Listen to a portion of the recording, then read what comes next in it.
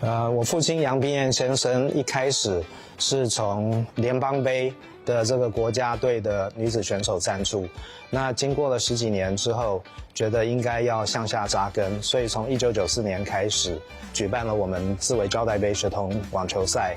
第一届的成果大概有230几位选手参加，男子的冠军是卢彦勋，女子的冠军就是谢淑薇。那从那个时候一直延办到现在都没有停止过。因为学童赛最主要的目的之一就是要跟国际接轨，所以在低年级的部分我们是用减压球，那从中高年级开始采用一般的正常的球。在赛制的部分，我们也从低年级跟中高年级我们都用3盘制，那只是说低年级它是用3盘，每一盘是4局，那中高年级的话就会用6局的这样子的一个赛制。我是因为我哥哥来打球，所以呢，我觉得很有趣，我想要来尝试看看。我是第5次来打世维杯，我之前的经历是有一次我在打世维杯的时候呢，我得到了8强，然后就会有一张海报，我很兴奋，所以呢，我觉得世维杯是一个有趣的活动。这是我第5次参加世维杯。我觉得网球很好玩，因为你可以调整节奏，也可以打角度，或许你也可以打快的，你也可以打慢的。教练有跟我说过，假如自己打不进的话，我们可以先脚动起来，然后把自己可以做的都做好，然后呢，我们再开始慢慢的把球抽进，有稳定度了之后呢，我们再慢慢的去打快。就是我们比赛中呢会有一些失误，像是有一次我的对手他打一个很远的球，我跑过去救球，但是因为蹲太低，也没有回位及时，导致被传。教练就会提醒我说要轻盈，跑过去完以后就是只要蹬，要赶快回去。我觉得我的目标是打进4强，我觉得我可以给自己有信心一点，然后把球抽进抽好，然后不要让对方攻击，让自己更有机会去攻。就是我希望这次的可以赢第2轮，因为第2轮是一个强敌，虽然说可能会冒着输的风险，但是我还是想要赢他。一方面喜欢网球专业的这一些小孩，他们可以走竞赛的路，那另外一方面，如果是希望未来的发展可以多元一点，也可以走到升学，那网球对他们是会有加分的。那当然有的小孩会走到教练，或者是甚至运动科学的专业。欢迎各位线上收看四维胶带杯学童网球赛，看我拿着球拍全力以挥！耶！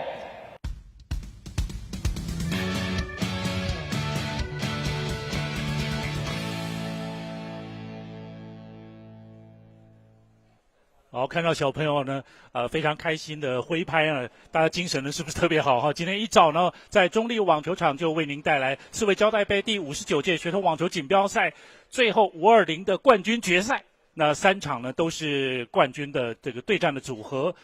今天在中立网球场可能会更热哈，所以小朋友还有教练团呢也会密切注意呢他们的水分的补充，然后这个电解质的这个补充。今天气温现在已经29度，才早上9点钟而已，中午可能会体感温甚至到35度这样子，所以要特别的注意，到了中午之后，大学姐嘛，6年级的小朋友也要注意。今天很开心的是跟谭立威谭教练，立威教练你好。你好，国华老师你好。是在世维杯跟所有的网球人都是有密切的关系了哈，等于最初的阶段大概都是从世维开始长大的。对，是几乎所有的选手都一定在国小阶段有打过世维杯。对，您自己？我也打过。对对对，成绩最好8强，对对对对。OK， 那就是不容易哈，办了30年左右，然后每年都至少要办2次。那在过去翻开过去历史上呢，早期卢彦勋然后谢淑薇他们都有在上面啊，都曾经拿过冠军，这样慢慢成长长大没错没错。对，所以看到现在这一批的选手，等于也是一代接一代了哈，是不是您也会觉得很高兴？有蛮多的小朋友他们也喜欢这个运动。会，其实因为世卫杯从以前的世卫杯，我那个时期的世卫杯到现在的世卫杯，而且尤其是今年又有转播加入啊。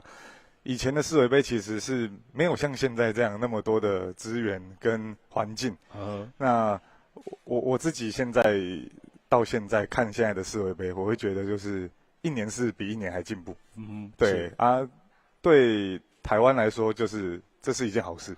代表台湾的网球是有在越来越强，是对啊，也越多人做这件事情，其实对整个环境都是好的，是对，也可以看到呢，这些小朋友他们的成长，然后网球就是当然是一项这个运动技艺，但是它其实是比较全面，它是生活的很重要的一部分，是，其实这个部分呢，就是说学习网球也有助于这些小朋友他们在将来的。包括人格全面的发展，然后或者是这个就是他的身心健康全面的发展来讲，其实是蛮有帮助的。是没错，因为我觉得网球跟其他项目不一样的地方是，网球是要独立在场上面对输赢，对，那没有人可以帮他，对啊，那等于说他从国小阶段就开始在养成他。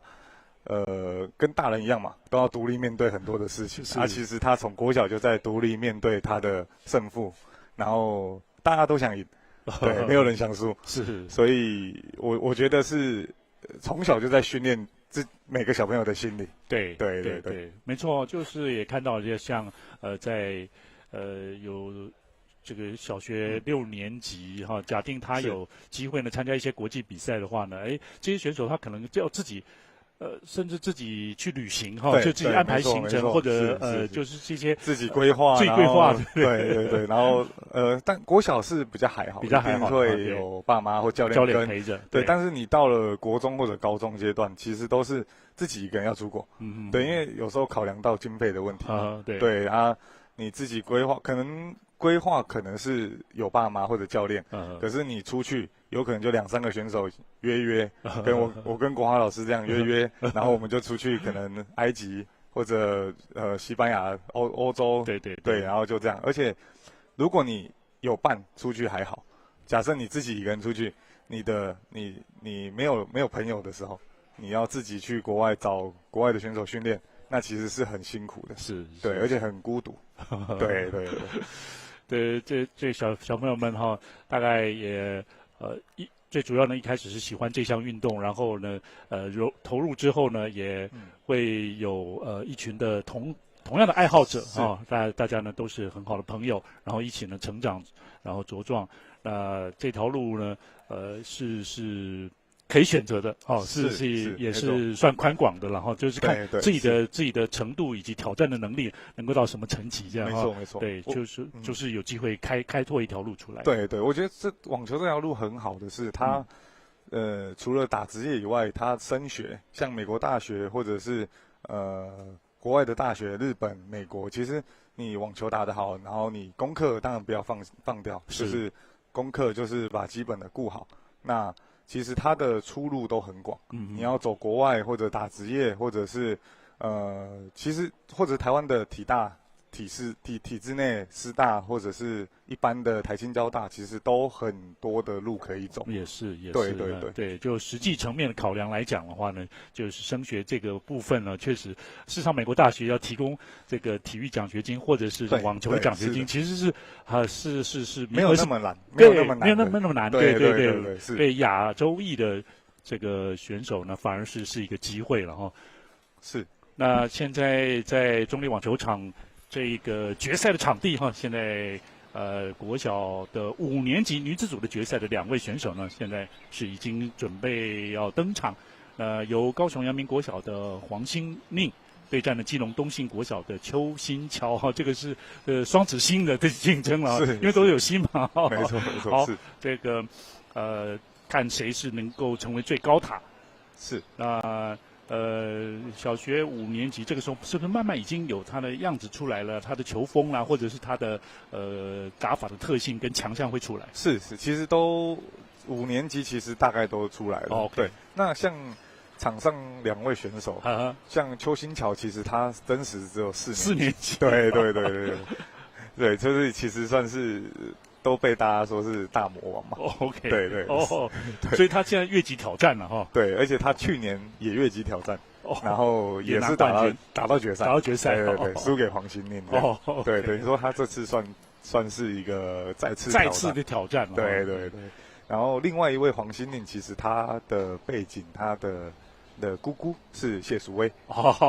这要特别介绍一下了哈。对。黄心宁啊，对，黄心宁。那蔡宇宁也是宁啊，都同一个字。对，同一个字。对。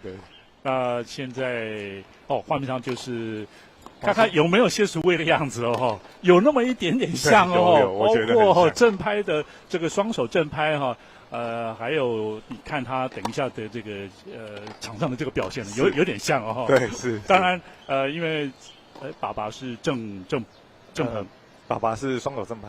双手正拍嘛，也是他们都是双手正拍，所以就家传下来。是。那而且打法也很像谢淑薇，就是都打第一时间，然后有时候会突然看到来一个切球哦。对。鬼之切球，今天也说不定会看得到。那当然。就淑薇来讲的话呢，单打部分呢也是有一定的这个成绩出来，双打尤其是甚至是打遍天下，世界第一哦。对。那这个礼拜的法网登场了所以等于是这个姑姑跟这个侄女2个都是会在场上，我们希望他们都能够打到冠军决赛哈。对，因为我也听说，就是像这个新宁呢，黄心宁呢也是偶尔会去国外看姑姑的比赛，然后甚至跟姑姑一起练个球这样哇，那这样成长的这个过程更多的机会他的视野可以更宽对，更多国外的选手是。这蛮对选手来说，而且尤其那么小的选手，又有这种国际经验，其实他就会变成说他比较不会，因为我们很多都是长大后才出去。对。那从小出去，其实会让小朋友养成就是他比较不会害怕。对，我从小就看到那些选手，其实小时候阶段大家都一样。不会特别的高大，可是长大后就会。对，等于说从小就让他建设，就是其实国外选手也没有特别强，让他们知道，对，是有可能。而且台湾的青少年很强。我们上礼拜我们世界青年的女子才刚亚洲冠军是对，上礼拜。对，等于是国中的还是16岁组的哈。对。OK。在哪里举行的呢？有点忘了。对，女生还是女生刚冠军的。哇，好 ，OK， 好。就当然另外一个话题，也许就是包括了，就是说其他运动好像也是这个样子。有时候我们这个高中或国中的，甚至团队的这个篮球或者是排球，出去参加国际赛也是前3名，甚至是世界级的也是前3名都有可能。是。那像排球 U18去年的这个男女队呢，青少年男女都是前3名，都前4名这样子。到了大学或者成人阶段，会是受限吗？还是说我们到了这个阶段时，成长的幅度就稍微到大人阶段也许就慢一点，或者说我们青少年的成长太快了一点？我觉得我自己个人看法啦，我自己觉得是国外确实在环境上面是比台湾好。对，尤其是他们越大，他们越专项化。OK， 他们等于说我们台湾是从小可能就是教练要做所有事情，比如说他的教练体能，甚至防护，很多事情要一起包办。对，那有的教练甚至还要接送，对，就像保姆一样嘛。对啊，可是我觉得国小阶段或者是小时候国中国小阶段前，我觉得这样子可能没有问题。但是你到了要打职业阶段，其实他的体能是要给体能教练，防护员给防护员，网球教练甚至网球教练还有细分战术教练，还有技术教练。那国外在这一块是做的确实是比台湾好很多。对，那我自己觉得，除了这一块以外啦，国外的球场的环境确实也是好非常多。哦，对，那我觉得也是有可能也是因为这个原因，所以导致我们在成人阶段的时候开始成绩就是没有特别的突出。对，对，我觉得啦，我自己觉得是。另外这样的话，当然欧洲跟美国的发展呢是绝对还有澳洲、澳大利亚，对，绝对是顶尖的了哈。没错，是。所以大概这个世界网坛都是他们这3个地区来主宰这样子。对，其实现在日本的环境也已经提升了。对，我去年有去日本，然后去跟东京他们打交流赛 ，OK， 就带小朋友，国小的小朋友，对，然后他们的东京奥运的主场。哎呦，对，我们去那边打，40块网球场，对，40块，对，所以那个没办法比对，而且据我所知，很多的这一种网球场，对，台湾现在最多的可能就是台北网球中心，跟高雄阳明，对，可能是这2个地方，好像台中还有一个大坑，对，这几所，而且都10几块，对，是，所以但台湾地小嘛，对，所以就大家就继续努力这样，是，对。再看到日本的话呢，顺便呢附带一下的就是在世维杯的这个比赛之外呢，让世维企业呢也是刚好呢跟这个立威教练的这个风行网球训练营嘛，风行网球，对，风行网球然后一起合办的这个今年开始要办这个类似这样的一个台日的一个对抗赛交流赛了对，而且要在这个内湖的网球中心来举行。那两边呢各会有这个12位的这个选手，男6、女6这样的一个。对，12岁组。跟14岁组，对，没错。对，届时呢会有2天，6月28号、29号呢会在内湖网球中心来进行一个这个对抗赛所以是相当值得期待的一个小学以及国中1年级阶段的这个对抗赛对。那同时世维杯呢，这个我们今天的世维杯也当做一个选拔赛一样。对，是我们的12岁组的2名，其中前2名会是以6年级组的冠亚军选手可以参加对。然后14岁组就会是圆山的冠亚军选手，对，各2位这样是。对，我们来看到这个比赛场上的进行，现在这是穿着黑色衣服的是这画面上是邱新桥对黄心宁对。目前在第一个发球局呢是黄心宁的这个还在热身还在热身对，现在还没有有开始了所以现在是邱新接发球的邱新桥呢，现在在丢失之后呢是取得了领先，对是。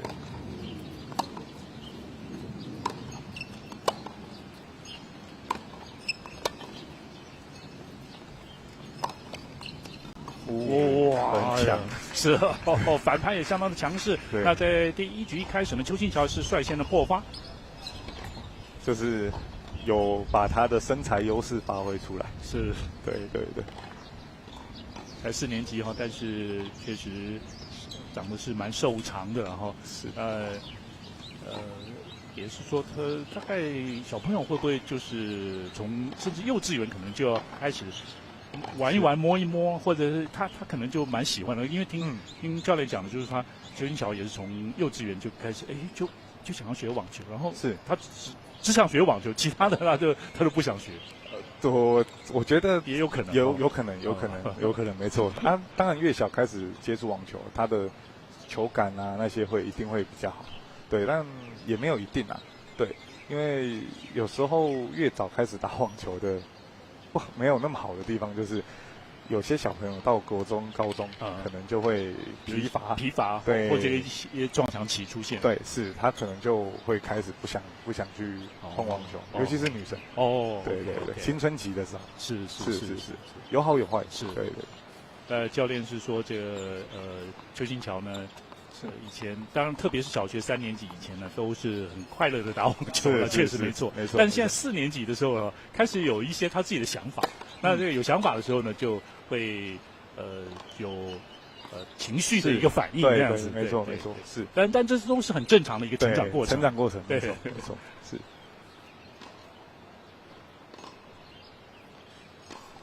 看看他的发球。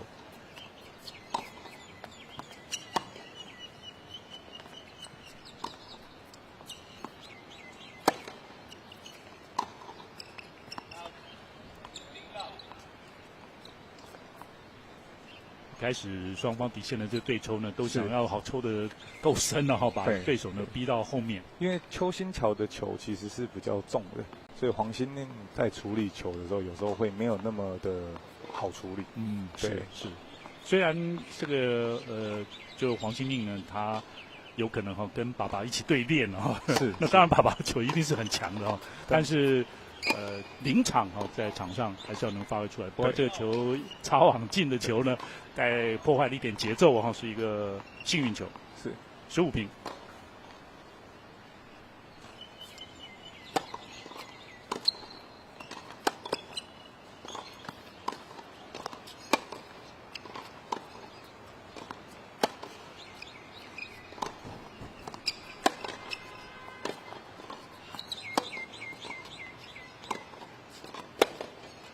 哇，看到黄心宁哇，底线抽的都是专门朝底线过去哦。身材小小的，但抽球也不输对方。是15-30，而且不只是够深了，而且甚至慢慢的也有一些速度出来了哦。现在看看发球的邱新桥呢，会不会从发球上就加压？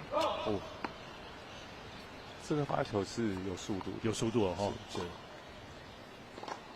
越级挑战来到了5年级女生组的这个决赛，是出现了 double four， 现在有2个破发点。通常这种选手的，就是球速快的选手，相对来说会没那么稳定。对，这是正常的。是，对。看看他是不是能够继续保持这种积极进攻的这种一个优势在。对，那不要因为输了1-2分就没错就开始缩了，对，稳定，对，反而甚至可能更失常。是，而且他如果要赢黄心宁，我觉得他需要更多的强势进攻对 ，OK， 因为估计就是黄心宁的防守绝对是非常好的。是。哎呀，左右两边调动啊，制胜球出现，也双方开始就是破发，形成了1-1平手。哇，也可以看得出来，黑色衣服的黄心宁，哇，这有他的这种平击球好像都在网子上面一点点而已，常常擦网，就是跟他姐姐很像，有像，对，姑姑很像，哇，对，就是没有在退后，直接就打掉。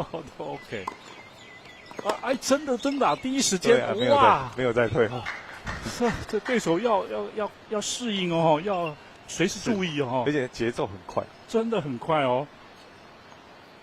哇，看到黄心宁画面上这位，是谢淑薇的侄女，真的是有谢淑薇小时候的这个样子，是，也是训练蛮扎实的，是。又是两边调动，让对手疲于奔跑。是。当然，在网球场上的跑动移位这个是很正常的是没错。那训练这部分，教练您有一些方法吗？我觉得看小朋友特性。OK， 对，像黄心宁小只的那种打法的小朋友，当然移动可能就会快一点，很多对，因为毕竟矮小。但邱新桥这一种的，因为他身高比较高，其实相对的他移位上面会比较慢，可是他的球速会比较快。OK， 对，但也没有一定啊，只是说大部分是这样。是，但移位这个绝对是基本功了。当然。那这样的话，是下盘呢，还是说核心肌群这里比较重要？其实都重要，真的是。对，是。压线，哦，好球！好球！邱新桥扳回了一城，现在40-15。确实除了速度之外看角度现在邱新桥也尝试着来打开。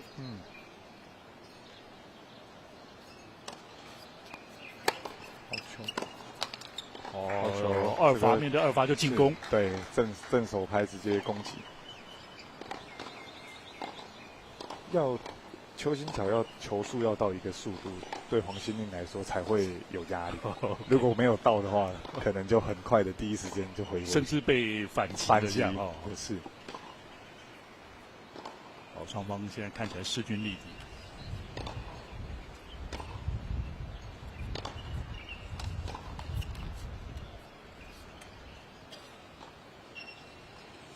二发，这球应该会踩进去攻击。当然，如果硬要挑剔呢，当然就是这个黄心宁的个儿还没有完全长高了是那现在发球的威力可能没那么强。对，没错。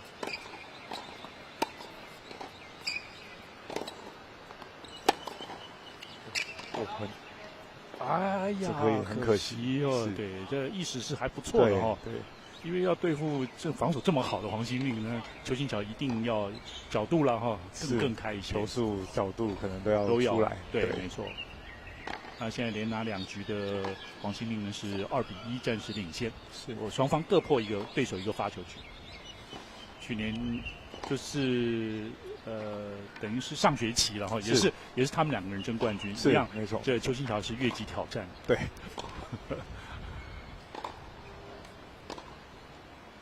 那现在小学这个阶段的他们在成长当然会训练蛮辛苦的，然后会是这个部分，教练如何要给他们鼓励，给他们持续长久的愿意投入，给他们目标，对 ，OK， 短期小的目标，对，然后中期、长期，对，帮他们设定目标。然后我觉得，因为国小人很多，所有的学校都是，那不是每一个真的都是想要当选手，是，对。那我自己觉得是针对每一个小朋友他想要的东西，然后帮助他往那个方向发展。有的可能是他的在学校的表现不好。那我们把他的品性导正，有的可能是就是想要打职业，那我们就帮助他往职业去发展。那有的升学，每个小朋友的不太一样，对。如果家长不了解，其实就跟家长去分享一些网球的出路甚至状况，然后来给他们每个小朋友不同的方式跟方向。是。确实，当然家长的支持也是非常重要是。所以基层这个阶段的教练看起来真的不容易是可能很多层面都要考虑到对，而且要学是。所以其实我觉得教练的角色其实就跟老师是一样。对，因为他的人格发展其实跟教练甚至老师都有很大对时间最长，没错，是。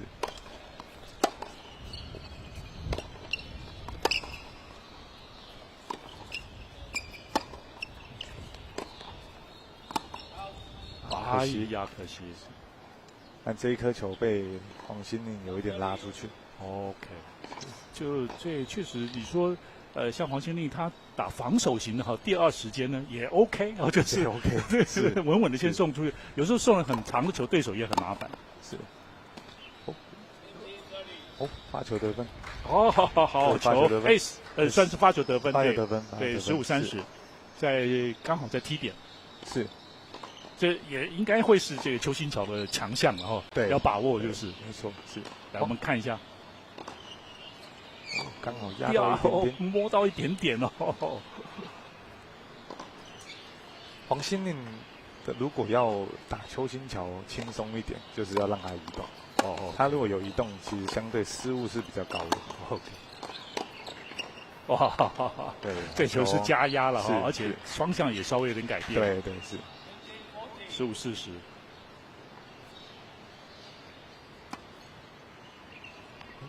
不过小学这个阶段，你们会期望就是说他，比如说他每一个年级升上去的时候呢，都有一点点的不一样，或者有一点进步吗？还是说不需要太过强求他们？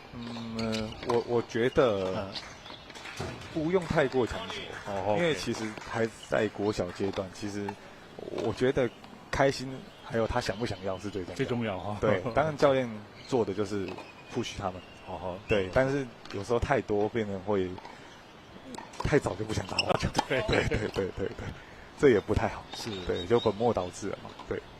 因为邱新桥是在基隆听他们教练讲的，这个李梦华教练讲的，好像也学校里边并没有这个网球场，直接变成要去也是安乐区那边的网球场来练球这样，其实蛮辛苦的，蛮辛苦的，对，等于要接送这样放学以后把小朋友带到那边，对，练完以后还是送回来这样。所以我刚刚讲的嘛，那个台湾的网球教练要做很多事情，是。刚刚的一个 double four 是邱新桥今天第2个双方失误，结果是送掉了那一局。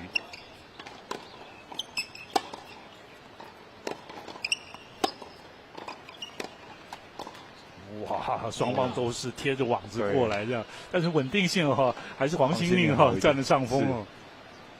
哇，都贴着网，真的都贴着网在打。对。那女生相对于男生来说，女生的球确实是比较平。是，在职业场上也是。对。所以男生要求这个旋转度也是蛮重要的。是男生除了旋转度也要会平，什么都要会。对，男生什么都要会。太难了，对手是非常的强。是，而且国际上的人数，然后又多，对，盘数也是。说的也是。好球。好，确实要把角度能打得更开，对邱新桥来说是。那目前是在这个黄心令的发球局，目前是30-15。是。第一时间。哎呦，需要节奏快，节奏快，但反应有点慢，有点慢一点。是。脚步是不是还要再上去一点更好？是，当然，但我觉得是还有点来不及了哈。对，因为这颗球他发完，其实就踩上去就打掉了。对。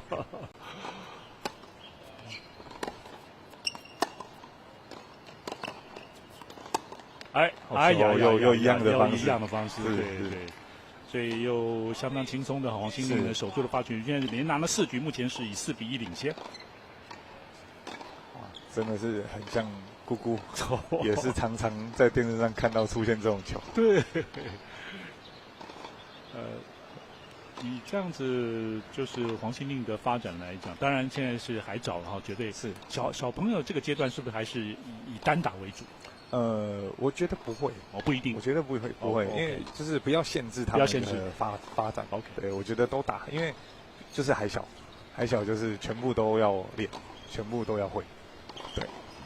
然后看教练设定的目标，那如果说教练最近的目标是要接机，那可能多一点发球上网，或者是接发上网，这些就是针对性的有意义的去做训练，会比较好。对，教练也会根据球员他们的特性，然后身体条件，然后没错，他们比较强的地方在哪边？没错，他会设计一些打法。对，是。像昨天看到这个女生的这个许可杰的话，是她上网的次数还蛮多的但是处理的也都蛮中规中矩，这样蛮稳定的。因为在国小阶段就是还不成熟，所以其实就是去尝试练，对，去尝试。对，那当然你越早开始做这些，你越大，你一定会开始越来越，你有上去你才会处理，那你失误了才知道去调整。对，是。确实很多事情是从犯错当中来学习的所以错误并不是坏事。没错。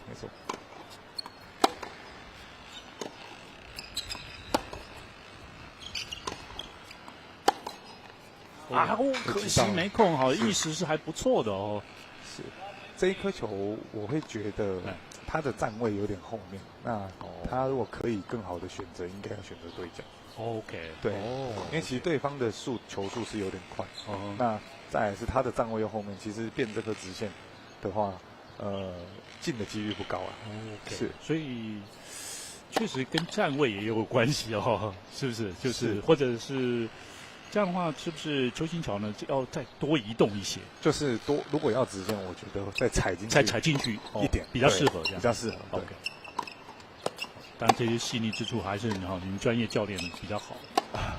对，这次打对角。哎呀，招牌动作来了！是。看到了黄心令的第一次出手的这个反手切球，鬼子切球出现了，现在是。在四维学童杯看到了这样的表现，对，可能只有他会出现，只有他会出现哈，但就是很让人可能很振奋，对，意想不到，是。好，持续在发球上加压啊，看看至少一发成功率看能不能提升。是。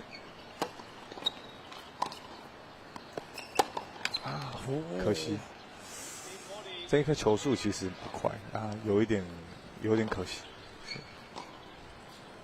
会还是稍慢了一点嘛？是，移动还是有点慢。是，对。但相信他现在也不过才小学4年级，都是可以在成长哈。对，是。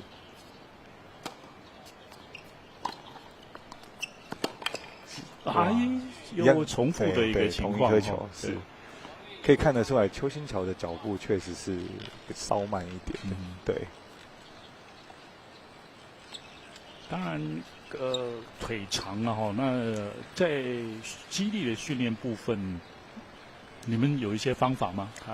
光跑步可能不够，还有重量训练，这是一定要是。只是说现在国小阶段有时候会不太建议，是因为。就是不要还在生发育的阶段啊，不是说不练，是说很多都是由网球教练来练。这不是网球教练的专项。对，那其实你变成说，其实你不知道会不会影响他的身高，或者是他发育。对，我觉得国外的儿童体适能就很发达。对，那我觉得国小阶段如果要练体能，要找专业的体能教练，对他的发展会比较好。是。好，邱新桥刚刚得到第1分。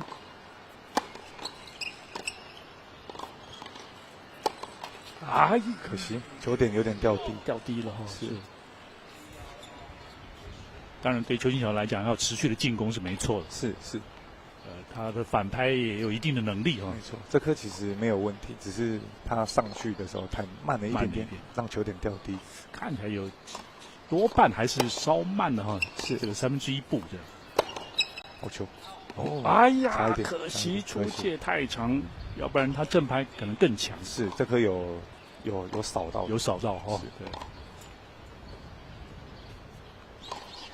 对。30-15是。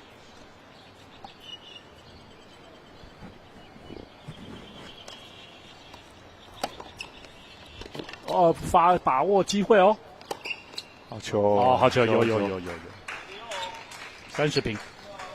其实很辛苦，要扫到这么边才会得分。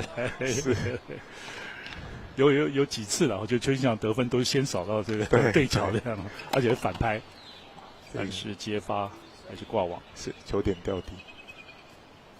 像黄心令的发球其实是切的，对，如果是我会接发，对，我会建议邱新桥的接发可以往前站，对，往前站，甚至一发的时候都可以往前，对，往前站一点，对。因为切的球，它的弹跳比较低。现在是来到第1盘的盘末点 ，set point。是。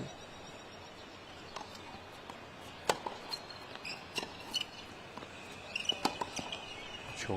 还好手够长，是这个够到了。对，真的是刚好够到。就是。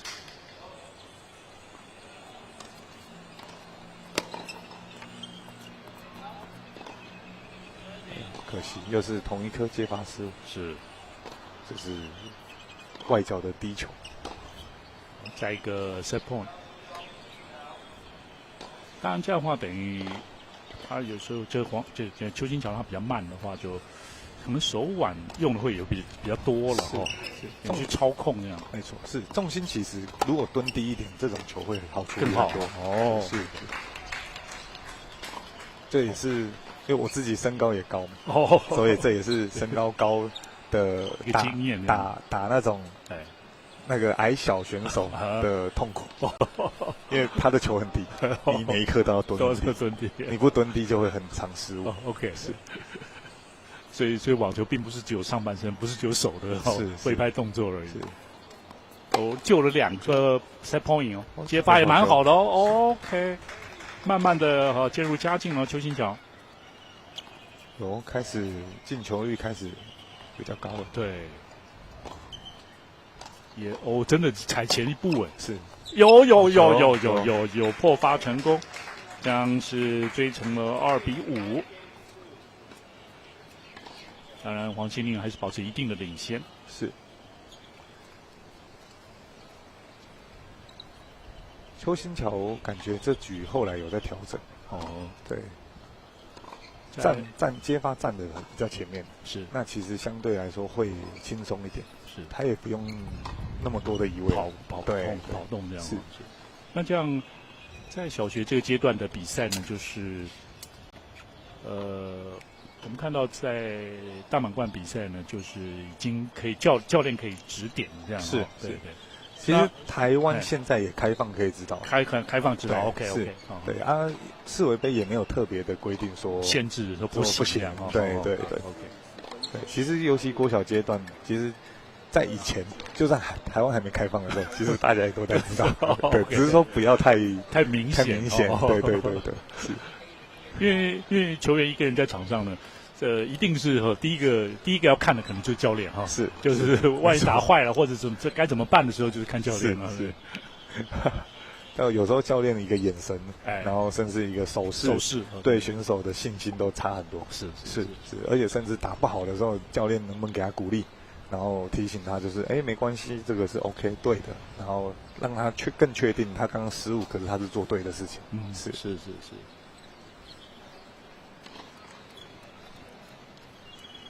黄心凌一样在高雄由爸爸带着他在网球路上稳步的前进，是，还有家人的陪伴。至于邱新桥呢，也热爱网球，然后走这条路继续的走下去。是。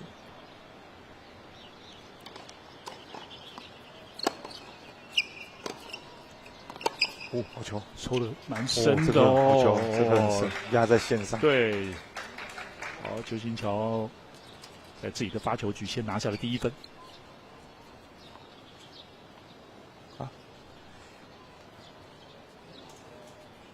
7局是7局换球，7局换球。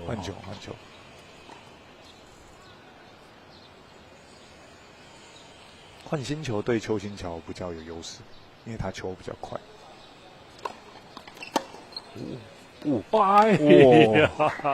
Return ace。我说错，没有，不是，没有，不是，是他有优势的，是没错的。对，碰到的是这个黄心凌，是不怕，反而借力使力。好球。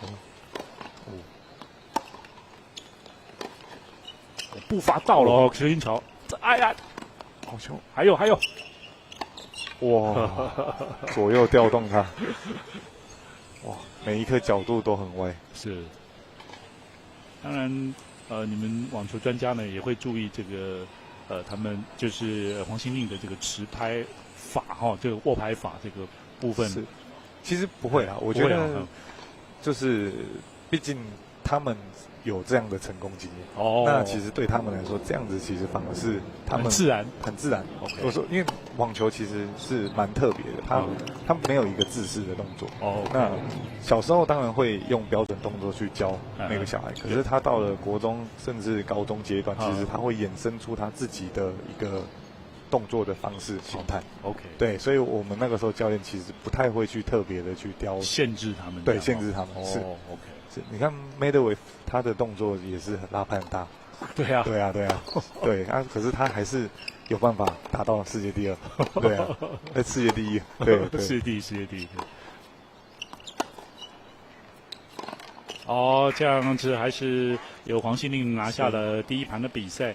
在第一盘比赛是黄信令是以6-2拿下，目前在盘数上取得了1-0领先。是，都还是在掌控着邱新桥。是，对。现在当然女生来讲呢，就是发球未必一定占优势了。没错没错，其实女生反而接发球，反而接发球哈，因为接发球就可以开始进攻了。没错没错。所以就像立威教练你提到的，像刚刚至少黄新桥已经慢慢做好了，就是他接发这一环，他就已经比较踩前一点了，对，就有一些调整。对，那就带来的效果还不错。对对，看看第二盘有没有持续，因为小朋友有时候很特别的是。他不会发现说他踩进去，其实他在做对的事情。他们有时候可能第一盘结束，第二盘又跑回去他原本自己的东西。对，所以教练要提醒。对。那看看第二盘他有没有做调整，如果有做调整，才有可能会咬得比较近嘛。是，毕竟黄信令这个。像铜墙铁壁般的这个防守是很难突破。没错，不要说防守，其实还有攻击，是，就很全面。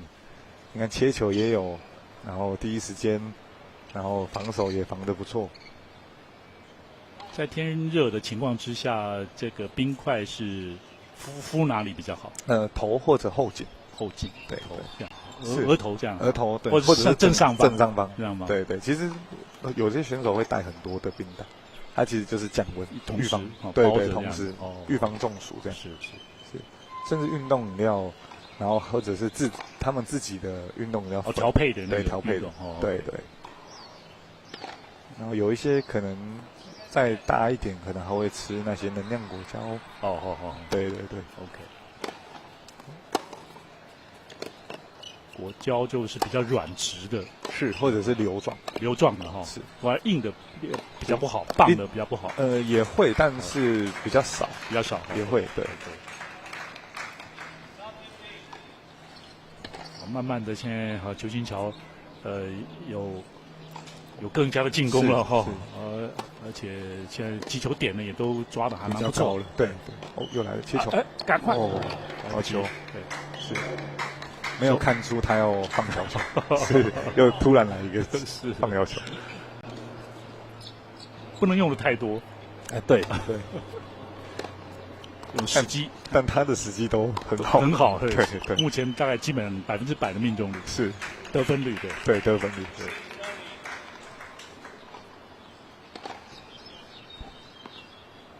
慢慢的，邱新桥也。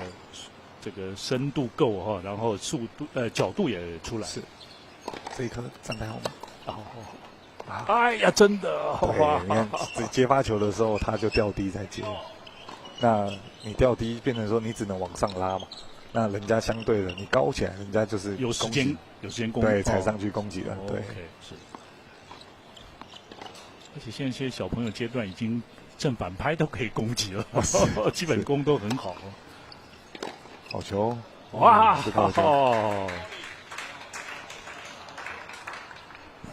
现在邱新凌呢也是在抢着第一时间，也就是从接发开始就攻击。对，邱新桥对。破发所以一开始也是邱新桥能够率先的破发。是。跟第一盘有点像，对。基本就是。接发的一方反而是占了优势。是在第一盘比赛是黄新令是总共完全破发，就是邱新桥没有保住任何一个发球局。是。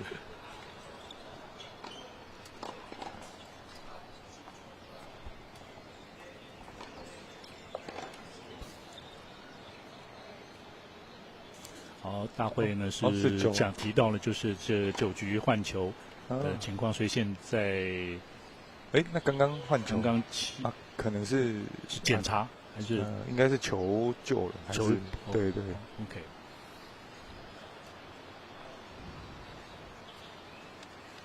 所以刚刚应该是换救球啊，救球啊，是。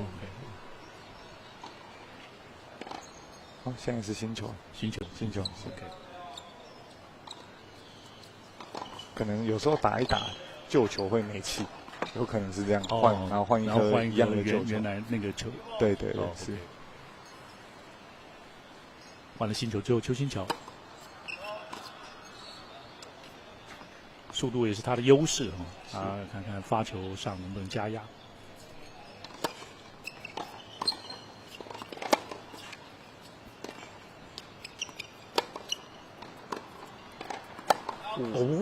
出界，这个球太深了哈。那黄兴令是出界，15比0。这颗意识是对的，进了的话就得分了。是没错。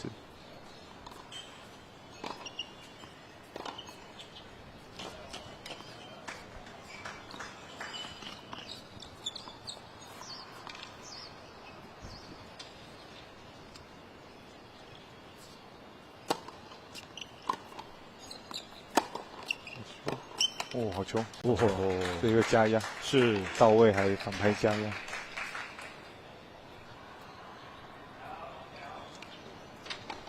看起来邱新桥的调整的能力也是相当强的。是，他有调整。对对。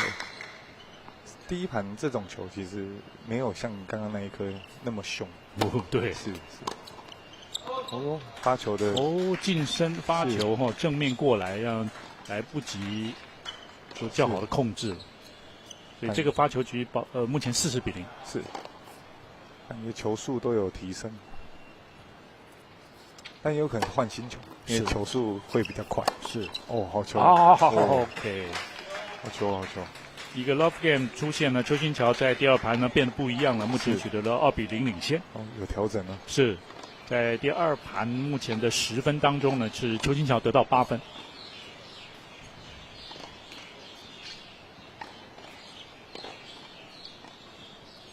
上个学期也是打了3盘了是，所以邱新桥持续的在进步。是，而且小学4年级而已，才小学4年级，对。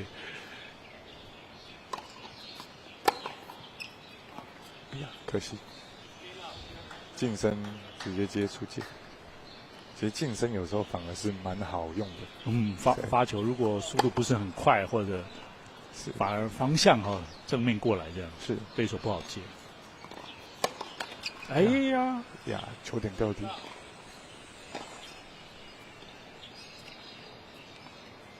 那这样子就是黄兴令的球带切的话，甚至有一点点的。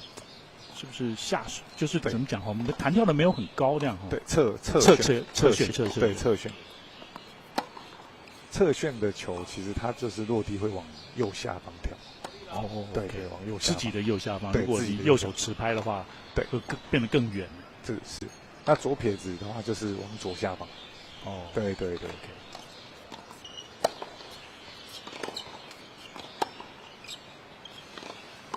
好球！第二时间的，是他有看，对，他看邱新桥，然后再打另外一边。好，现在黄兴令呢也要演出他自己的剧本先落后，然后再追赶。这动作很像谢淑慧，稍微等一下，然后勾一下，看到了年轻一批的这些小朋友们呢，热爱网球。而且，他们也有一些榜样可以学习是，然后就是姑姑就是他的榜样。对，就像您刚提到，也许有一个中期的目标，一个远长期的一个目标。今天天气是真的很热，是。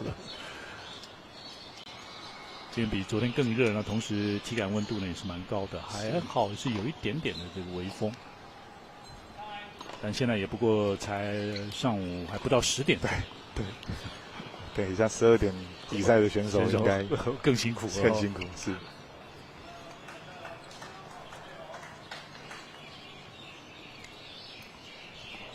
好，现在是第二盘的比赛，目前邱新桥暂时是2比1，是。破了对手一个发球。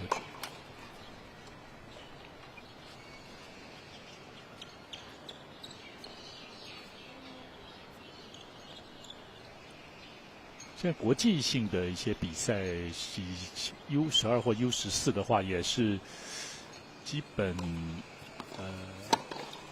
是就它的规格大概这样，就是一个主审这样而已。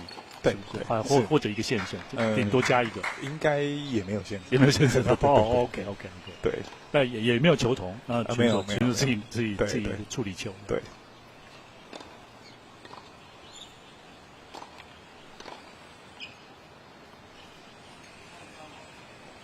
赛制也是3盘2胜，3盘2胜哈，一样就是正常的3盘2胜。那第3盘通一样是正常抢七这样子。没有，第3盘如果6比6，就是打6比6抢七，6比6抢七，6比6抢七是。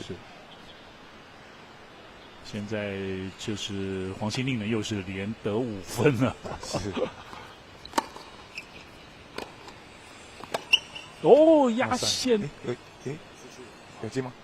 压线是不是？压线了哈，对，裁判说压线了哈，对，15平。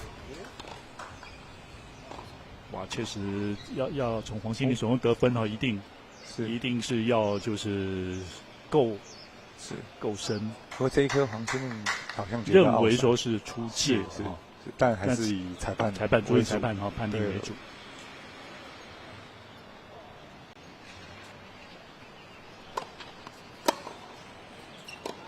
竞争的压迫要闪身正拍呢，稍微来不及。双方都近身发近身球，对，得分蛮多的。是发球的邱新桥目前30-15。哦，好球！哇，好球，发球得分。邱新桥不止发球的速度蛮不错的了，而且现在一发的成功率呢也都 OK， 维持在70%左右。是。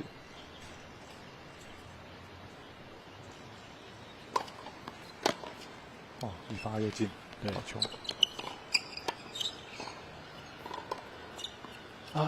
可惜。他发的很好，但发完球的下一个准备有点慢。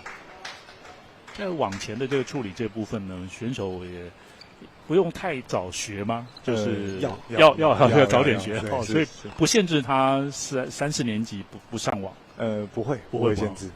OK， 就是，但毕竟他们是国小。对，就是你要说跟成人的那么快的判断，甚至发完球知道下一颗球到哪里啊，他们还是国小，所以有时候当然会不知道下一颗要到哪里。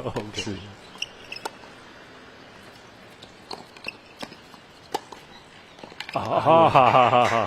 就是很可惜。对，有时候对于高大这个选手来讲哈，这个就是面对对方呢比较高大的话，有时候掉一些小球是很破坏他节奏哈。对，让他们在腰部底下的位置出手，都很别扭这样。对，都很难受，都很难受。OK， 60。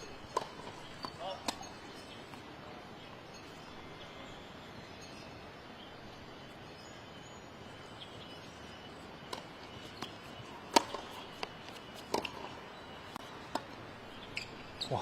哦有，还好。对，这个进了，连他邱新桥没有动。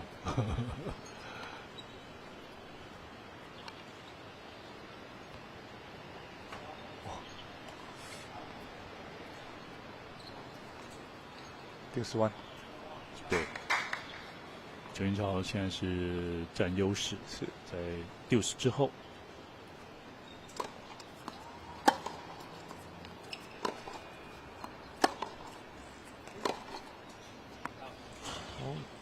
可惜自己攻击出去。看到有时候都是比较，邱新桥都是好像差了半步这样哈。对，这种感觉是。那我觉得这种都还没关系，对，毕竟还小。对。他的那个方向是对的，他打法也是对的。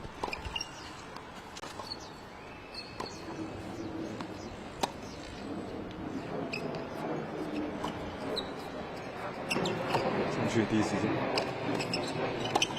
好球！这一颗高球，一般的选手都留在后面等他掉下来，对，再处理，但直接上去打掉了哈，对。另外就是有时这个所谓了，就是也许到成人阶段，他们所谓这个预判的这种能力哈，是或者解读或者构思的能力确实比较强，经验丰富了哈。是，像刚刚那个球就是他的想法就很好，一定是已经先想好要干嘛，所以他才上去第一时间，然后接下来。对，是。其实看得出来，那个黄心宁，return 界内直接得分了哈。对，所以又应该是破了对手的发球距。对。那现在2-2，应该是2-2，对。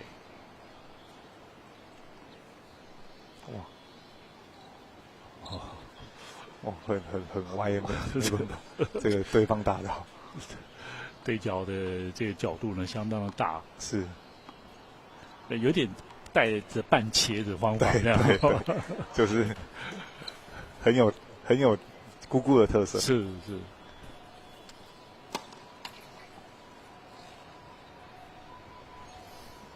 双方现在是2-2第二盘，那现在黄心宁的发球2发，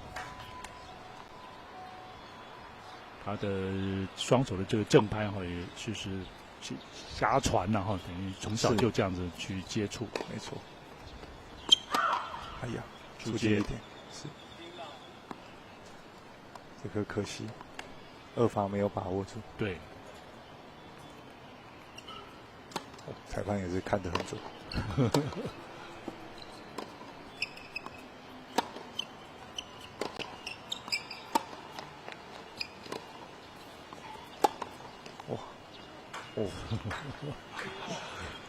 这个很可惜，这我感觉黄心宁都已经做好球了，甚至弃手这样。是。对不起，对，已经做好球了。对，已经做好，就是他的对直线对角再一个直线。对，刚刚都用这种方式在得很多分。对。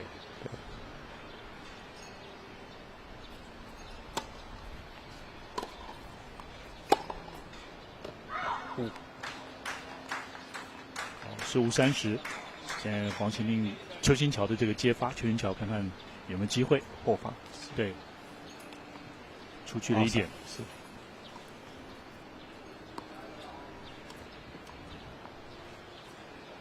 15-30。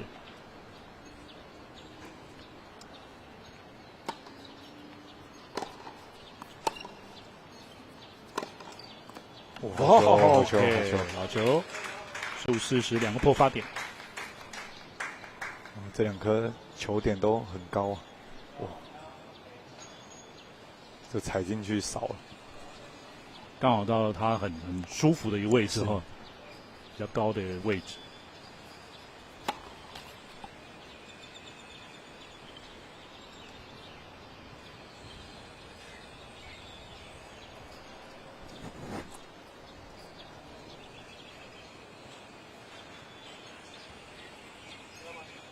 我等他们要赢，他要赢了。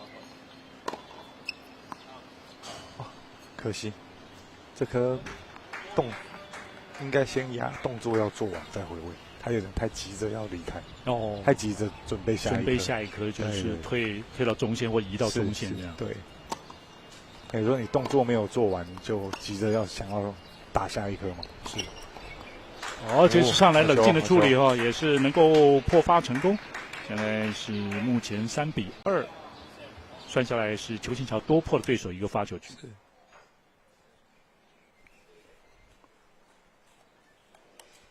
这对小学这个阶段的小朋友都是很好的学习哈。是临场的每一个球哈的处理，那没错。如果处理成功哈，绝对也会增加他的信心。是没错。我觉得就算失败，对选手来说，他也会知道说下一颗要怎么调整。对。那当然，有些选手他会因为一些失误，他就会觉得说，我是不是不能再这样放？那教练就是要给他信心，跟他说这是对的事情，然后继续就对了。对。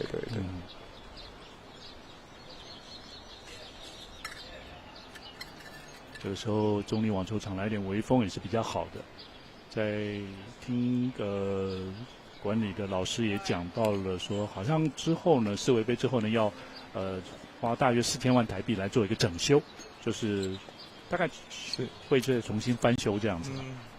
哦，这样对，这样很好，对，环境又变得更好，更好了，对，是。这边也是一个运动园区嘛，附近对，有那个运动中心，对，运动中心，对，然后又有这个公园绿地，对，是很好的一个到这边来运动走走的地方。当然，台湾就地少人稠了就是你说要每个网球场都是要设得更完善或更多面，或者可以办比赛，办比赛呢要有观众席这是太难了，太难了，对。哦，哇，这个直线努力够到去抢一下邱新桥，但是太难了，对，可惜，但还是有救到，是没有打进，还蛮可惜，是。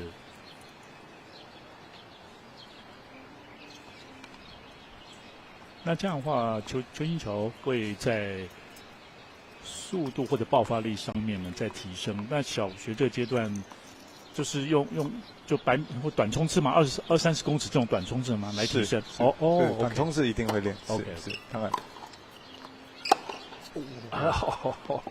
这个很猛，对，没有进而已。也想要复制前面的几个成功的例子。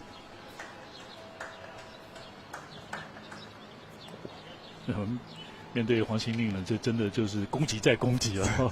但当然攻击就难免会发生失误。是，至少第二盘的他的攻击强度跟进球率都有提升。有提升，对，而且就局数上来讲也咬得蛮紧的，目前还甚至领先。没错，看起来是有效果。对，只是说小孩容易失误1-2颗，然后就不敢尝试。对，OK。尤其是年纪越小越容易，毕竟他的年纪才是4年级，是算起来都10岁了。OK。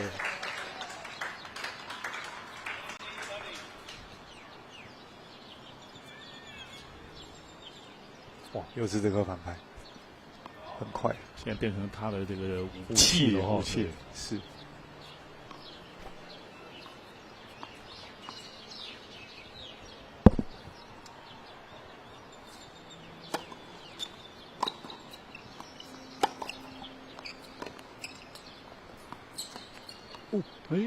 但是裁判没有喊，对，像这种其实应该都要先准备，先打过去，然后裁判喊了再停，是，对，不要自己做判断，没错，是因为是有裁判的比赛，是，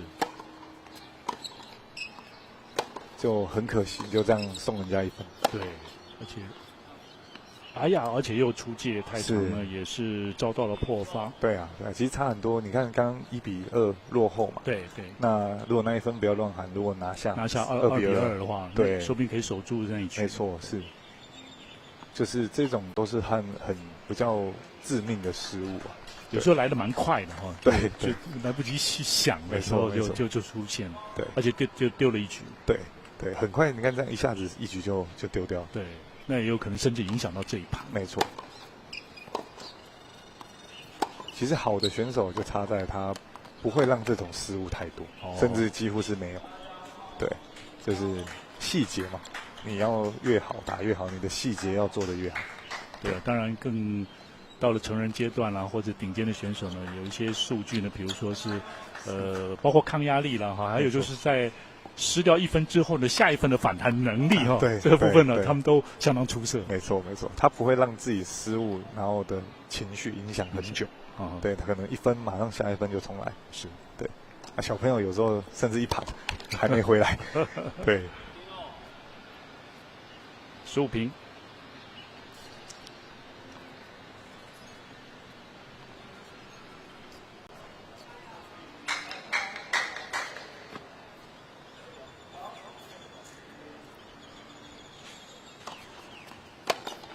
好球！其实发的不错，然后接的也很好。确实也有几球面对黄心令的这个一发，邱新桥积极的抢攻了是站的位置也稍微踩前一点，对，是。踩在线内了对，而且也给黄心令一点压力。是。再来一个 return ace， 2个破发点，15-40。后反拍这部分，现在邱金桥很扎实的功夫，而且进攻能力相当强。对，反拍得分还比正拍多。对。以前捷克有一个姐妹，这个 Pliskova 也是都是比较高挑的哈，然后发球强势，但是移位有时候会慢一点。对，没错，对，身高高的小弱点。对。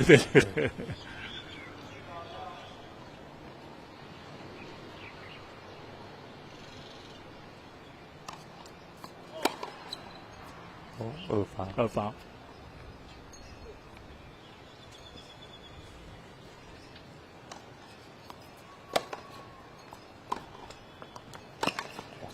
这个，哎呀，重复落点对角，再打更开。前一颗有点慢掉了，对，这一颗慢掉。对手高球，对手就有机会了。对啊，对，慢掉了，所以你回球就比较高了。那对手当然就踩上来抢机会。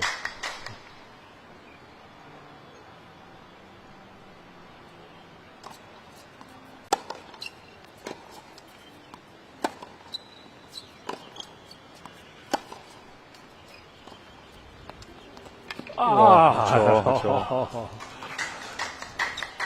这是出其不意，然后又是在这个追分呢破发点的时候呢，大胆的使出来心脏很大颗，而且呢最后做成功了。是60，搬这个 Lucky 7还是很重要，就是谁先拿下这个第4，先拿来到赢4局。没错，对，因为关键第4局嘛。对。拿下来的话，对手那一局的发球局的压力就会比较大。对。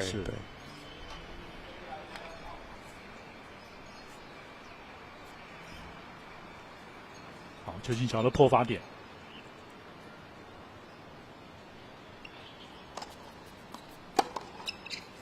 哎呀，可惜，出界了接发太长。是。第2次的60。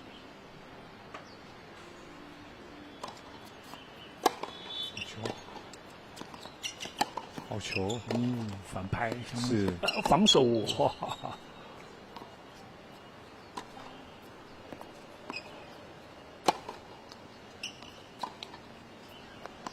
出界了。出界是。我刚刚那2颗反拍压得很好，还被他防得回来。对，第2球甚至回得很深。是，又来一颗。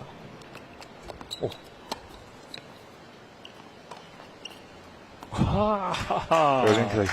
对，好，这样是邱金桥的破发成功呢，在第2盘呢率先拿下了第4局，目前4-3领先。黄先令想要踩上来改变节奏，切一下，改变一下。这个想法也是对的。对啊，就以他打法来讲，是，这都是这个经验累积一个成长的过程。没错。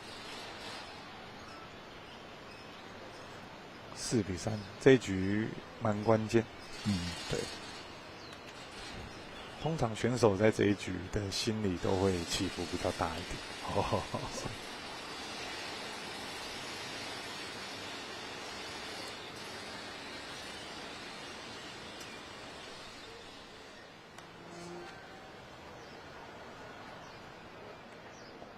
这些同学他们会比平常的这个跟同年级的同学来讲，你看像这个基隆这个东信国小，他们一个年级可能2个选手的话，可能就要跟一般的班级一起上课了对，就比较不会是体育班的方式这样子。应该国小或者都是了国小体育班大概是5、6年级才会有。5、6年级，对，是。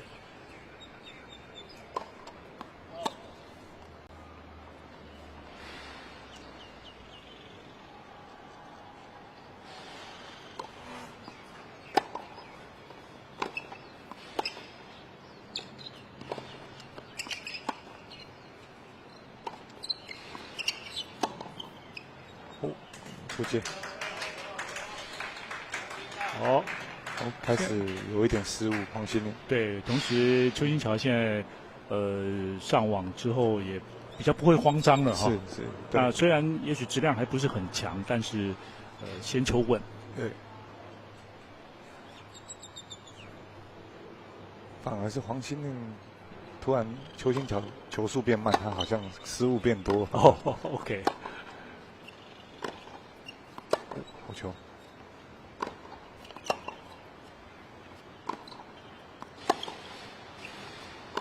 哇！双手反拍变线，精彩的一球啊！今天邱新桥最精彩的一球，是几乎是贴着网过。就像立威教练你讲的，这他的反拍的 winner 应该是有多过他正拍的。是。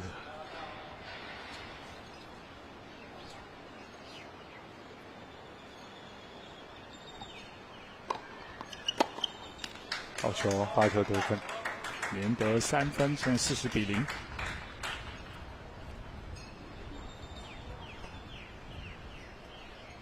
如果户外场地那个顺风有没有关系？顺风逆风还是有关系。顺风球速会占优势，会更快，会更快。也不一定是占优势，因为也容易出界。对。但以邱新桥，因为他打黄心凌，他是需要球速上的压制嘛，那他在顺风边相对是有优势。是，没错。拉边出现的时候，守住了8球局，邱新桥在第2盘呢是5-3的领先。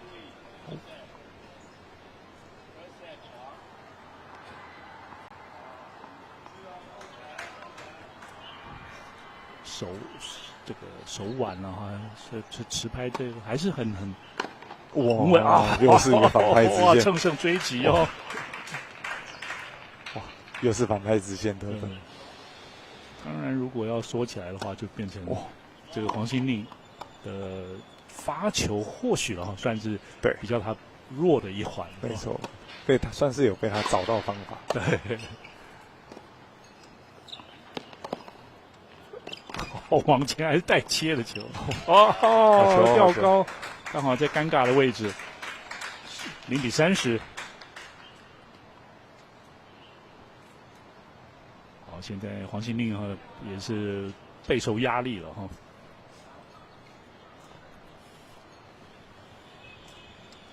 看起来邱新桥确实找到了哈一些突破的方法。是。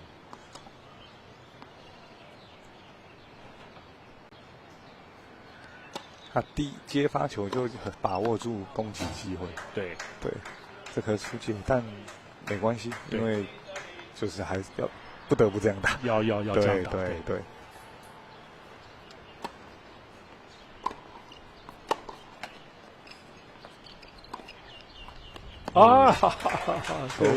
这出网球还是到底谁得利啊？还很难讲啊。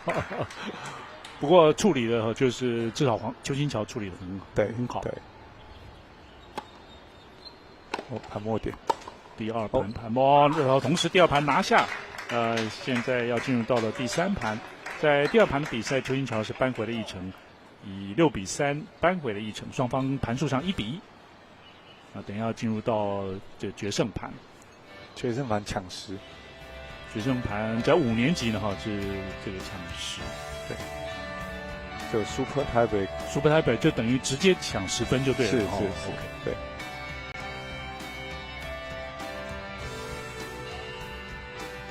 当然他们都还在发育的阶段也会考量到天气的因素了然后选手避免受伤这样子的一个情形。是，而且抢10分对选手来说是很好训练他的抗压性。对。因为就是都是一盘的，可能还不一定，但是10分而已。其实你如果紧张，那有可能很快就输掉。是，对。但多经历几次之后呢，就会越来越好，平稳，然后正常的实力能够发挥出来。是。然后甚至你抢10分，你会知道说要怎么打10分。可能跟一盘的方式打法有不一样。对。像国外几乎第3盘全部青少年都是打10分。是。OK。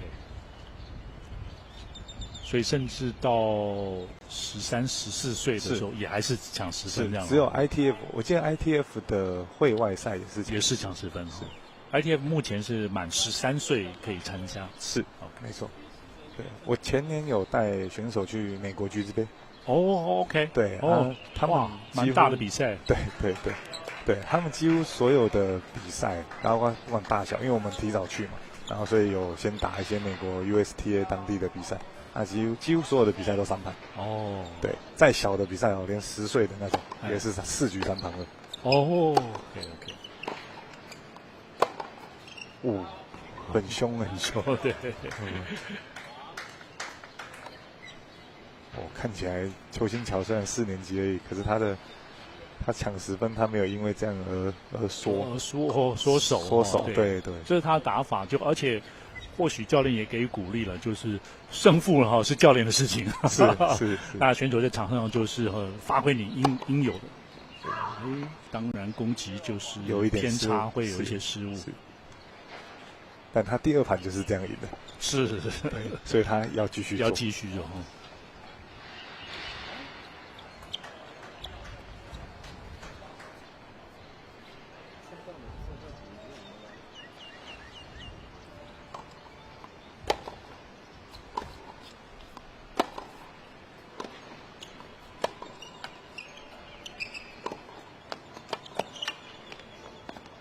哎呀，可惜出界了，对，可惜。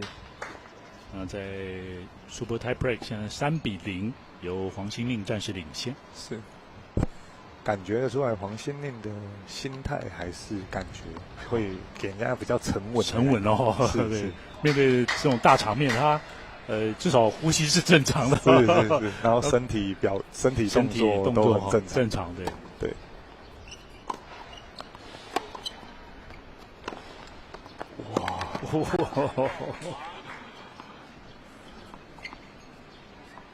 你看就是当做这个平常的1分，是，果然是有常常去大满贯看比赛。姑姑谢淑薇给他多少都会给他一些指点。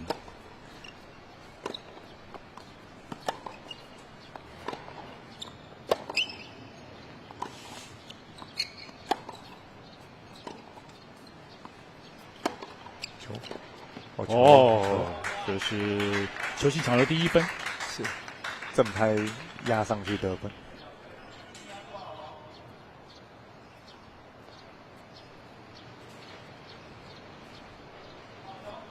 这颗也差一点过来，就是确实要对自己的强项要拿出来，是，所谓保持正常，没错。那有的选手可能是会不会就是他有时候是比较嗨的，就是说他比较兴奋的时候打得比较好一点，这种也有可能的。可惜这一颗有难度的一球是要直接要做截击。其实他前面那一颗压得很好。对啊，对，但邱新桥开始准备那一颗对角了。对啊，他一发完就直接跑过去。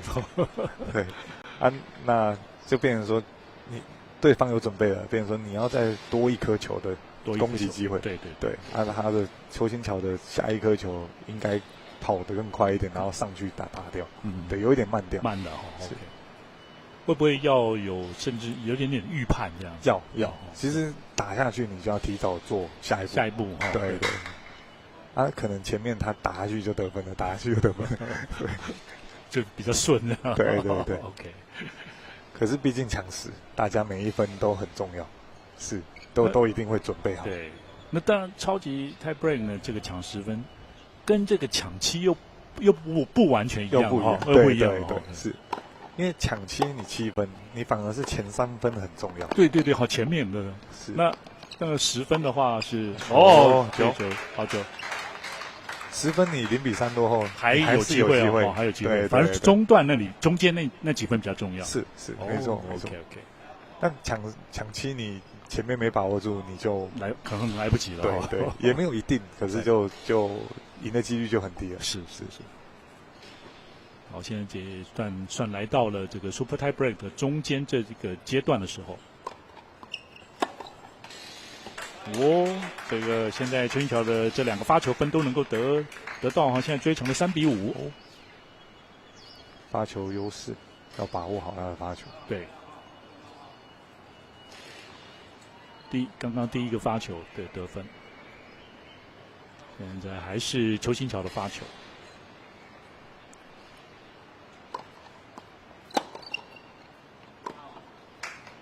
出界喽，对，4比5了，只有1分差，是，也是发球得分。对，在1比5落后的情况之下，邱新桥最近是连得3分。是。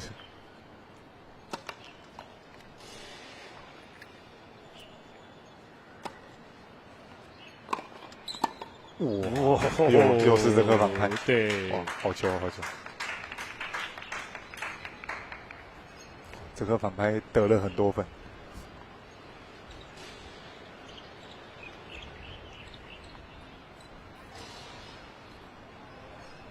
好，现在压力是落在了黄心令这一边，但相信2位选手都是保持正常。是。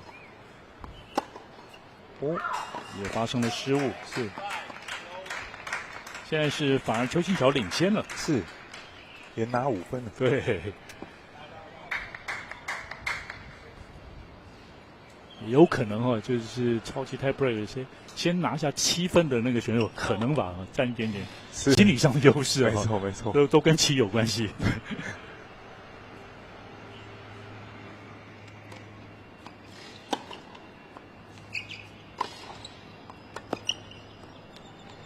哇，好力量控制刚刚好。对，人家压那么快，然后还可以反放小球。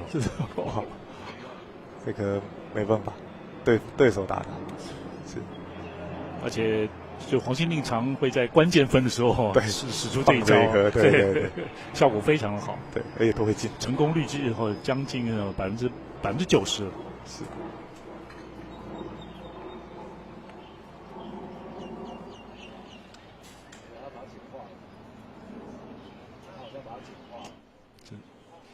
这一场算势均力敌的比赛哈，每2位选手有不同的特色哈，然后他们也在场上发挥他们的强项，然后演出一场精彩的比赛，是很精彩。对。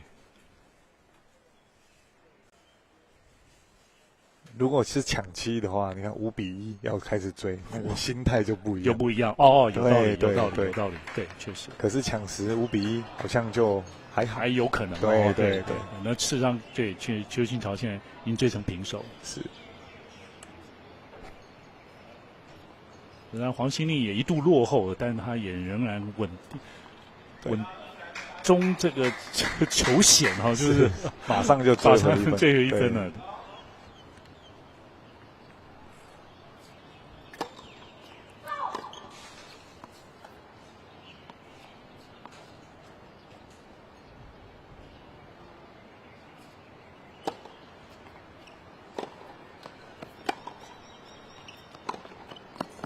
好球！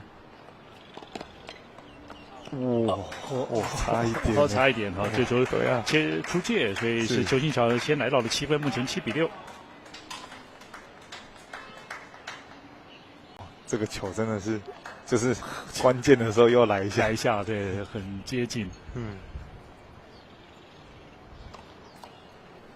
等于是一样让对手呢出其不意的一个地方。是。就是这个反拍机会。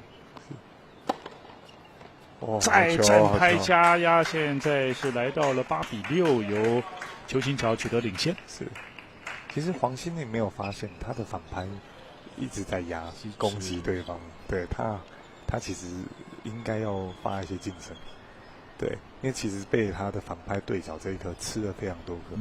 是。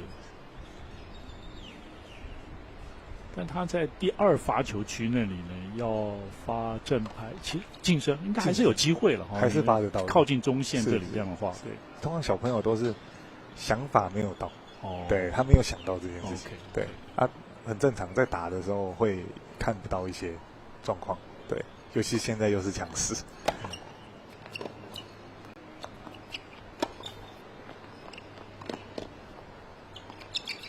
哇，好球！对，赛末点出现，目前在超级 tie break 是9比6。越级挑战的邱新桥是有机会哦，对，有机会成功，成功哦，对。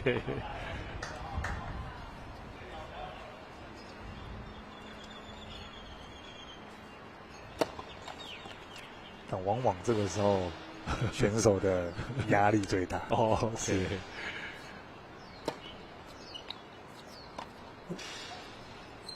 哦，好，这样是邱新桥呢拿下了114学年的世卫胶带杯59届学童网球锦标赛国小5年级组的冠军，恭喜邱新桥，在超级 tie break 10-6拿下。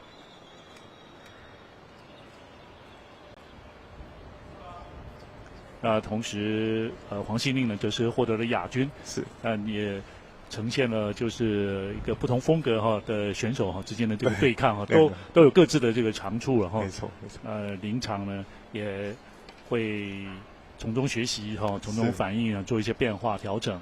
刚刚立威教练也提到，就是后来呢看起来就是黄信令呢在应对这个邱新桥的反拍这个攻击的这部分呢调整的稍微慢了一点，比较没有发现到这件事情。对，是，对，但其实就，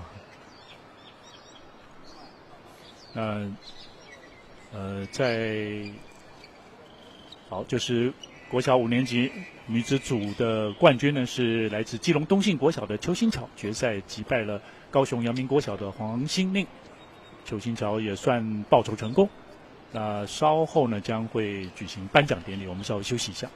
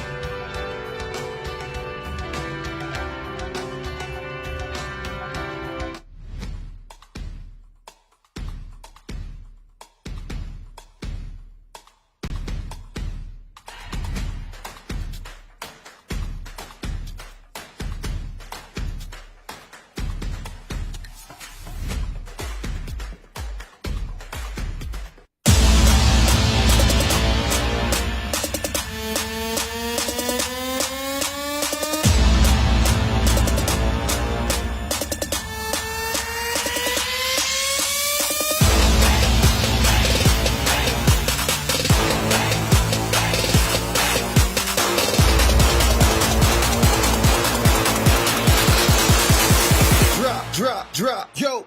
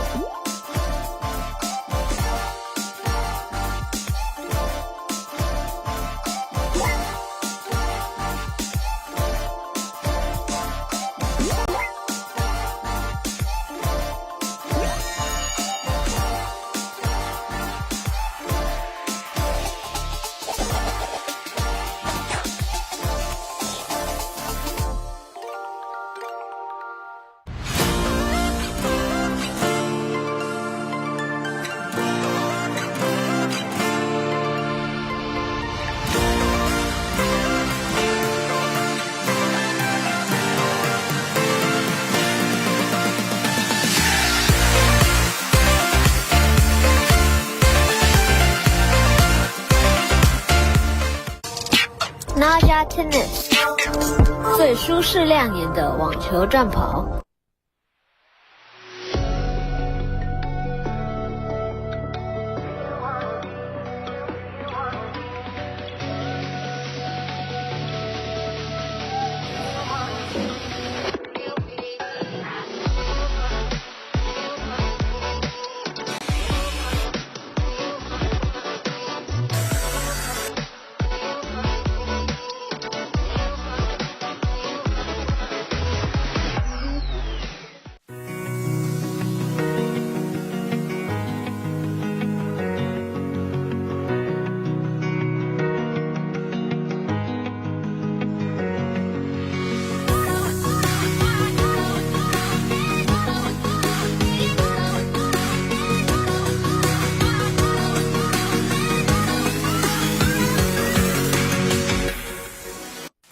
活神运医，运动伤害治疗新选择。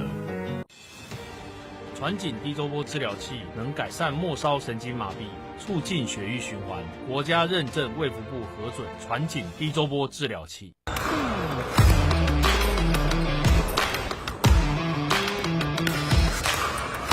大家好，我是体操网球选手李佳文，我的专长是网球，那我的休闲娱乐就是皮克球。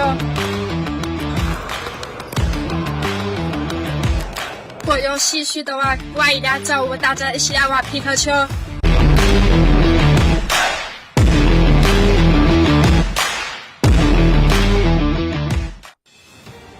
传紧低周波治疗器能改善末梢神经麻痹，促进血液循环，国家认证卫福部核准传紧低周波治疗器。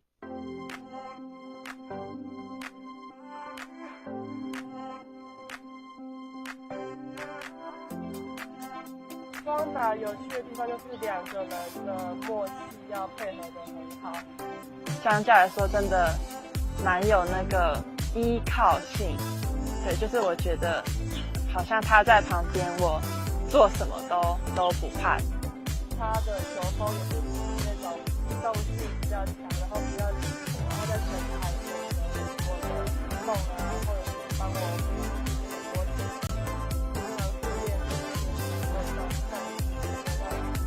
真的要一直很模拟好。急性扭伤就是我有一天练球的时候就突然就扭到了这样子。我还是习惯穿 Power Max 的户外袜。对，它在脚踝的部分是整个都有包覆感。脚趾那一段跟旁边它都有做点加厚型的设计，就是这个我蛮喜欢的，因为我对袜子的厚度要求蛮高的。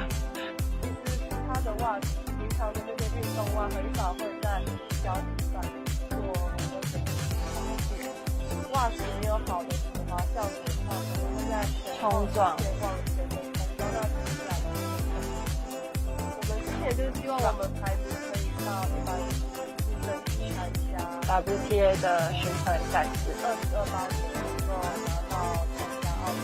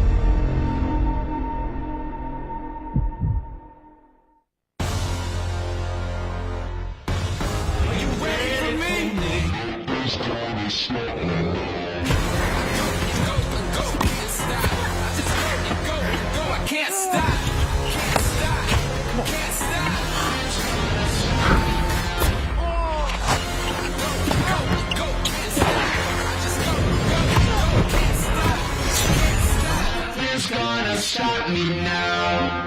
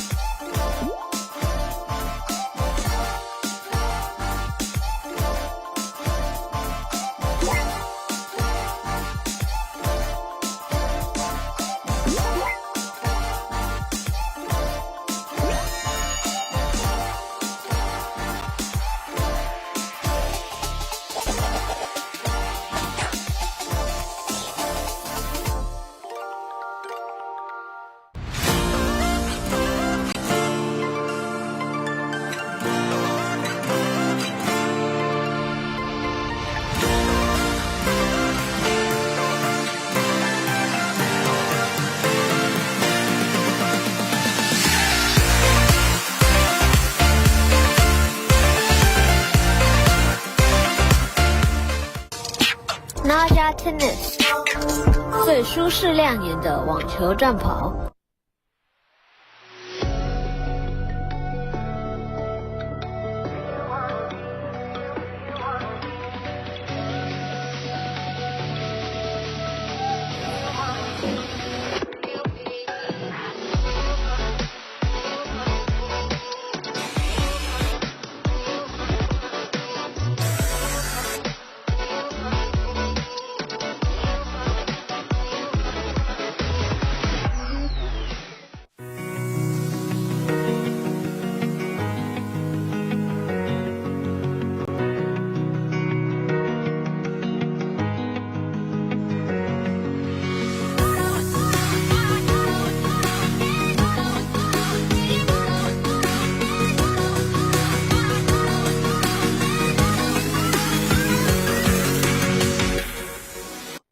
国森运一运动伤害治疗新选择。传紧低周波治疗器能改善末梢神经麻痹，促进血液循环。国家认证卫福部核准传紧低周波治疗器。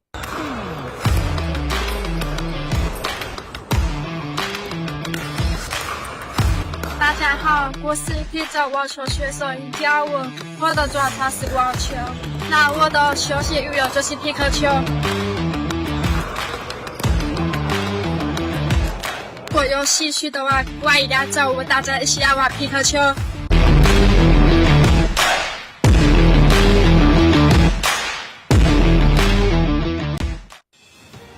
传紧低周波治疗器能改善末梢神经麻痹，促进血液循环。国家认证卫福部核准传紧低周波治疗器。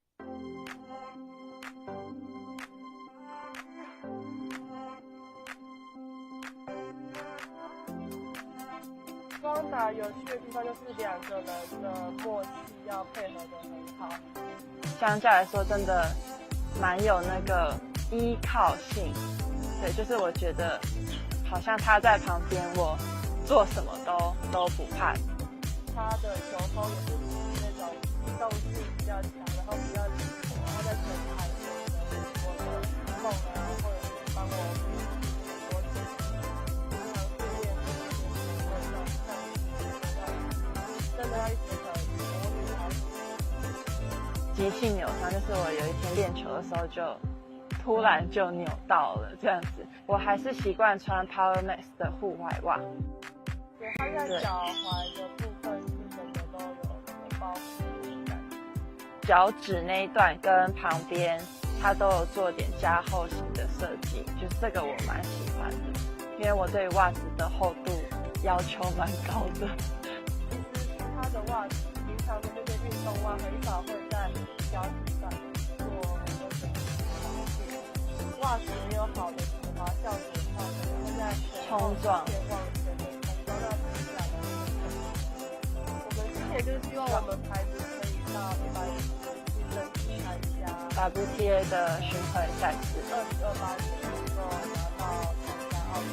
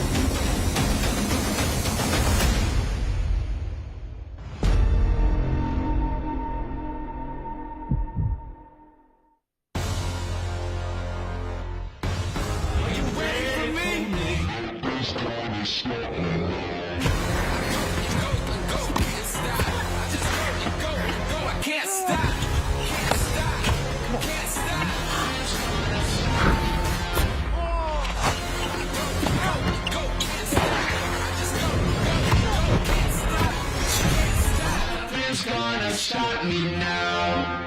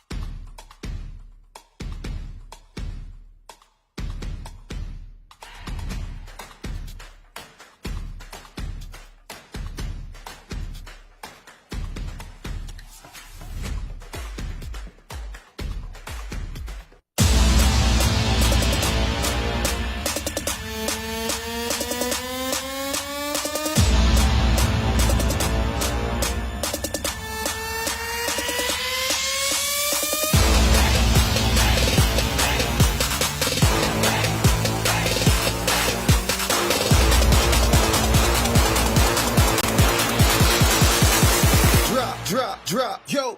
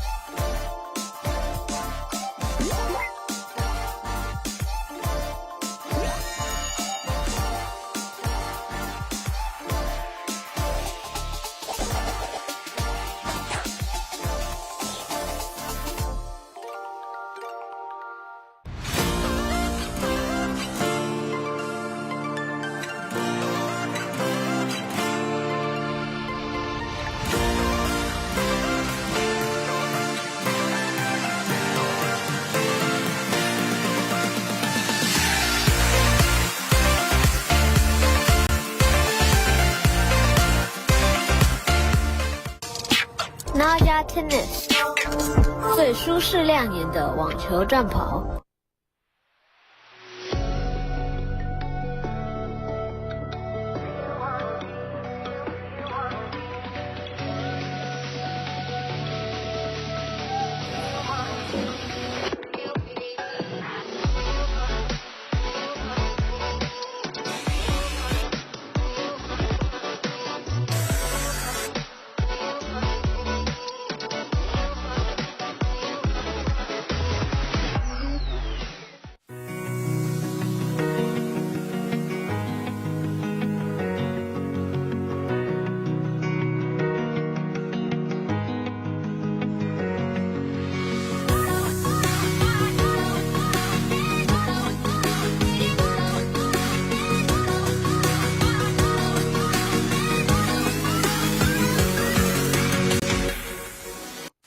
国森运一，运动伤害治疗新选择。传紧低周波治疗器能改善末梢神经麻痹，促进血液循环，国家认证卫福部核准传紧低周波治疗器。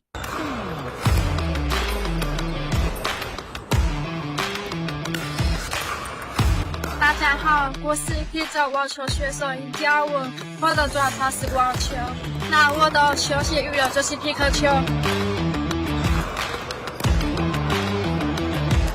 我有兴趣的话，欢迎来找我，大家一起来玩皮克球。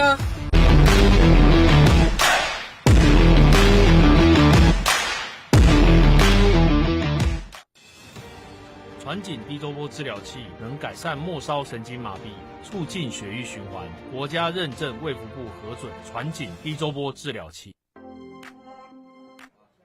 第59届四维胶带杯，我们现在颁发5年级女生冠亚军的奖项。首先，请亚军黄心宁选手到颁奖台。刚刚打完一场3盘的比赛，告诉我们一下你的感想。谢谢邱新乔一起参加这场比赛，谢谢爸爸栽培训练。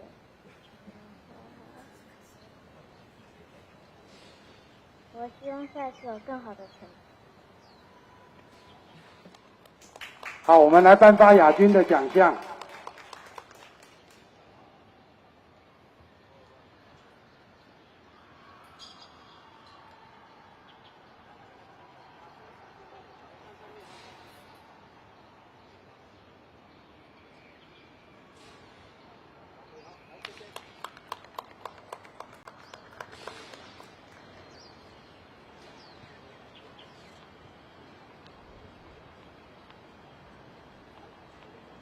我们接着颁发冠军邱新乔选手，请到颁奖台。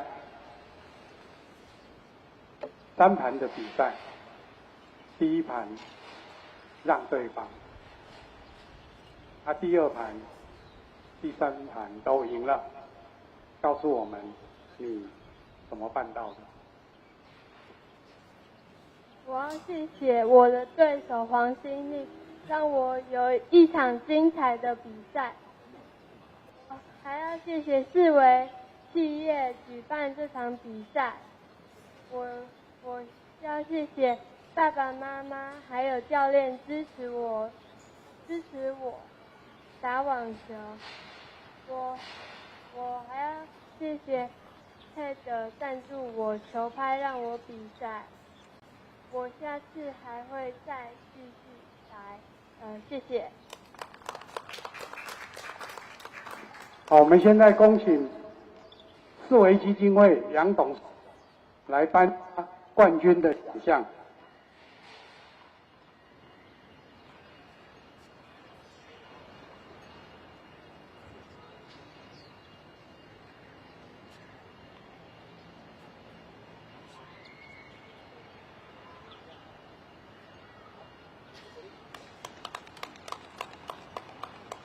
好，我们现在请冠亚军的选手一起到颁奖台。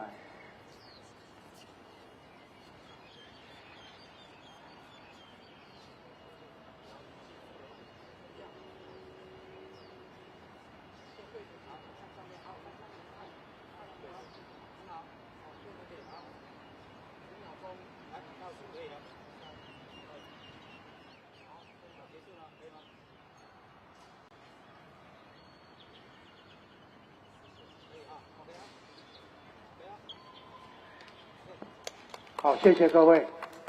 我们等一下接着6年级的女生的比赛。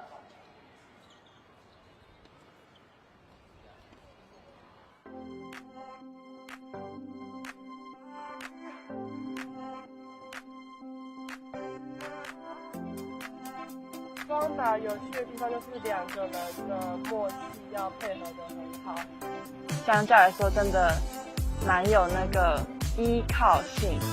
对，就是我觉得好像他在旁边，我做什么都不怕。他的球风也是那种机动性比较强，然后比较灵活，然后在前台有我的梦啊，或者是帮我我常训练那种真的要一直很模拟好。急性扭伤就是我有一天练球的时候就突然就扭到了这样子，我还是习惯穿 Power Max 的户外袜。对，它在脚踝的部分是整个都有包覆的感觉，脚趾那一段跟旁边它都有做点加厚型的设计，就是这个我蛮喜欢的，因为我对袜子的厚度要求蛮高的。其实它的袜子，平常的这些运动袜很少会在脚趾上做袜子没有好的止滑效果的话，可能会在冲撞前往前的冲撞到自然的。我们今年就是希望我们孩子可以到150争取参加 WTA 的巡回赛事，2028年能够拿到参加奥运。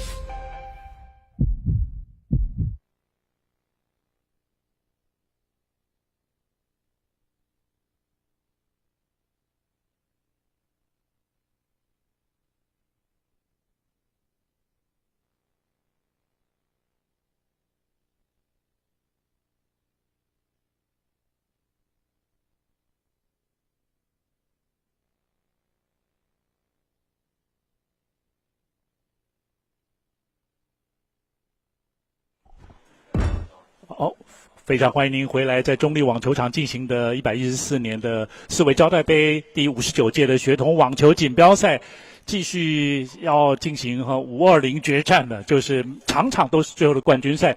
那接下来呢，就是国小6年级女生组的冠军战，由屏东朝生国小的许可杰对战台北市中山国小的季梦彤来进行冠军争夺战。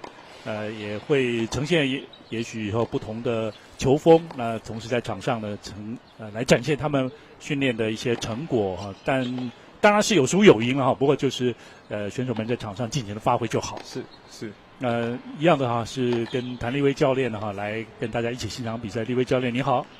国豪老师好。是，这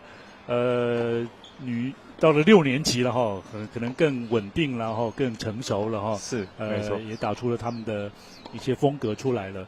是，这个时候的阶段是要求出成绩了吗？其实我觉得啦，就是还小，都还小，对，国小阶段应该说，谁不想要成绩是骗人的，谁都想要成绩，对。当然，那我们教练跟家长自己知道就好，对，不要给小朋友太大的压力。是，对，是。我觉得相对来说，国小6年级一定会比刚刚5年级还成熟很多。是对，毕竟他们准备有些甚至4少4青都要进入4少的阶段了。对，甚至有些恐怕不是恐怕，就是说不定有机会可以出去看看。没错，去欧巡啊，我记得许可姐好像。今年好像要去欧巡，对，7月份的时候，他也有提到，就是一个很好的一个机会跟经验的，没错，是。也是因为在亚洲的这个 ATF 的比赛呢，被看见了，对，其实这不容易，因为他的年纪其实算小的，那其实这个年纪就被选到欧巡，其实算真的蛮不容易的，很好的一个机会。对。那今天主审老师呢是涂德元老师，也都是准备就绪，要进行这场小6女生组的冠军的争夺战。是。许可杰当然确实就4维胶带杯的话呢，他也是这种连霸型的人物了，对，就是怪物级的，对，是的，跟蔡承恩啊，蔡承恩哈是一样的，对，就应该还没有输过对，就是好像也是连续7年的冠军，对，就是后面这几届大概都是冠军，都是他冠军，对。等于看看今天这个季梦彤能不能够给他一点压力或者挑战突破，对，是。季梦彤是台北市中山国小，也是传统的网球的这个强校。是。教练呢也都在现场，然后来关心着他们的这个赛况。没错。中山国小就是4维杯团体是一直都是连霸，几乎都团体连霸，应该10几20连霸过。OK， 对，就是每次跟网球的这些朋友或者聚会的时候啊，都最后都谈到反正新兴啊或中山国小啊，对，就是校友会啊这样子，对，都多少都有些关联，对，都是只要是中山国小那一定很强，遇到对，然后有时候也想有些这个已经是前辈了哈，然后就也想说回学校去看看，没错，或者去打个友谊赛哈，对，也可以这样子。历史真的还很悠久了，是从陈南老师那个时候就一直到现在，对啊，很久了。小陈老师也是，对啊。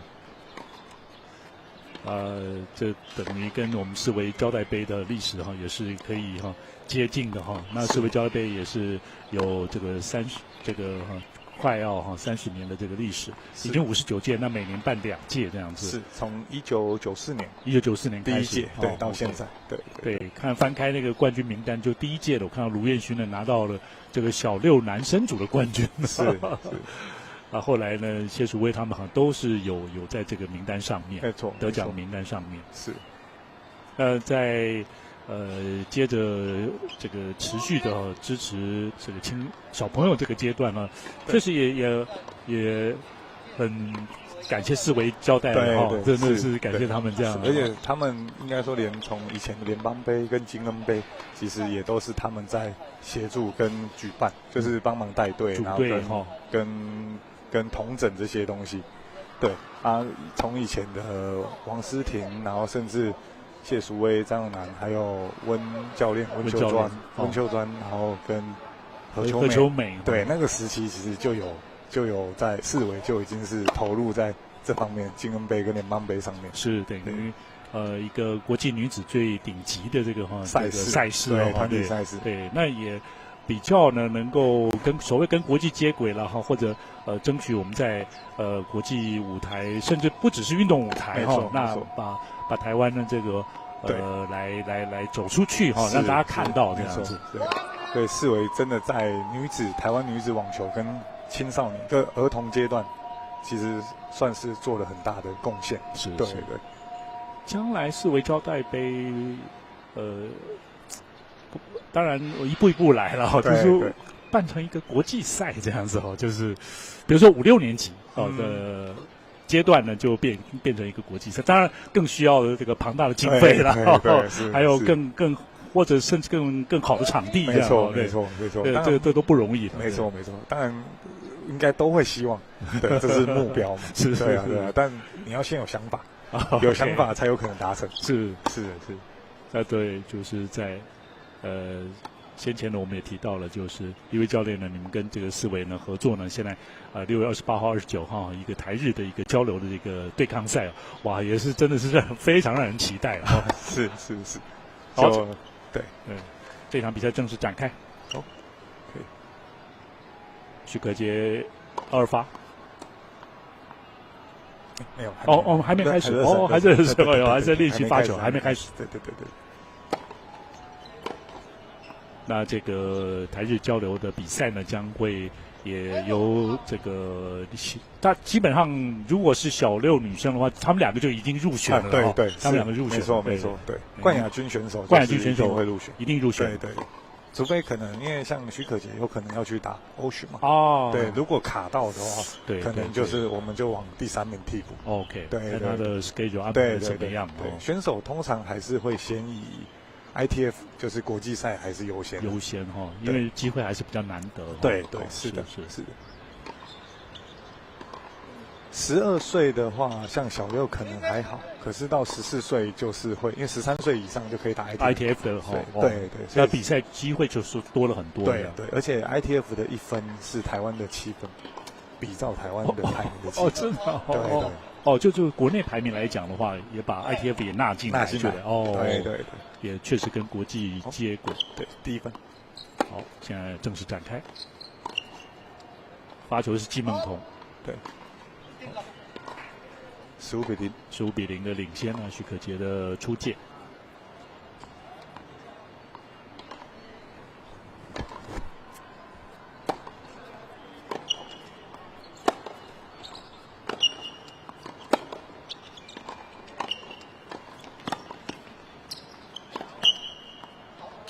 还是出界哈。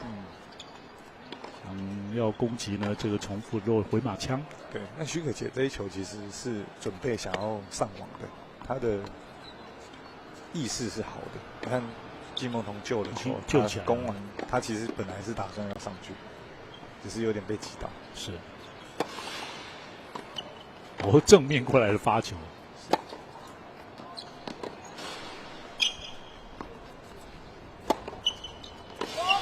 哎呀！可惜一个攻击，但是要攻击是没错的。是，而且看起来金梦彤应该就是 power 也算是他强项哦。对，是，长得相当的结实。是。他说他自己喜欢那个打篮球。打篮球来做个调节，蛮特别的，不要受伤就好。对，因为篮球算就是比较危险性的运动。对，不过看起来他喜欢对抗哦，就对，是1对1、2对2斗牛这种的。对，妈妈呢则是跆拳道的这个选手。那都是运动世家。对，有一些喜欢运动哈，喜欢阳光草地。这个 double four 呢是30比。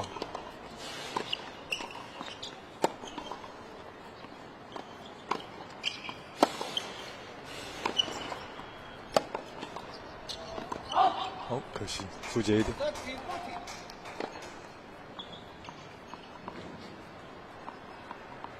到了这个阶段，估计就是正反拍还应该都是非常稳定。是，6年级都成熟了，对，打到了最后决赛阶段。但是现在许可杰就专攻这个季木桐的反拍，然后突然进攻。哇，好，看起来许可杰在抽球还是比较稳定一点。对，而且敢率先打出角度哈，看起来节奏就是他在掌控的。对。啊，一开始就能够破发成功，是，而且还在落后的情形，0比30落后，对，对，30比0，对，然后之后连得4分，是。那估计就是许可杰他的球技相当的全面哈，那接下来，不时的还是会看到他上网处理球哈，他也非常稳定而且有把握，是。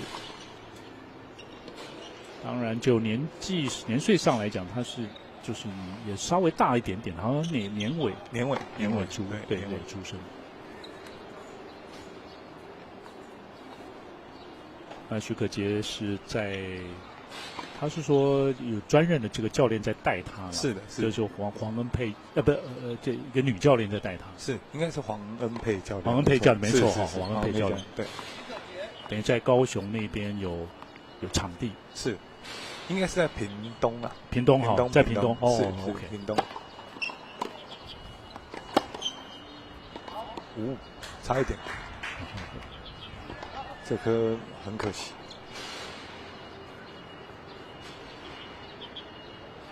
出去了一点点，0比15。我一开始他先是把角度先打开哦，是，都是率先。变现的都是对，先攻击的，对，许可杰就感觉好像都他在掌握的那种感觉。对，哎呀，这近身击到哈，这也这不太难的球就先回防一根了。对，像这种球，如果对方比较快，其实应该会先对角或者中间哈，对，中间对，其实直线容易被击到。OK， 对。好球，这颗就聪明，就是先把它回过去。是。0比40的落后，发球，女生还是接发球优势。对，许可杰对自己也不满意。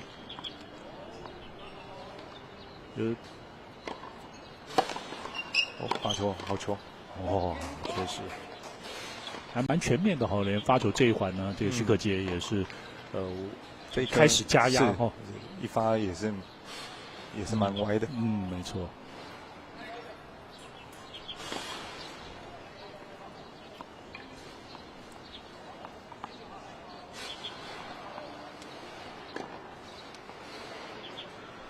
接发球的是中山国小的金梦彤，可惜。连续救了2个破发点，是，我感觉落后反而比较稳定，反而对。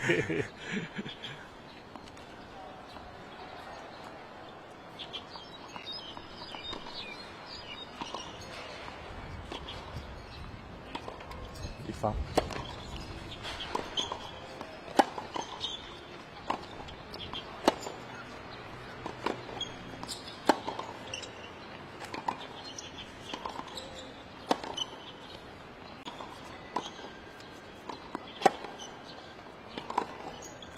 来回很多，是多排来回。哎呦，想要强攻，意识还不错。对，但是被追成了丢失。对，0比40落后，反而还比较会打，还比较强。对。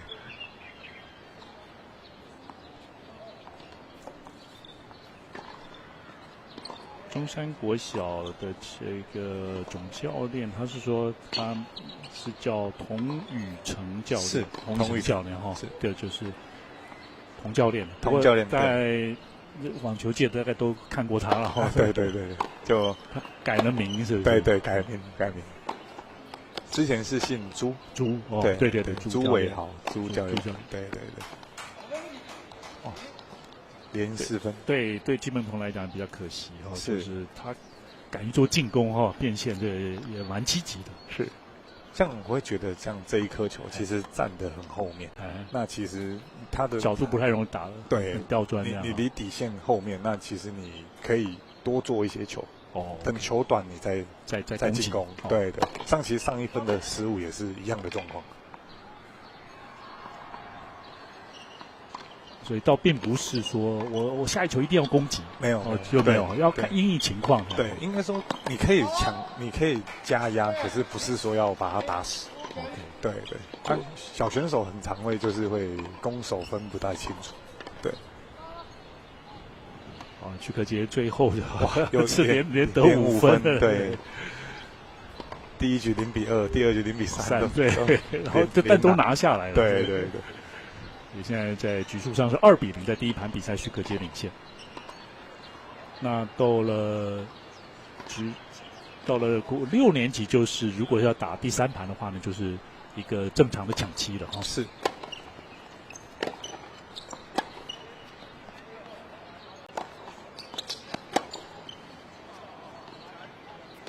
界内。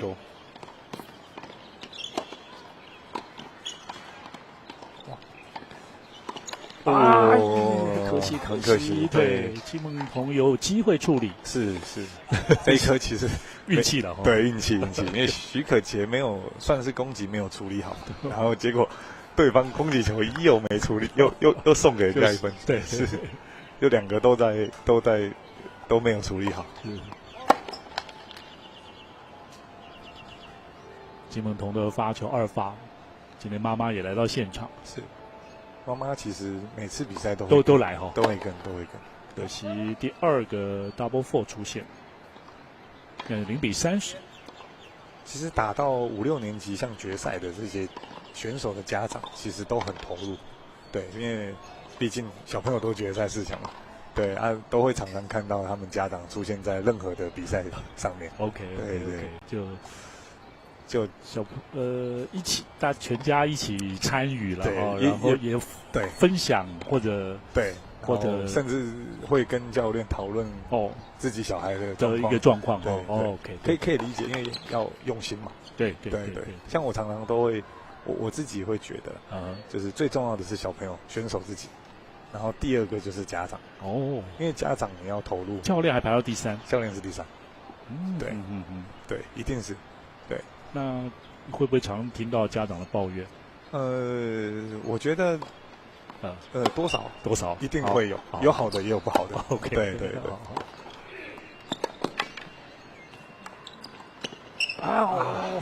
手软，又想要一球就打死。是，哇，40-0，0-40，0-40，对，等于现在是许可杰连得8分。是。连得9分，对，前面0-40，对，8分，也不可能连得9分，对，是，一发成功率不高，连续3球都来到2发，是，还有个 double four， 2个 double four， 这一局2个，一个破发的 love game 是。也来到了3-0，许可杰领先，是感觉有点被前2局因为都领先嘛，然后打到输掉，有点影响。对。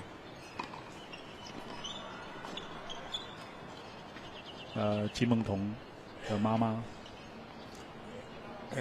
是条纹那个吗？哈，不是，那是许可杰妈妈。好 ，OK。这边后面这里是金梦彤妈妈，是。所以今天可杰妈妈还是有来的，冠军战的时候，有父母亲的强力的这个支持陪伴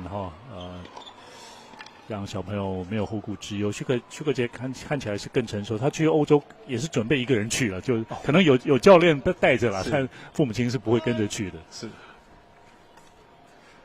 毕竟一趟的费用也是很高，对，非常烧钱。对，我们说有机会去到一些国家，反正欧洲，你不管去西班牙，不管去捷克，都是网球的一个重镇哈。欧洲、法国啊，都是法国，对。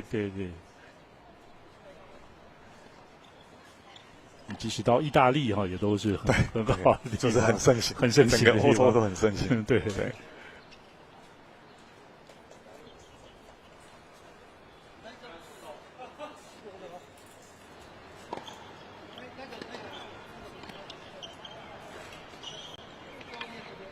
现在场上的球是在找第2颗还第3颗球，对。就是没有球通的比赛，就是要自己去选手去找，对，所以有时候裁判呢也会帮忙提醒哈，看那个球在哪里。是，而且要确认是那个比赛球，对，不能是旁边的练习球，对，是。而且都会习惯新的发球局把3颗球拿起来，然后从里面挑选手，我们都会从里面挑2颗觉得自己比较好的。对。接发是等于是连续10分的，都是由薛可杰拿下来的。那当然，金梦彤呢，过去上一届呢是第58届是第4名，57届是亚军，56届是季军。这几届冠军都是薛可杰。对。好球！他压到反拍，然后看到他被拉出去，就提早先上网，对，很聪明的打法。而且徐可杰这种截击就是空中抽球这种半场或甚至后场他都可以直接空中直接抽球。对，好球！手法也是很轻巧，他打法蛮多元的。对。这个球还带切的是正拍的侧切。对，也不是放掉球，感觉是有一点是切短球。切短球。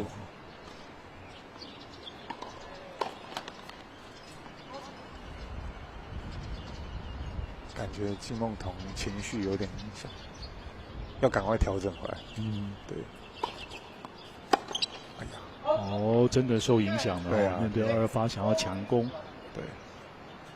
徐可杰当然现在是4-0领先，那金梦彤希望能够稳住。对，其实小朋友就是常常会这样，就是因为一些球，然后导致自己的情绪受影响，然后就会连续失很多分。对，要赶快把内心调整回来，不然会继续连续失分下去。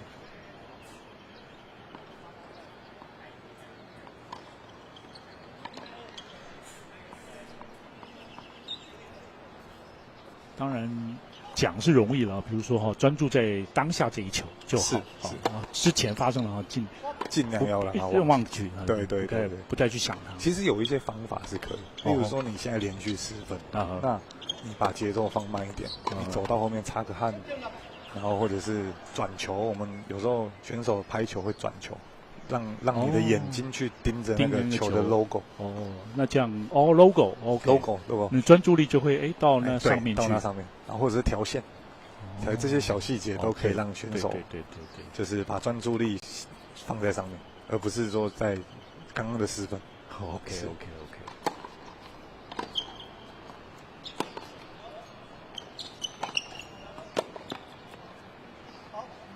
又是徐可杰强势进攻或反拍对角，是15平。那最起码就是金梦彤在前1分的时候，已经止住了这种连续失分的状况。是没错，终止连续失11分的状况。是，但还是要赶快找到可以应对徐可杰的方式。对。像刚刚上一场的邱新巧，其实在第2盘他就有做调整，对，甚至最后能够逆转胜。是。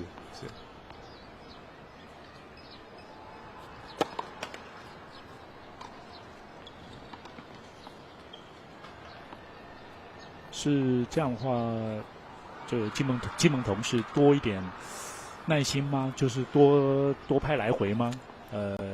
因为他在底线的抽球呢，还是有一定的这个是，毕竟中山的出了名的稳定，这样哈，对稳定我是强项哦。是。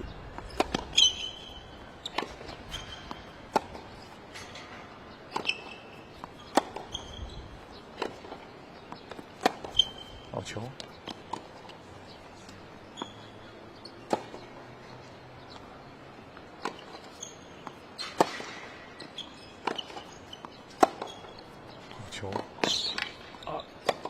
好球！哇，金门同今天的是 Shot of the Game， 多拍来回，然后最后得分，好球！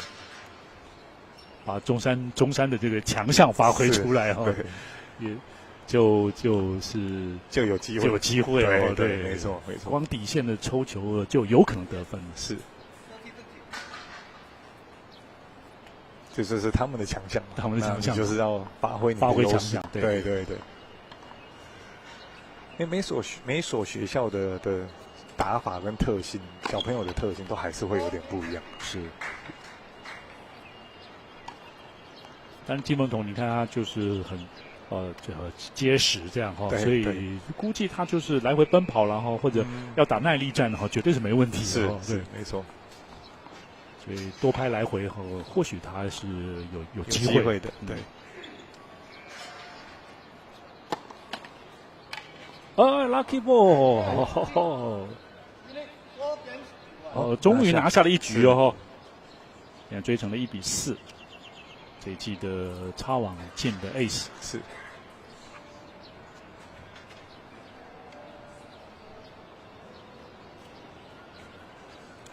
也在这一局。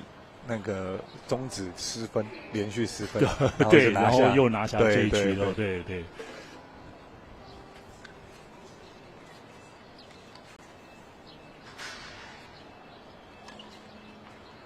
通常这个我们转播呢都会比较帮所谓弱者来加油，这样对，会帮他们多担心一点哦，多想一些这样这比赛才会更精彩，不比较。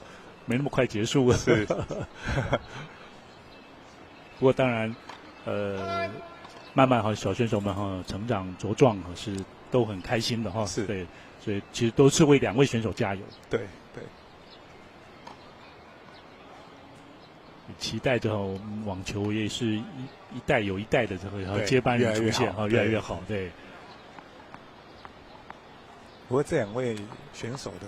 身高都算是比较不高哈，对，许可杰还不够高哈，对，反而邱新桥就跟他们对，也是，而且是4年级而已。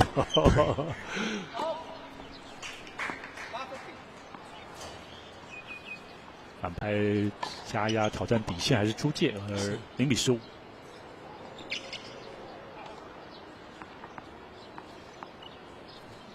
这个回得很深，许可杰回得很深，是。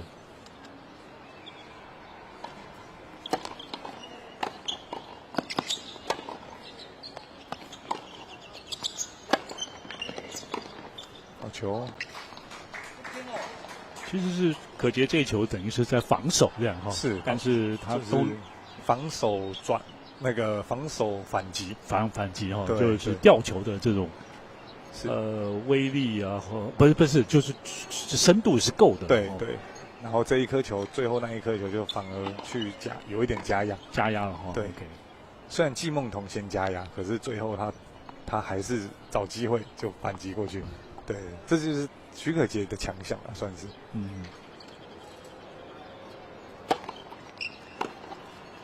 而且他的失误很少，对，几乎不太会失误。对。现在季梦彤也攻击来看看，15-30，拿下一局之后，他相信他心情也更稳定了哈。是，平常训练的可以发挥出来。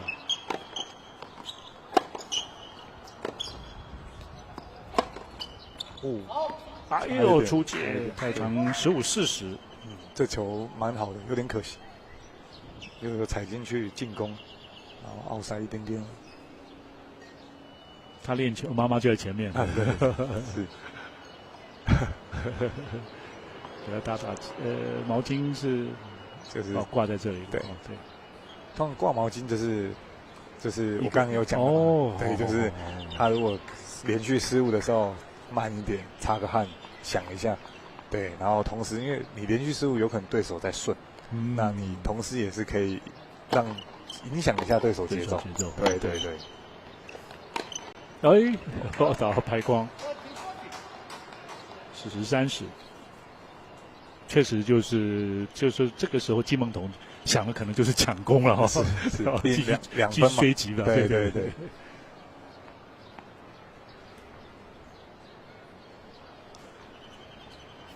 所以变成选手在场上走路的节奏也有关系啊，有是。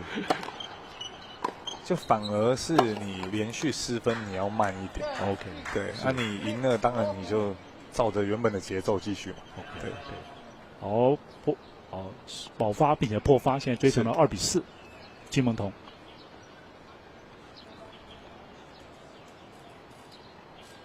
换徐可杰要调整。对，有压力，连续被追2局。对。所以就破发球局来讲，其实也就只有差一个破发球局。是，没错。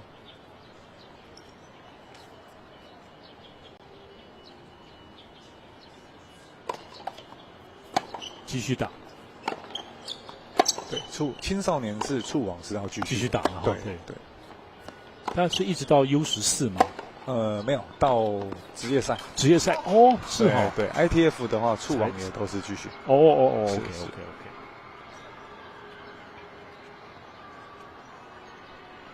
台湾其实就是比照国际 ITF 的方式在进行。对，会改成触网继续，也是因为现在的 ITF 也是触网要继续打。对。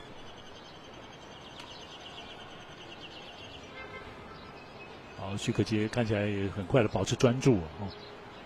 有机会还是进攻，是。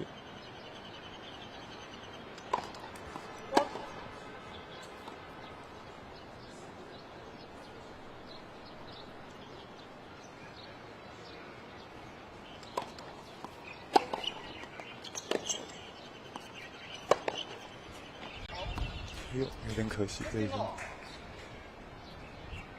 像场外指导这个，其实也是因为国际赛先开放，所以台湾也跟着一起开放。对。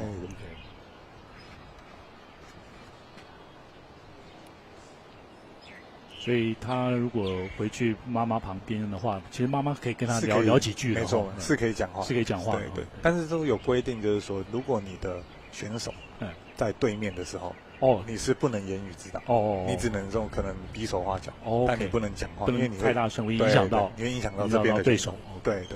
但是如果他过来再靠近你这边的话，就可以。是。2发。好球，2发就踩进去攻击。对。第3拍也是打得很好，金梦彤。是。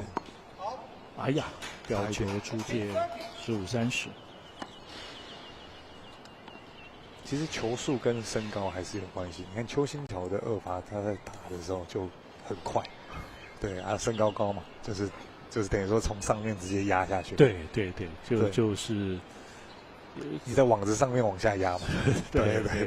啊，你如果身高没有那么高，变成说你的球就是会还是要带一点旋，所以。真的还是有一点点吃身材了，就网球的话还是有男生这个廖佩雅就还是鹤立鸡群这样，还是占了优势。是。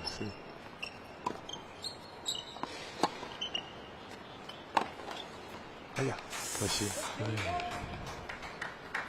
15-40。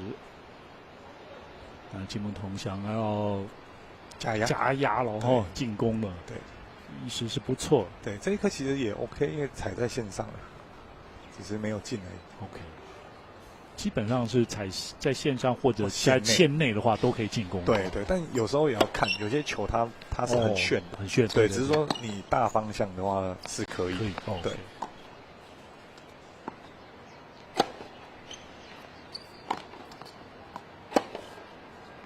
好球。其实开始每一颗都抽很多了，对，多拍来回，这样还是破发成功的，形成了目前是5-2，由许可杰领先，马上就调整回来了许可杰。对对，好的选手其实就是他的调整能力很快，他马上就可以就是被追的时候，他马上就可以改变方法，然后甚至找到对方的哪里开始比较好，然后去做破解这样，对。甚至可能不要说局，因为现在国小可能是2局嘛。哦。对，那可能到后面可能就2分、1分就可以就调整。对，就马上要调整了。对。不会让自己的情绪停留在失误的时候。对。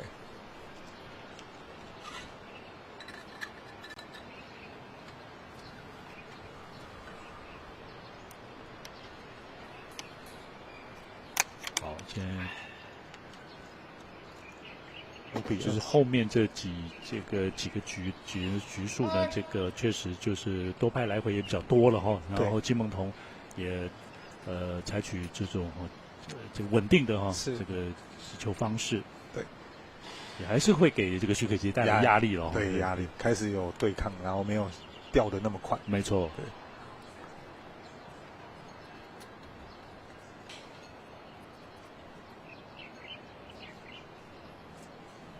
金梦红也是把毛巾放在教练这边，教练有效哦 ，OK， 对啊，教练的那边，对，就同教练了，对，OK， 正常，都会，对，正常，对，而且现在也开放了。2发 double four， 现在是0-15。这是许可杰今天第一个 double four， 金梦彤就是有3个。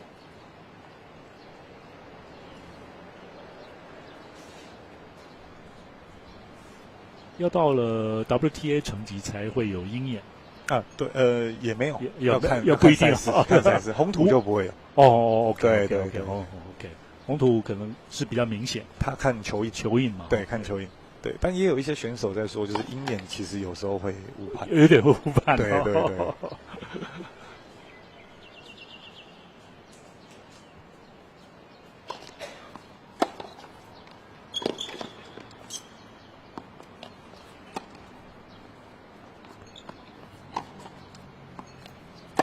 好球，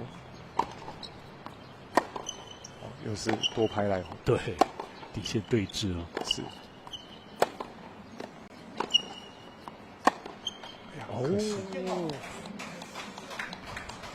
这一颗没有拉起来，因为他站在线后很多，线后的位置，那可能就要保守一点，对不对？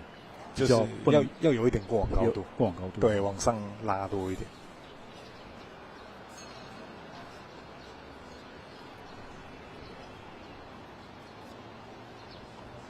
但其实每一颗都还是有抽个5-6颗以上。对哦。那挑战的话，也是要到 WTA 成绩才有机会挑战。挑战赛不是我的意思，就是说选手提出挑战，就是你说鹰眼的挑战，对，至少好像职业赛事的挑战赛，像 challenge 刺激的比较也还少哈，比较少。对，有些也是有一次台湾办的那个高雄杯，高雄海硕女子的那个女子，对，那个就有鹰眼哦，有一次，对。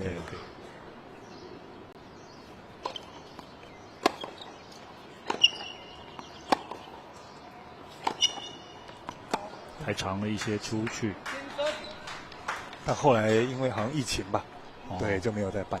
是有点可惜。是台湾第一次办 WTA 的，对。应该是台湾公开赛吧？台湾公开赛还是海硕？台湾 Open 哈。对，也是都是海硕支持的。对，都是海硕支持。对，等于到了职业层级这里呢，有海硕接棒哈，来，还有一些了哈。是海硕，对，就有这些企业去帮忙去支持，对，让台湾的网球算是越来越好。是有提到了，就是在国中到高中这个阶段呢，就比较还是以学校体系为主这样哈。当然是现在慢慢的有一些这个网球学校出现了哈。是。这个阶段看看是不是也有这个企业能够来给实质的一些帮助支持这样的哈。我觉得现在的环境跟以前还是有点不一样。以前真的都是学校体制。OK。那现在很多的俱乐部对都有出来，现在像卢彦勋也成立俱乐部。然后我们风行自己。对。然后很多甚至新园那边就是新园在另外一个，反正很多的。对，很多的那种俱乐部其实都有出现。是。那会变成说。国中可能少一点，就变成说有一些高中会选择自学，他就不会在学校里面练。OK， 等于说就是去外面这些俱乐部啊，然后找教练1对1带着他们训练这样。是，就是比较像是欧美的那种方式训练。对，欧美就是俱乐部嘛，他就不是走学校。是，对，所以台湾还是有感觉有在转变。是。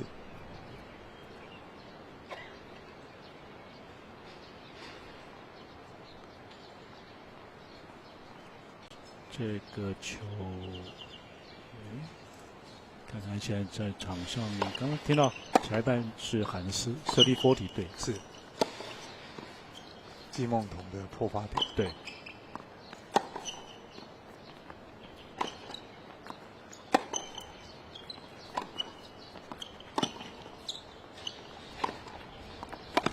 球。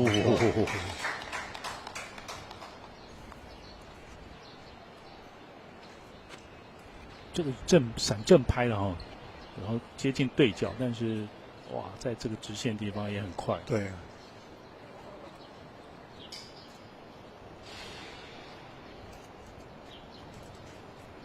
60。好，这是等于是 serving for the set 的发球哈，然后来到60。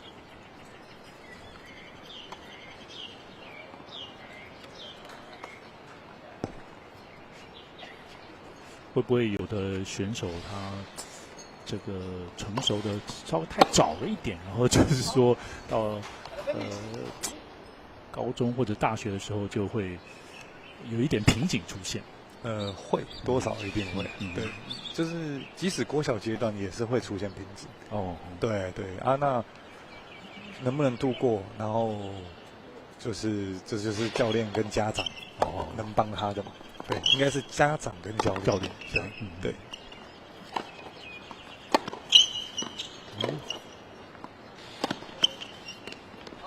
哎呀，差一点点，对。那这样子是有许可杰呢拿下了第一盘呢，是以6-2拿下了第一盘。是。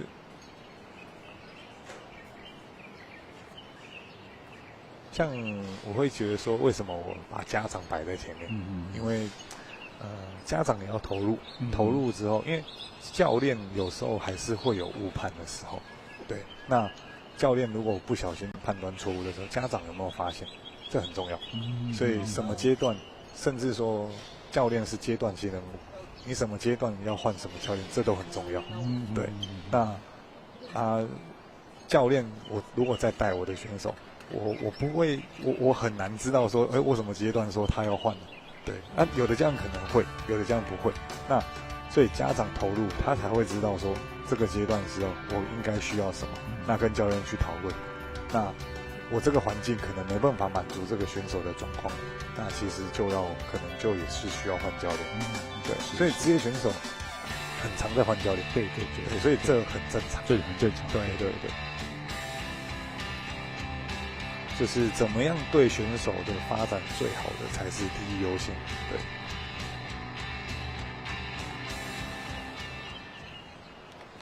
但当然，这个到后面可能国高中阶段，除了家长跟教练以外，选手自己的想法也是非常重要。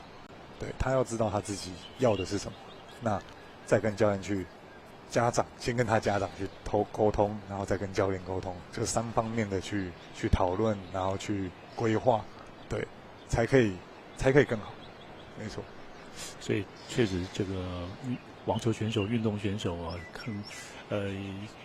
国小、国中就要考虑到这个很多层面的一些事情，就自己要有一些想法或者思考。是。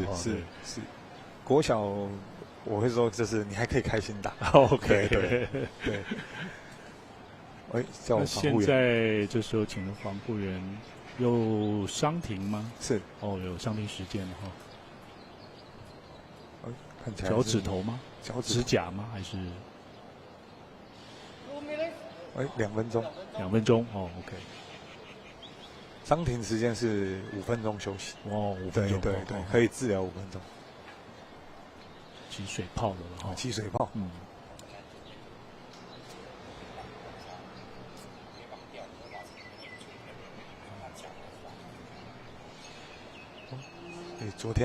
昨天在比赛的时候就有起水泡。对。然后好像那个 OK 绷掉了。然后袜子粘在那个，就是直接粘在肉上面。肉上面这样很痛。对。但你就是选手，就是这都是会遇到的过程。对，你看拿大我之前在比赛，手指头都流血，然后也在继续比，所以当运动员很不容易。所以您刚刚讲说，如果是伤停就是5分钟，但是现在这个只是说一个包扎这样子。对，等于说开始治疗，然后开始治疗而已。对，但是同一个位置，它不能重复，不能再一次。OK， 对。当然有一些他会像比赛，有时候会看到一直在叫伤停，他裁判主审会判断说你是故意还是你是真实的。那如果是故意的，他不会让，他不会允许，对，他不会允许。对，还有一种状况就是抽筋，抽筋是不能叫伤停。对，因为它是你体能上的问题。对，这个是对，那这样是有时候按摩师会上来，我看到有时候。是不是他会说拉伤？对，战术性的说拉伤，但实际上有些选手是抽筋。对，通常不太会那么严格啦。对，但是大比赛的话会。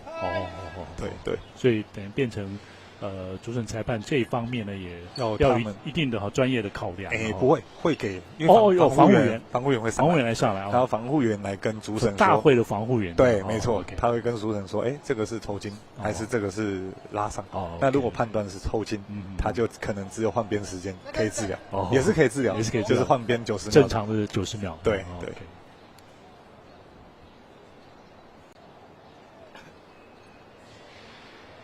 进入到了第2盘的比赛，金木童的发球，第一盘是许可杰6比2拿下，许可杰接发球，还有得分，15比0。这个会不会暂停太久？许可杰一开始没有很专注，有时候确实是会这样，确实。对。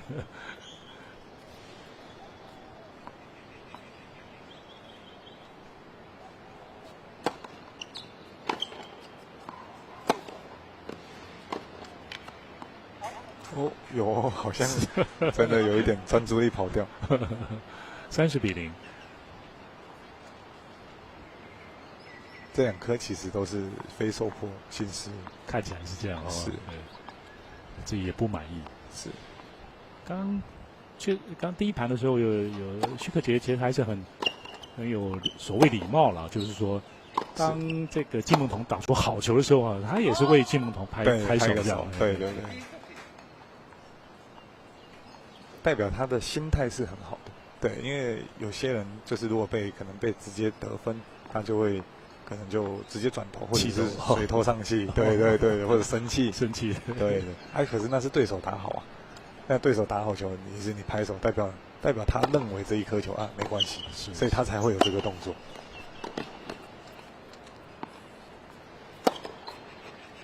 很接近了，金木童这样攻击也是对的是。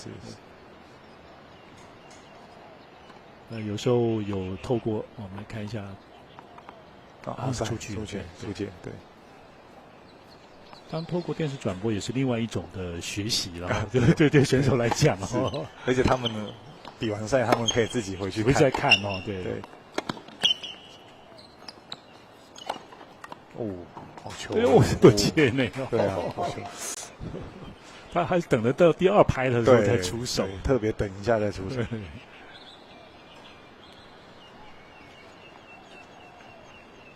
像前一场这个邱新桥呢，邱新桥是教练是说他到了4年级的时候呢，他会生气的时候会跺脚啊，对，刚刚其实也有哈，有，这没有跺脚，但是有那种肢体情绪，对啊，毕竟他4年级，对，虽然他打5年级组，但他实际上年纪是4年级，对。但他的身材啊，跟他的打法真的很强势，是蛮值得期待的这样哈。是。这个球最后还是出界，而是又是一开始的破发许可杰，现在是1-0。是。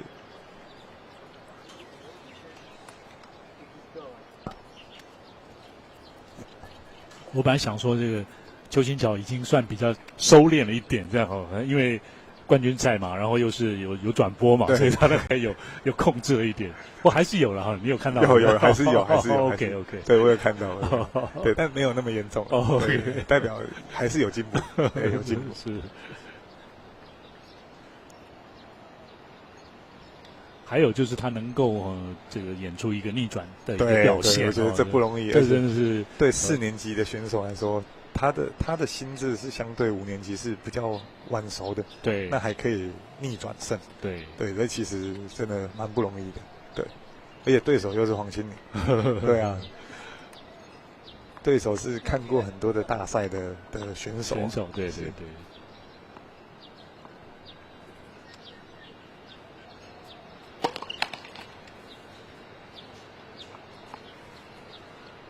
许可杰的发球。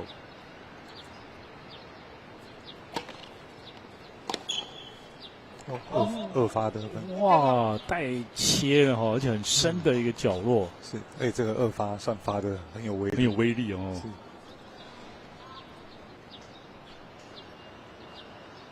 其实也看得出来，就是毕竟都是国小，那个失误的时候，身体还是会有一些动作，对。可是许可杰身上就比较少哦，对，比较少会看到的。他通常就是大概转个身这样马上就没有了。对。心里是真的很成熟的一个小朋友，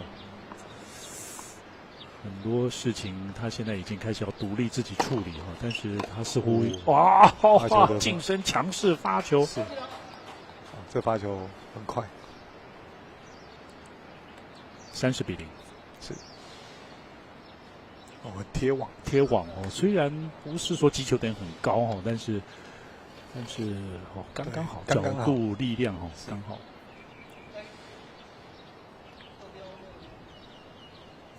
就期待他能够再长个10公分啊，或15公分这样是最好。是，如果长上去那个发球跟抽球可能又上去，又上了一层级哦。对，那就很有可能接近国际级的水准。是。他的基础确实是打得相当不错，基础是很好，然后又打法蛮全面的。是。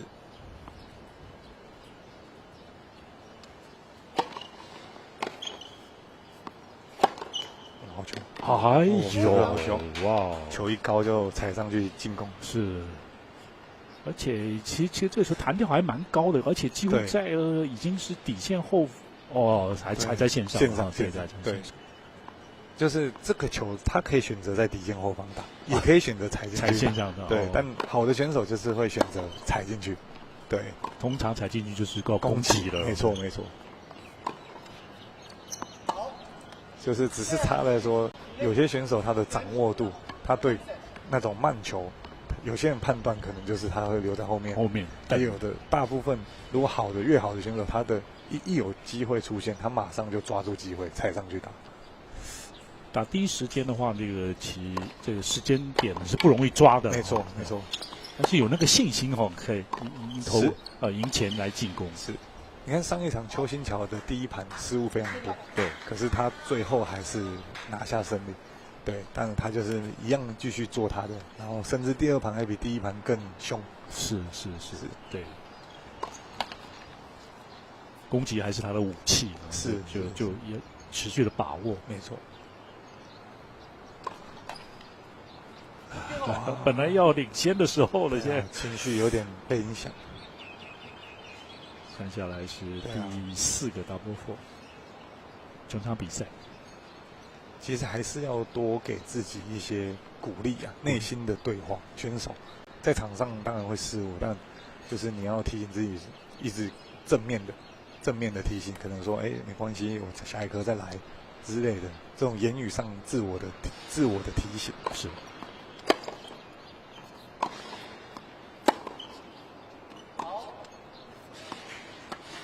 30-15，你最起码能够打到这个冠军战了哈，已经是过了3、4关了哈。对，是。那很多是可以肯定自己。没错。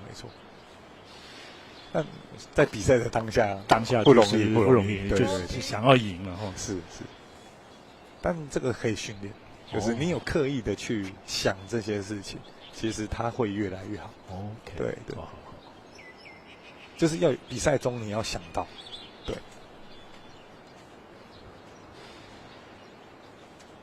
当然，所谓这个运动心理教练哈，现在也慢慢的还蛮专业的，越来越盛行。像吴东林、曾运兴，其实他们都有专任的哈，对，OK， 那个台体大的庄彦惠老师 ，OK， 对。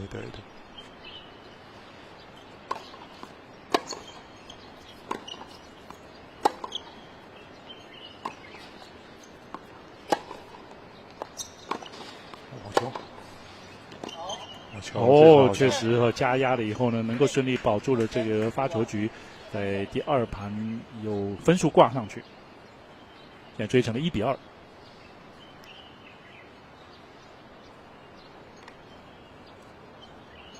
底线抽球还是季蒙头的强项哦，是典型的中山底线哈。好，那他们到了国中阶段会不会？也多增加一些打法啦，然后上网啦这些的，对，是一定要的。对，因为国中你的对手也是都很稳，那你就会开始可能要很多的攻击，甚至上网，然后甚至发球的变化。对，你的头脑要比国小更清楚，知道要怎么做。对，然后甚至刚刚讲到的嘛，心理的部分，那你要在场上什么分数出现的时候，你要怎么打？那你那个时候在想什么？对，你的想法很重要。关键分5-4局数，然后2-3你领先的时候，你的盘末点，那你这一颗怎么打？你这一颗在想什么？这些小细节都很重要。OK， 对，是可以经过事先的一些模拟训练，是的。其实就是心理老师他就是在教你说，你这个时候出现的时候，你该怎么做？那做了之后的结果，然后回去跟他讨论，然后下一次再去做修正，让它更好。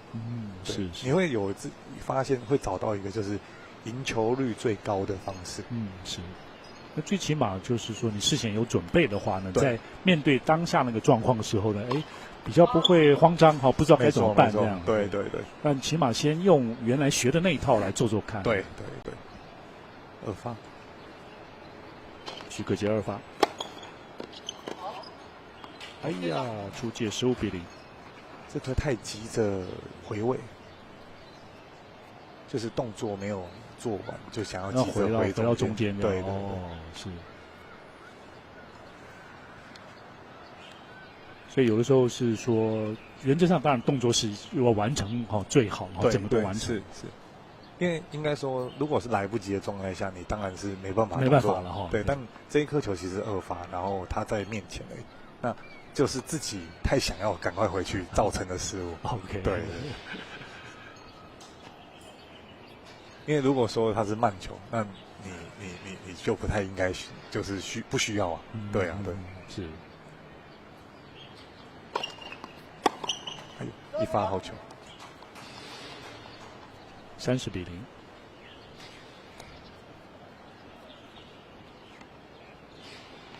这虽然比较是这种平级的发球，但是许可杰的进球率还不差。对，蛮高的。对，是。这1发也进。又进了。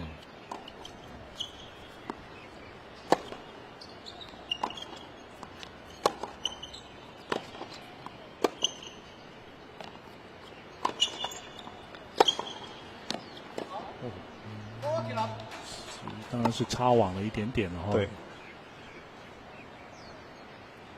要赢许可杰1分都不容易，是不太容易，就是一定要抽很多颗你才有机会赢。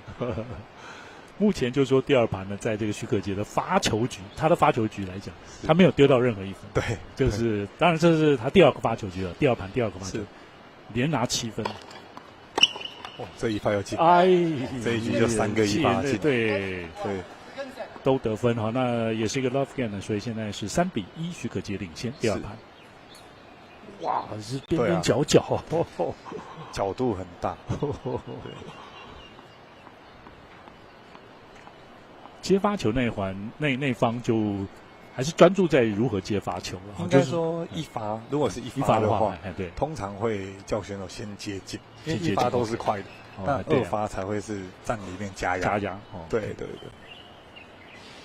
啊，有时候虽然讲是这样讲，选手有时候会搞不清楚，就他们1发还想要加压，对，就很容易失误。OK， 对。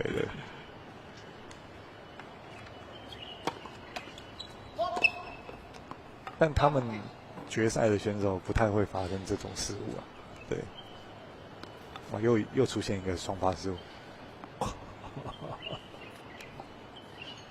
哎呦，算是第5个这场比赛。他发球失误是有一点多，金梦头。昨天廖佩雅是赢球了，不过他自己也开玩笑讲了，他12个 double four。是，但他如果说把 double four 降低，那其实说不定可以赢更轻松啊，更快一些。对啊。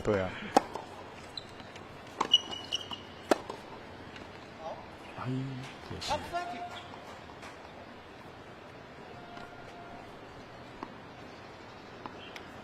想做变现的意思还可以，是，但这种球真的不好打，其实这个球因为也是站在线后很多哦，对，有关系哦。对，然后球速其实对手球速其实不慢，是快的。对，那其实你的选择应该是对角多一点，对，因为直线你只要一被击到就出界，可是你打对角，你击到你会跑中间。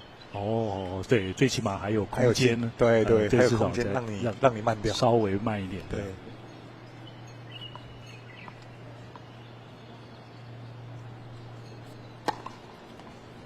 15-30，是。哇，上前 ，OK。有时候奔跑当中的挥拍也是不容易控制的。是，因为身体会晃会不稳。其实他们虽然奔跑中，他们还是就是到位之前还是会有一个停顿的停，然后再打。对。所以最好是先能够到位，当然再打。而且你提早到位，你可以做很多的变化。你可以假动作放摇球，对，然后你可以小脚很多的变化，让对手看不出你要打哪里。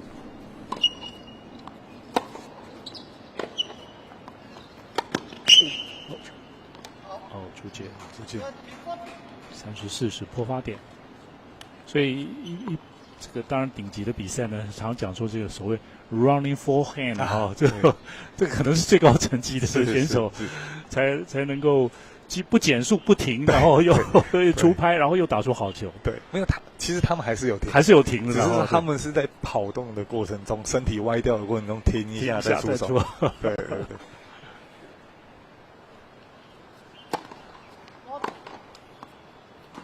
你不停的话，你会被拉出去啊，等于说你回不来。哦，对，因为你下一拍一定就空出来，然后就空间就大。对。2发，1发进球率有点低。对。啊，危险，是。这样就遭到了破发。是。现在是4-1。由许可杰领先。是，这局也很可惜，因为如果第一颗如果不双，不是 double four， 对，是还有的拼的。是。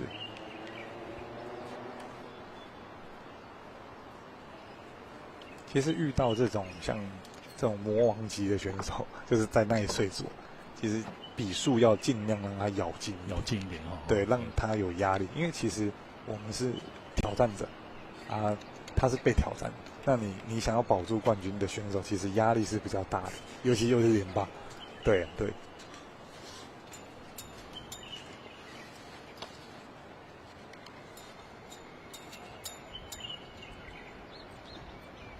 当然，这样整个回想起来，就是每一分都是蛮重要的。对，是没错。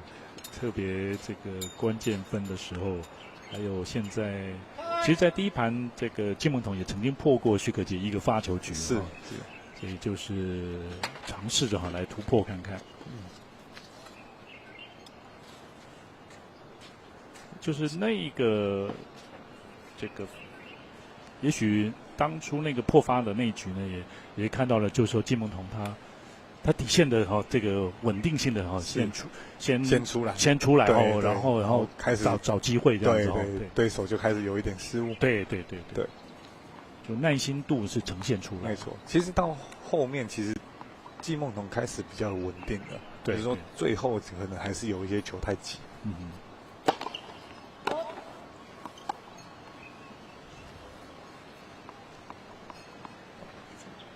二发。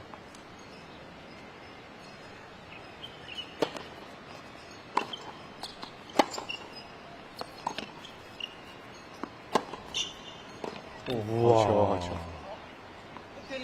我会觉得，如果是二发的话，因为是打许可杰，所以他的二发的有点像邱新桥打黄心凌这样，应该要再更强势一点。强势，对，因为你看刚刚那一颗二发，可是他压感觉不错，可是对许可杰来说其实是好打的，对，因为球速还没有到他承受不了的范围。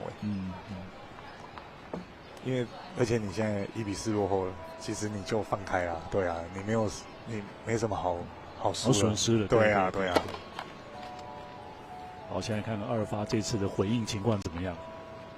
那个球会不会太接近了？太不过他现在可能不上网啊，可惜。对，但正常还是要去拨了，因为球打到其实是算，就对方如果打到那一颗球是算对方得分这样对。如果球碰球这样子，对，球碰球，然后或者是万一你上网踩到球，很危险，对，真的很危险，对。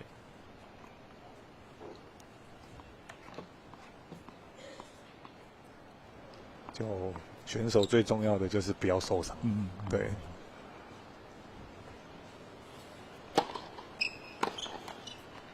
哎呀。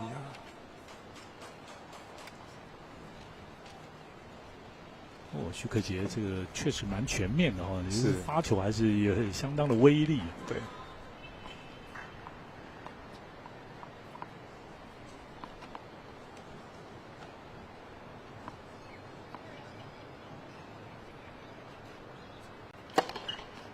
一发又进，对。差一点。许可杰又是轻松的一个 love game， 是，现在是5-1的领先，基本就是在第二盘呢，就是许可杰发球就是完封，完封，对，发球局要破根本破不了，结果是连1分也都没有得到，对啊，其实你看，像他一分都没有得到，那为什么不大胆一点去攻击？对，去攻击，对，或者是做一些别的尝试，对，是。你随便拼一颗，总会拿到1分吧？对，先从这一步开始，对，先拿到1分嘛，对。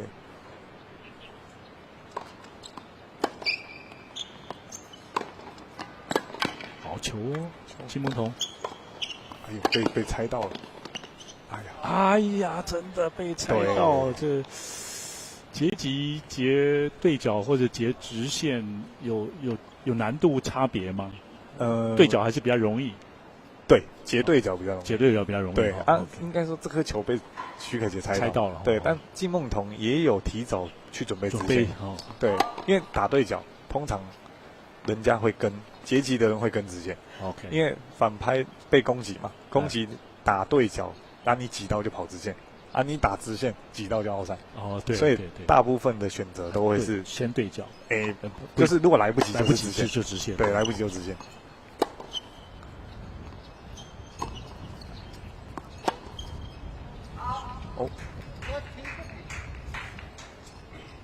好，30-15的领先，现在金梦彤做最后的努力。是。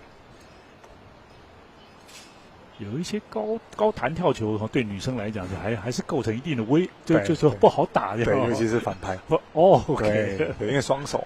对。当然，高吊球也许选手有时间可能可以闪到正拍来处理哈。是。但是确实这高弹跳球是不好处理。没错。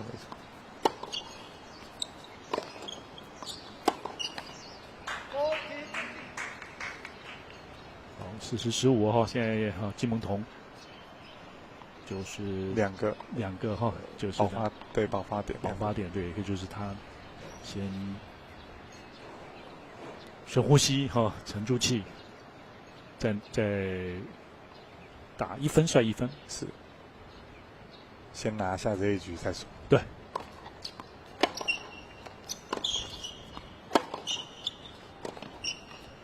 好球！哎呀，反而分数落后，许可杰打得更好。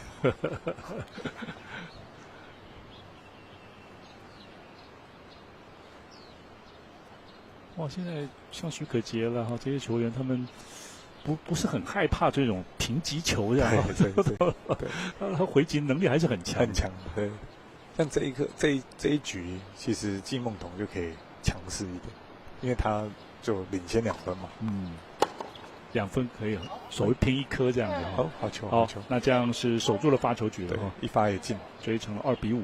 是，一发还是第一发还是要进啊？一发还是要进，对，一发还是要进，对。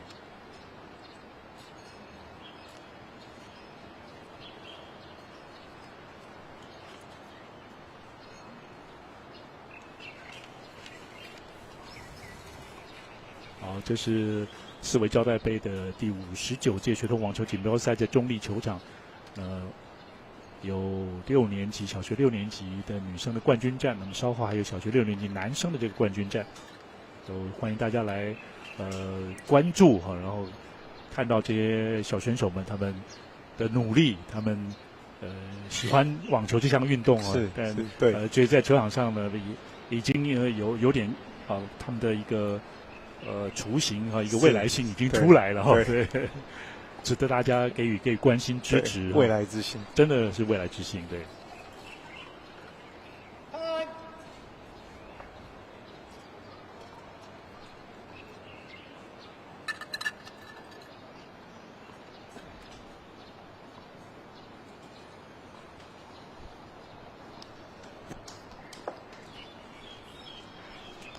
这一局对，这是目前的对接发球还没有拿过分，所以他一定要想办法。对哦，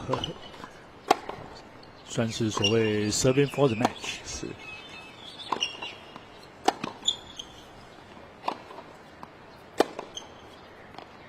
这一球看起来有机会哦，多拍来回是。有。好球！哇，今天最佳好球之一是，也是在第2盘来讲呢，从许可杰的发球局当中拿下了第1分。是。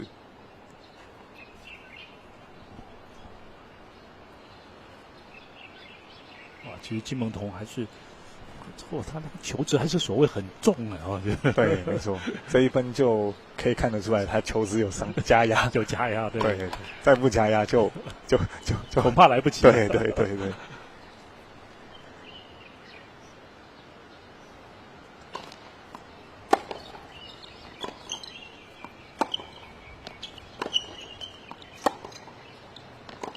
哎呀，可惜，差一点。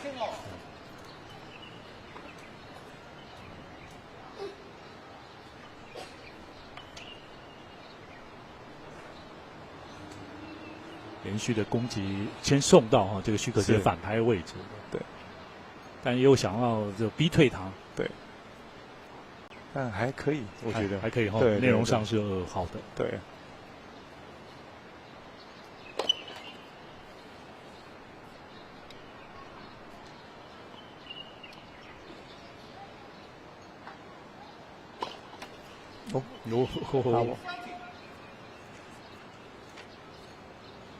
许可杰的整场的第2个 double four。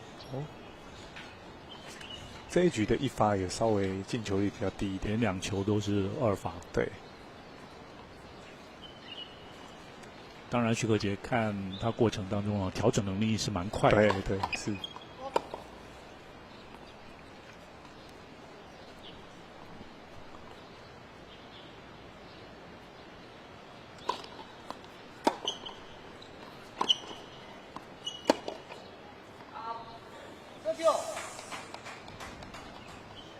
30平，是这颗有点可惜，是有点非受迫线的失误。对，没有很歪，然后自己抽出界。他想要打个小角大角度，对，但其实这一颗球的站位偏比较后面，他人的位置站在后面。对，那就算你小角打进了，其实人家你也是造成不了太大的威胁。对，就是选择上就没有那么好。所以就其实正常的近身送球也 OK， 就是或者是抽对角，深的位置就好，对，然后找稍微短一点的球，再选择小角或者是变线。是，对，当然了，那是一般的情况下，如果说今天对手实力比你强很多，你要冒一点风险去打一些比较难的角度，那也是可以。是。哎呀！又一个所谓非受迫性的失误出现，是，那看得出来他是想要一直在加压攻击，对。而他，我觉得这样也是对的，是因为毕竟前面他就是稳定，然后1分都没有拿到，对，确实，但只能说许可杰，相当对全面，然后防守也都做得很严，对。然后，好，现在是赛末点，哇，哎呀，结束，OK， 好，这样许可杰呢是拿下了这场比赛胜利，并且是获得了冠军，他是2个6比2，盘数上呢是2比0击败了季梦彤，许可杰获得了四维胶带杯第59届学童网球锦标赛的小6女生组的冠军，是完成他在四维杯的8连霸。不容易，对。恭喜妈妈，今天也应该是他们家应该在南部嘛，对不对？屏东嘛，对，所以潮生国小嘛，对，所以从屏东上来，好有丰收的一趟中立之旅，四维杯之旅。在接下来有可能会往一些国际赛或者是欧洲的欧巡赛来。对，再增加自己的视野是，对。好，那么稍后呢就会进行国小6年级女子组的这个决赛的颁奖的典礼，我们稍微休息一下，马上回来。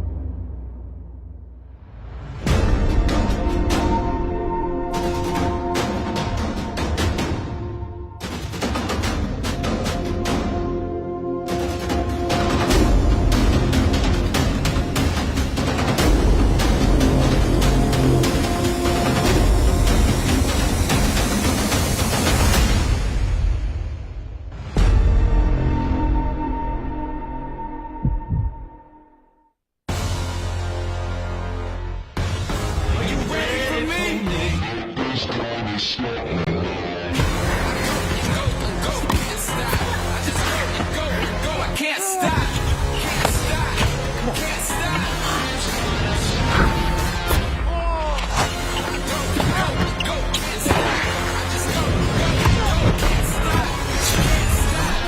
gonna stop me now?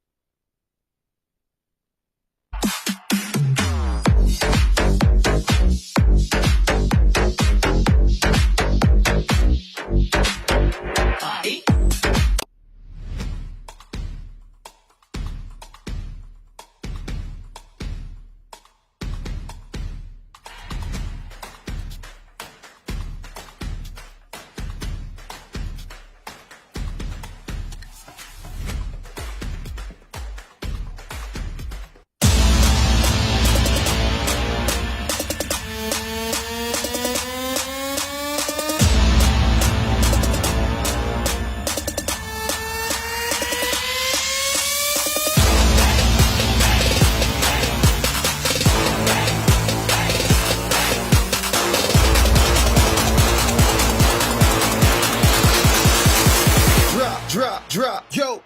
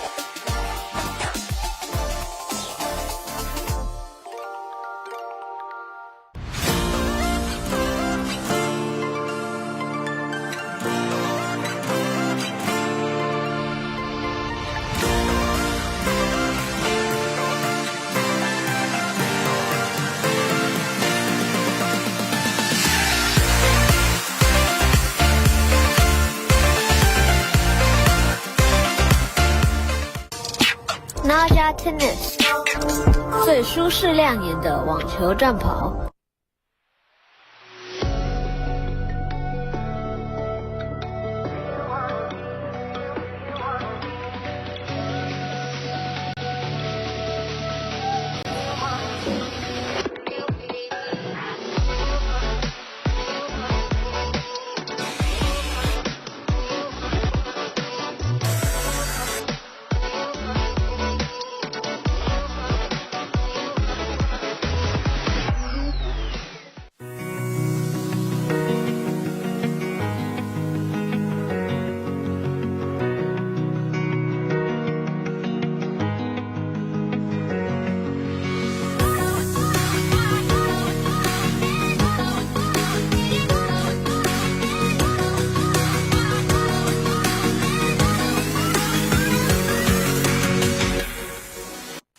国森运一，运动伤害治疗新选择。传紧低周波治疗器能改善末梢神经麻痹，促进血液循环。国家认证卫福部核准传紧低周波治疗器。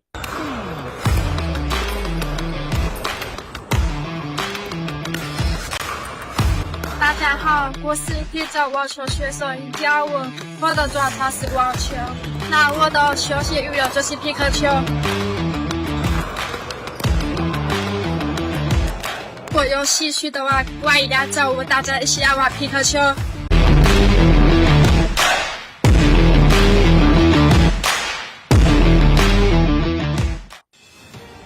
传紧低周波治疗器能改善末梢神经麻痹，促进血液循环。国家认证卫福部核准传紧低周波治疗器。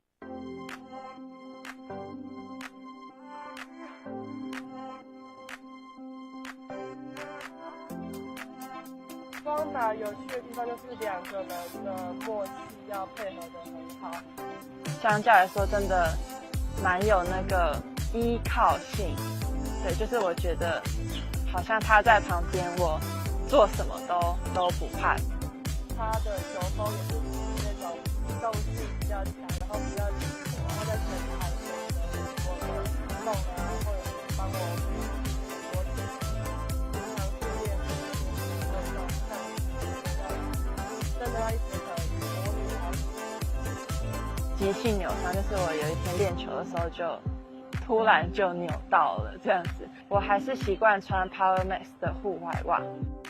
对，它在脚踝的部分是整个都有包覆感，脚趾那一段跟旁边它都有做点加厚型的设计，就是这个我蛮喜欢的，因为我对袜子的厚度要求蛮高的。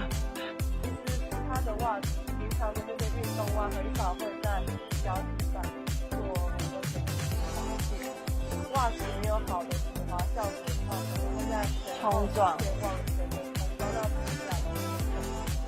我们之前就是希望我们牌子可以到150争取参加 WTA 的巡回赛事，2028年能够拿到参加奥运。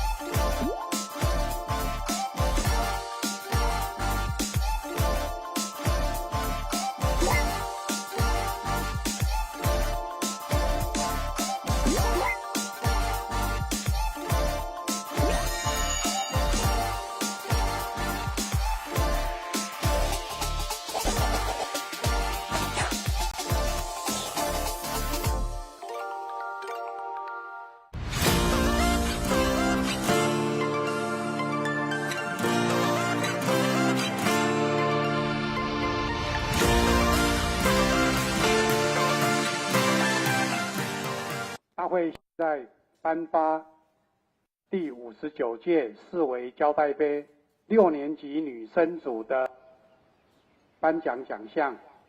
我们首先请亚军季梦彤选手到颁奖台来。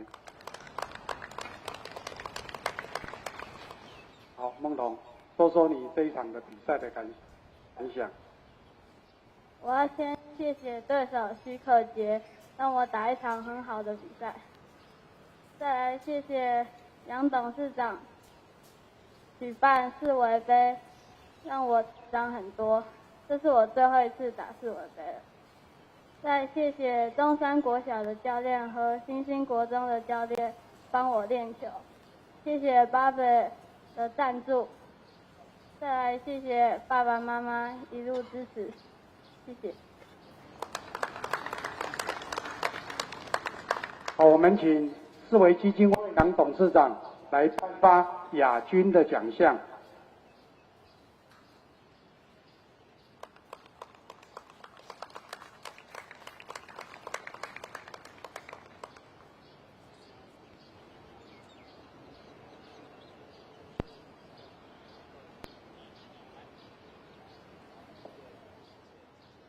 我们接着颁发冠军的奖项，6年级女生冠军许可杰选手，请出场。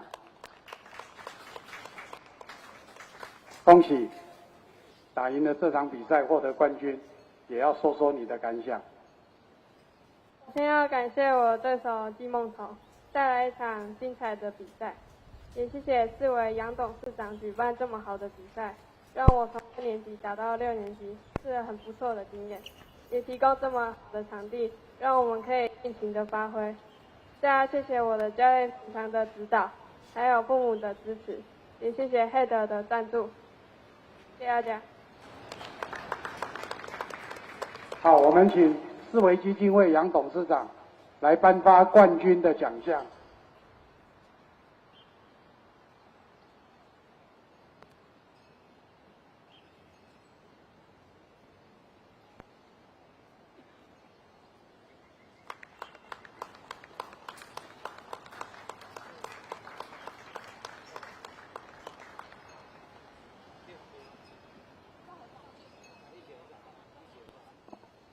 冠亚军选手一起跟杨董事长合照。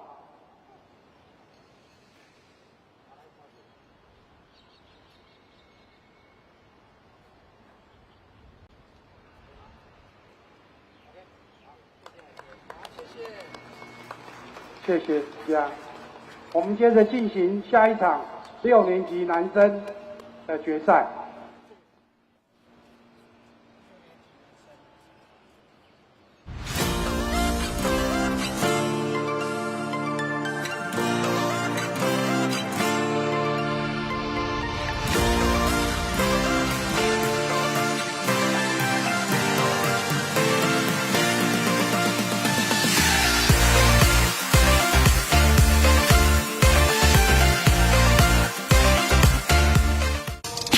Naja Tennis 最舒适亮眼的网球战袍。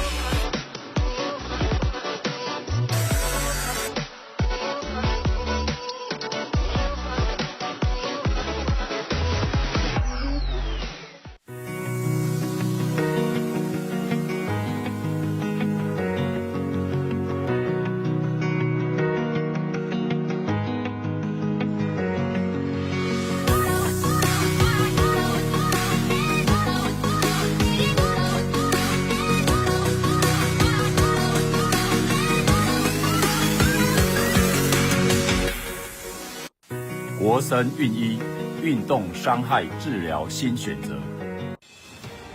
传紧低周波治疗器能改善末梢神经麻痹，促进血液循环。国家认证卫福部核准传紧低周波治疗器。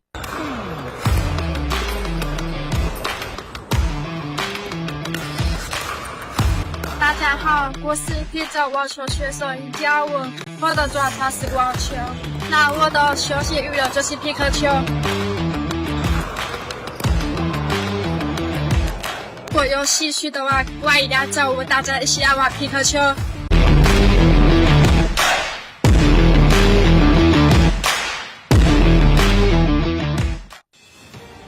传紧低周波治疗器能改善末梢神经麻痹，促进血液循环。国家认证卫福部核准传紧低周波治疗器。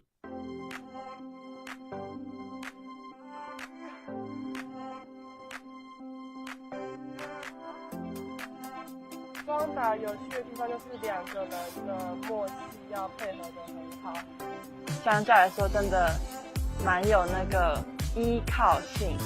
对，就是我觉得好像他在旁边，我做什么都不怕。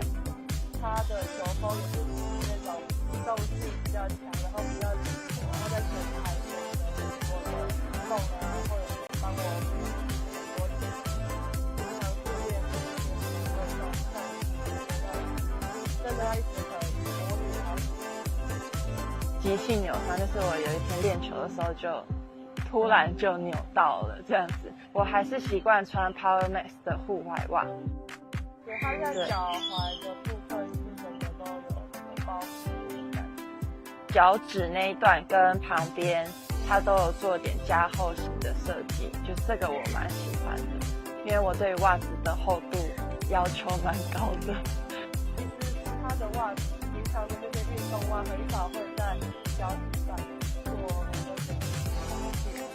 袜子没有好的止滑效果的话，可能会在冲撞往前的冲撞到起来的我们之前就是希望我们牌子可以到150争取参加 WTA 的巡回赛事，2028年能够拿到参加奥运。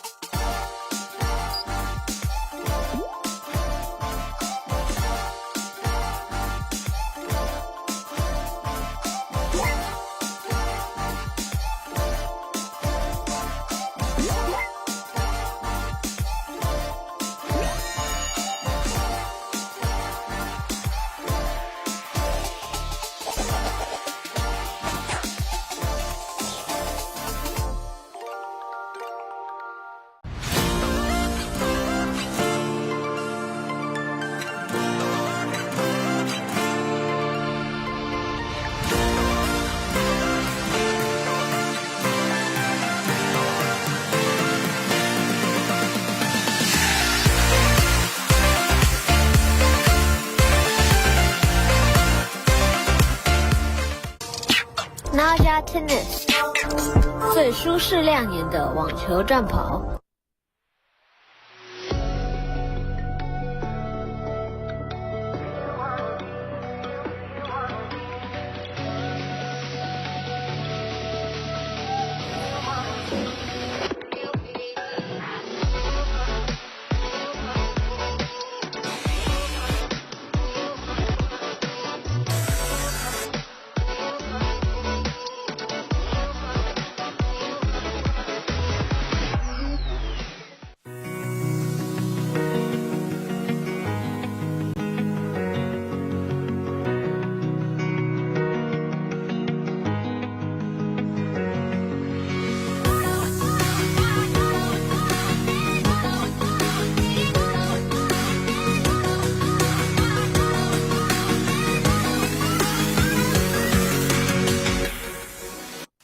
国森运一运动伤害治疗新选择。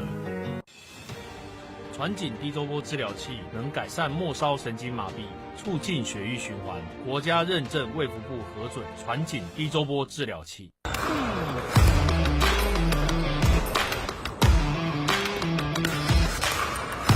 大家好，我是体操网球选手李佳文，我的专长是网球，那我的休闲娱乐就是皮克球。我有兴趣的话，我一定要找我们大家一起来玩皮克球。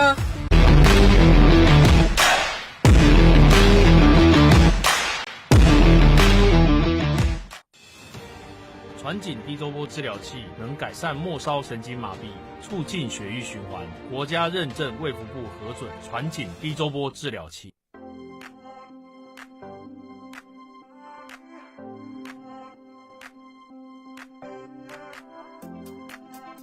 双打有趣的地方就是两个人的默契要配合得很好，相较来说真的蛮有那个依靠性。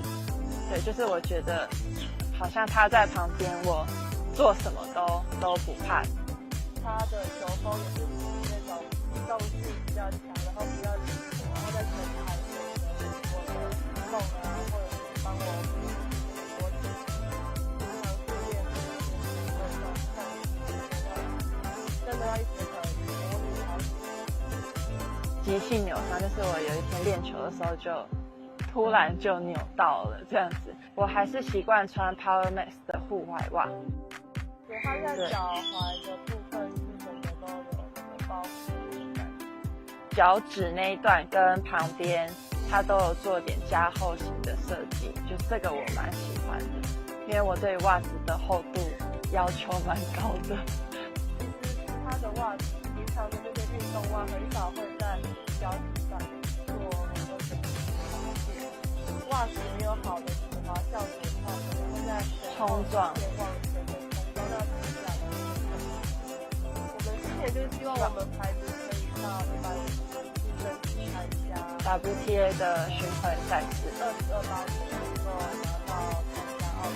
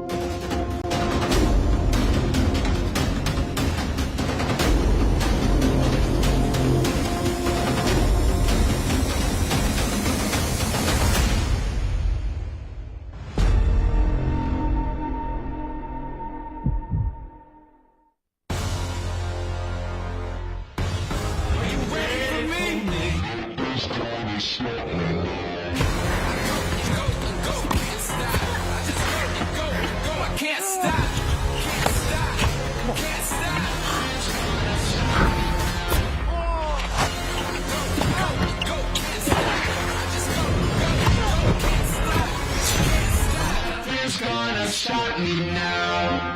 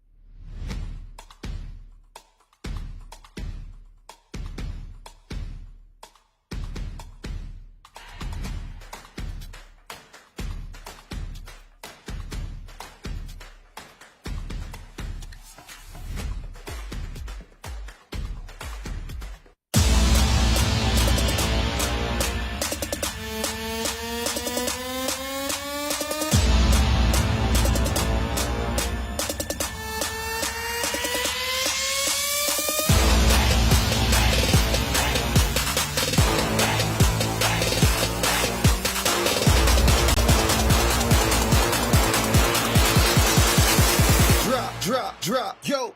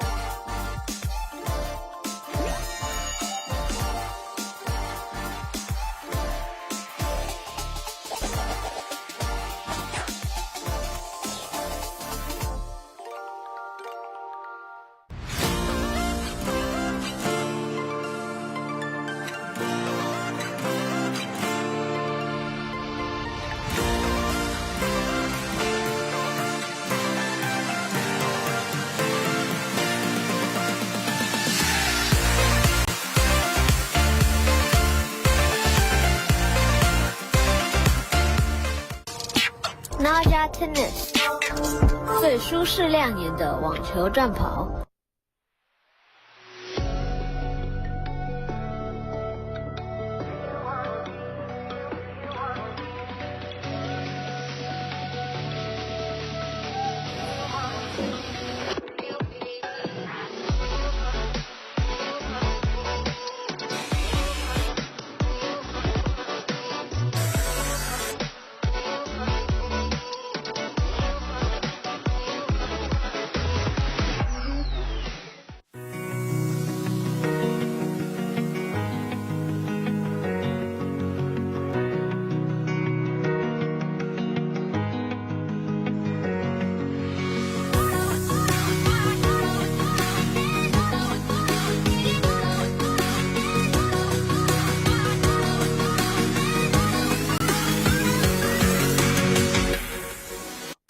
国森运一，运动伤害治疗新选择。传紧低周波治疗器能改善末梢神经麻痹，促进血液循环，国家认证卫福部核准传紧低周波治疗器。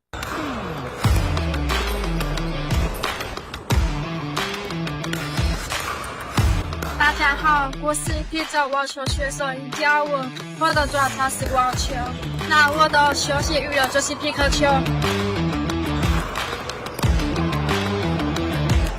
我有兴趣的话，欢迎来找我们大家一起来玩皮克球。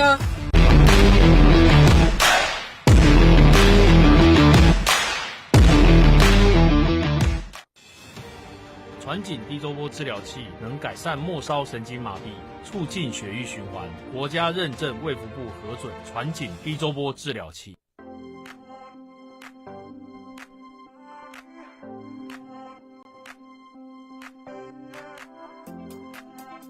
双打有趣的地方就是两个人的默契要配合得很好，相较来说真的蛮有那个依靠性。对，就是我觉得好像他在旁边，我做什么都不怕。他的球风也是那种机动性比较强，然后比较灵活，然后在前排有我的梦啊，或者是帮我训练那种真的要一直很模拟好。急性扭伤就是我有一天练球的时候就突然就扭到了这样子，我还是习惯穿 Power Max 的户外袜。对，它在脚踝的部分是整个都有包覆感，脚趾那一段跟旁边它都有做点加厚型的设计，就是这个我蛮喜欢的，因为我对袜子的厚度要求蛮高的。其实它的袜子平常的这些运动袜很少会在脚趾上做很多的袜子没有好的丝滑效果的话，可能会在冲撞往前的冲撞到皮下的。我们今年就是希望我们牌子可以到150竞争比参加 WTA 的巡回赛事，2028年能够拿到参加奥运。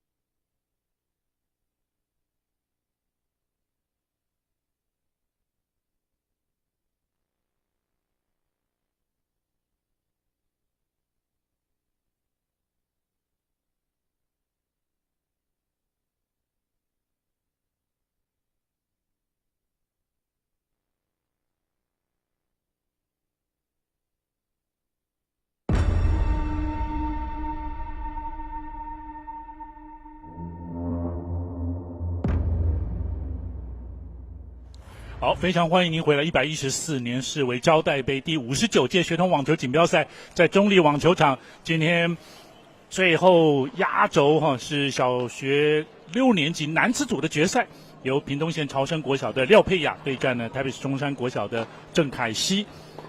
廖佩雅人高马大今天看他这个发挥。这个是松嘎的这种风格这样子的。那当然，郑凯希呢是这个中山国小嘛的底线的这个防御力呢，觉得是非常强悍，没错，所以有点像是这个矛与盾之间的竞争了对对对，那还是就是在这场的这个比赛当中呢，也可以看到这些男生组的这个竞争呢，恐怕是更加的激烈变成是如果真要跟国际选手来对抗的话呢，确实这个强度是有更高的。当然，男生一定比女生的强度还要高很多。是，而且男生4大满贯是5盘。对啊，对，是，所以体能还是技术，其实都会相对更难、更多、更累。对。那这样，当然要在男生的比赛当中呢，这个出头更是不容易了。没错。不过看到蛮多的小朋友们小男生们呢，仍然也喜欢这条路然后就是也喜欢这个运动，这样看呢，先一步一步来自己慢慢的成长，然后看能不能超越一点点前辈的这个脚步，这样对。那确实也有可能将来是。成为一个国际的一个选手。没错。像郑凯希，他就是第一次打到4强跟决赛。对啊，对，就是所以对，已经跨出了一步了。对，就是以往他的都8强可能就输掉，那这一次打到决赛，对他自己来说也是很大的一个进步。是，对，然后也有可能今天就扳倒就是有冠军过的廖佩雅。对啊，也不无可能，也不一定。对。另外，在这个左手选手这部分呢，并不是说那么多了那是那左手选手其实有一些优势，就是他的发球，因为左边在发右边的时候，他是发到对手的反拍，他用削的是对手的反拍。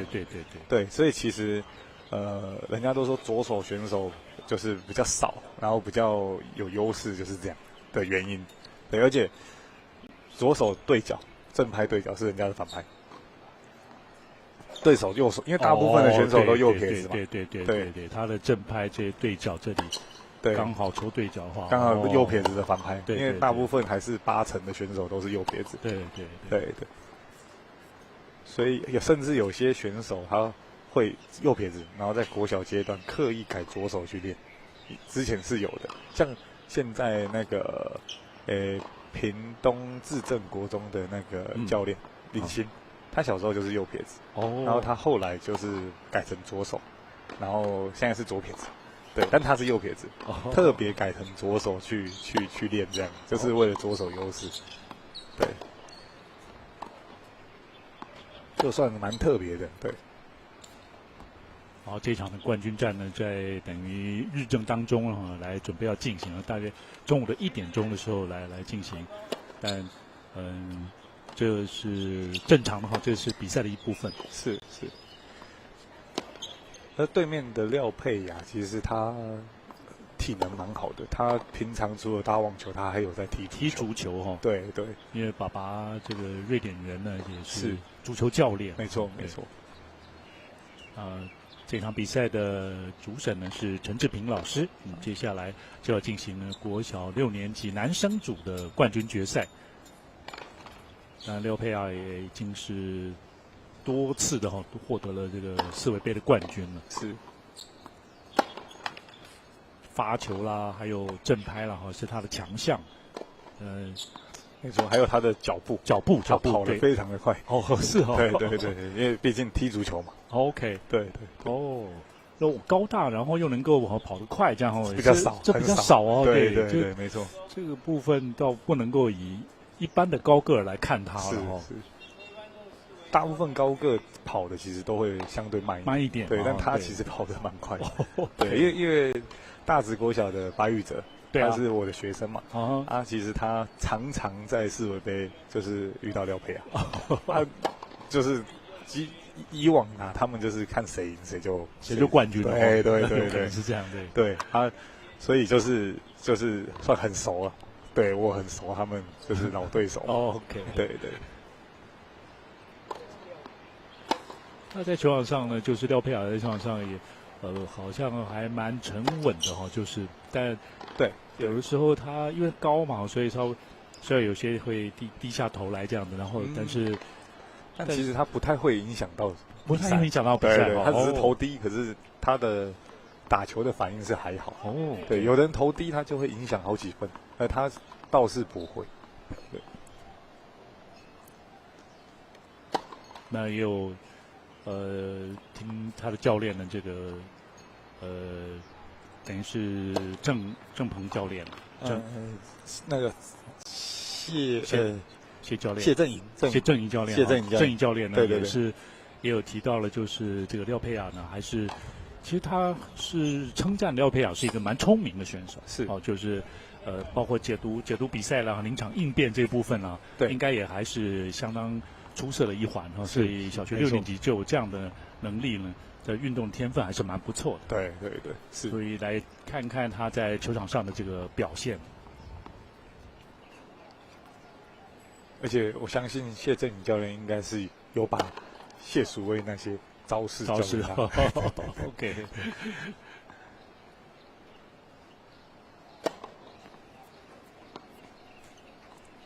至于对郑凯熙来说，也是很好的一个磨练至少这一次的比赛已经是达到他的目标，甚至超过目标。对，他首次能够在世卫杯打进到冠军赛了没错，是达标成功，而且甚至更进步了。是，然后来挑战这个强者，来看看，没错，会提升自己。对，说不定还有机会赢，对不对？世卫杯的那个名言嘛，对手再强，机会都有。对。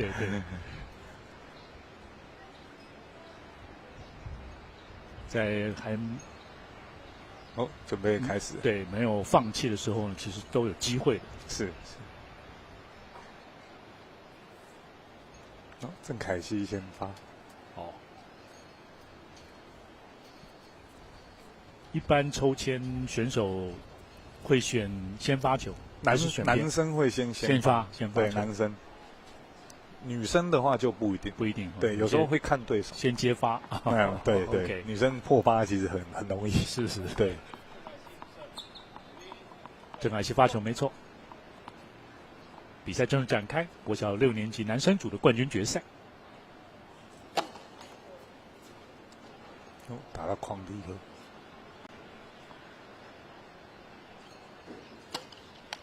哎呦，2球都有双方失误，对，感觉好像有一点没进入状况，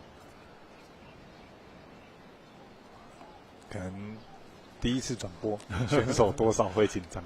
赛前的练习的话呢，会差不多要花1个小时左右嘛？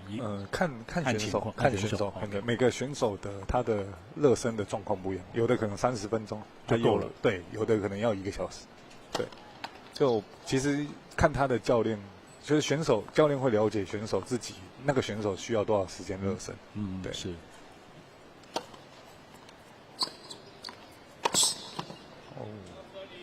这颗接发球接得很歪，就确实蛮偏的，对。也不是那么费力哈，不是那么强劲，但是落点相当好。是。一开始的0比30，比赛刚刚开始。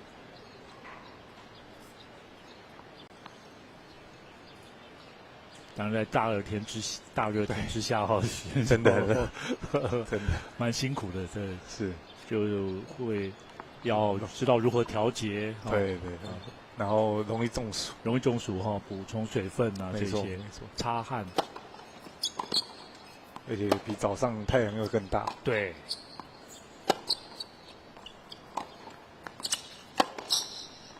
哎呀，可惜！像这一颗球，其实我会觉得，因为他一样，他站得很后面。对啊，他不应该选择直线。你看他的位置，后面2步了，至少。对啊，选择直线其实是有一点风险。对，应该好好的，而且他对角是对手的反拍，他不需要去冒风险去打人家的正拍。有道理哦，对。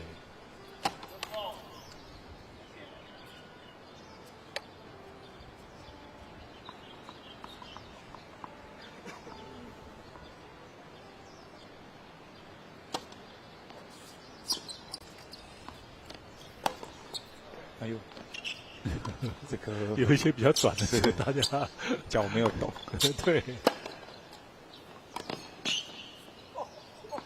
抽得蛮够深的在反拍的角落，廖佩雅不好处理。是，这一局感觉郑凯熙的发球还没有进入状况，就左手正常，左手的优势就是要削到人家的反拍啊，对，然后这一局还没有发到，对，15-40。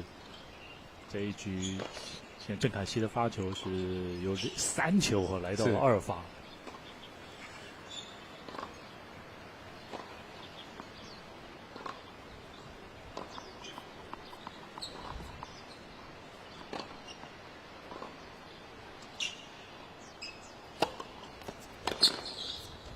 好球，这一颗就有削到反拍。OK。因为2分。因为他左手削下去，他其实会往就是左边跑，对，会往反拍边跑，对。那其实你近身发下去的时候会不好抓，因为大部分的选手都是往右边跑，对啊，突然来一个左撇子往左边跑的时候，其实选手在一开始打比赛的时候是需要适应。有没有就是右手的选手呢，在找陪练或者是陪练选手这个找一个左手的选手来陪练，是有会有这样，就是他假设他知道，因为比赛会提早知道你第一轮遇到谁，对手是谁，对，他就会这阵子就特别针对左撇子去做训练，是会的，对。不过国小比较少了，通常是打到职业，对才会，对，才会有所谓陪练员这些，对。一开始是廖佩雅呢破了发球局，现在是1比0，廖佩雅领先。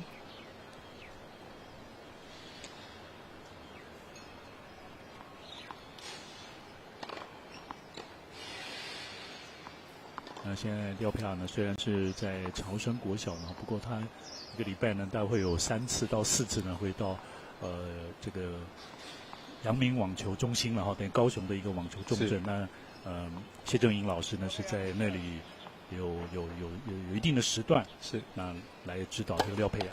对。好球！哎呀，可惜啊，出界哦，对，出界，这个有点可惜。出界，对。其实对手已经被拉开。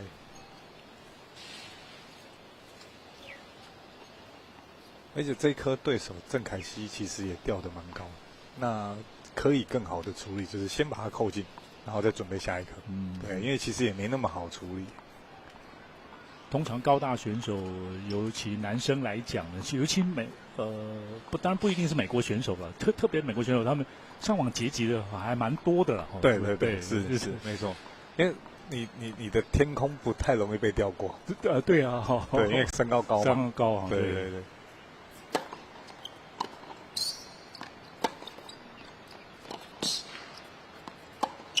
好球！底线压制。廖佩雅的球好像看起来还是比较重一点哦，对，比较重一点。他的脚步看起来也是很相当协调哈，对。甚至以他这样的身材的条件呢，或许真的可以考虑挑战 U14这样的一个阶段是可以的，对。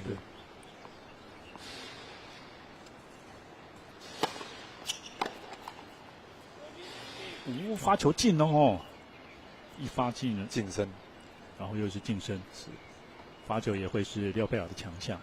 在昨天的准决赛呢，他是可能也有一定的实力了，发了12个 double， 他自己算是12个了，就是 double four 有12个，但是仍然获胜。对，那发球 double four 多，可是相对的他的一发的或者是对得分或者是球质一定会比较高。对。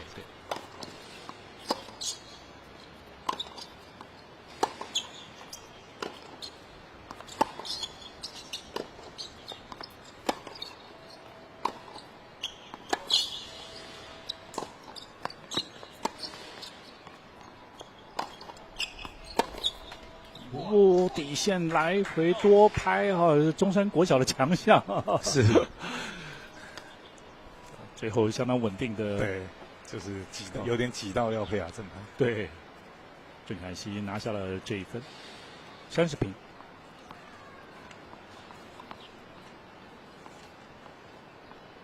刚刚这一分也是这个郑凯西感觉他在主导了。对。多拍来回的话，中山都还是有优势。有优势哦，对。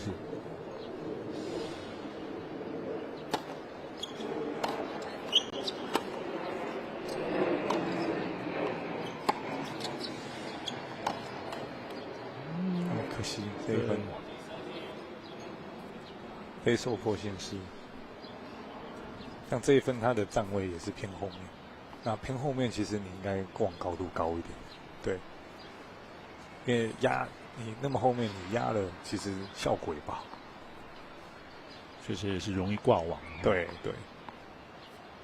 就算被你压进了，其实也不太会得分，也不太容易得分。对。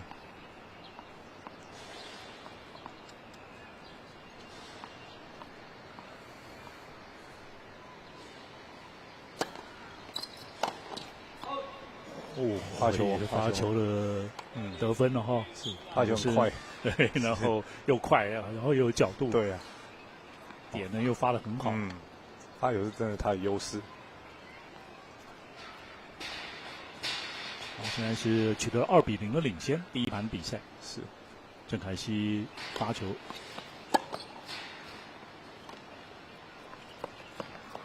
没有声音吗？还是裁判没有喊？没有喊，其实就是要继续打了哈。对。那应该是廖佩雅得分吧？廖佩雅得分，两个人都有点愣了一下哦，就对，突然停了下来。对，但看起来好像是偏奥赛一点，奥赛哈。对，但还是要以裁判为主啦。是，对。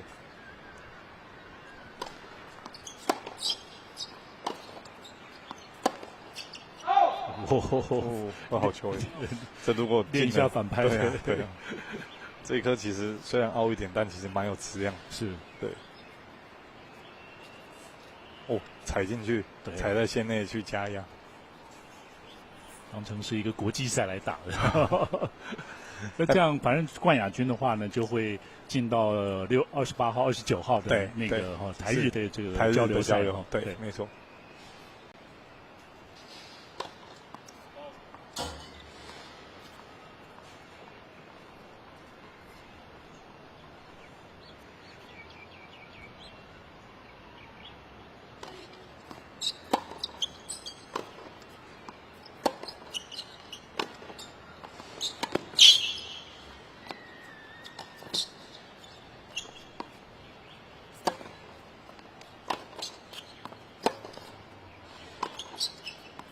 这是多拍哦，好球啊！现在对抽呢，郑凯熙相当稳定。是，对啊，其实就好好的抽好往高度送回去。对，往高度有时候高一点也还好。对，还好。30-15。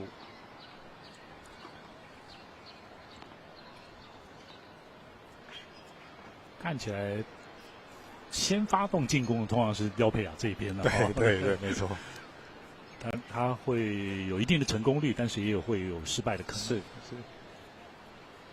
但中山打法他也比较不适合那么快进攻。对。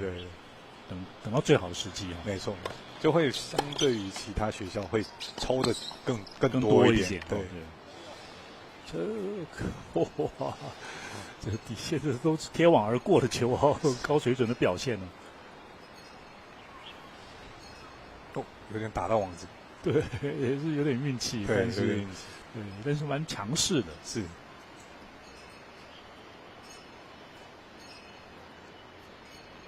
那种反拍直线的话，是不是还是手背要有力量啊？还是才能够控的？其实是有点用身体。对，因为手的力量其实一定不够。对，身体要压住那一颗球。然后通常打直线会把击球点稍微放进来身体一点。然后对，会稍微进来一点，然后对角会稍微放前面一点。OK。对，不太会用手啦，就是手打球，如果球速快，容易会被击到。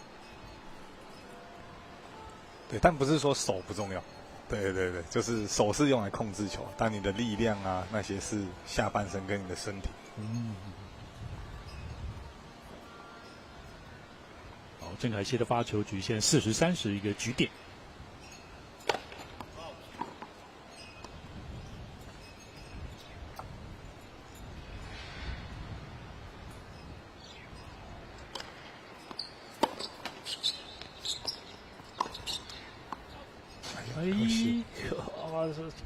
擦网球好像廖佩雅运气都还不错。对。其实这一颗出手的时候，应该他看一下，因为其实廖佩雅没有跑，他站在对角的等他的。那其实你放慢一点看一下，然后你变直线，其实对手就跑不到，来不及了。对，因为对手看起来就是没有跑。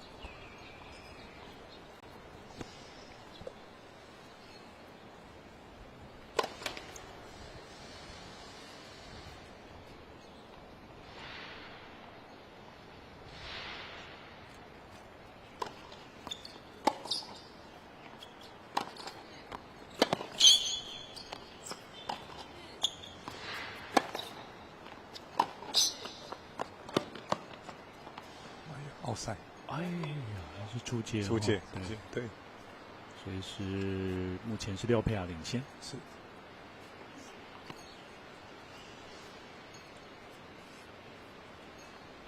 是出界了，出界很多。在6年级男生组的话，那真的要进攻了哈。对，纯防守绝对是不够。没错，就是跟攻守都有，攻守都有，对，攻守都有。男生就要比女生更全面，对。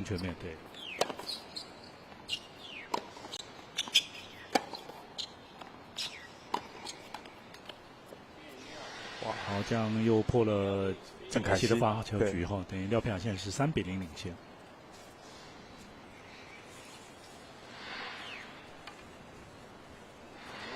廖佩雅的球质还是整体比郑凯熙还要重一点哦。是 OK。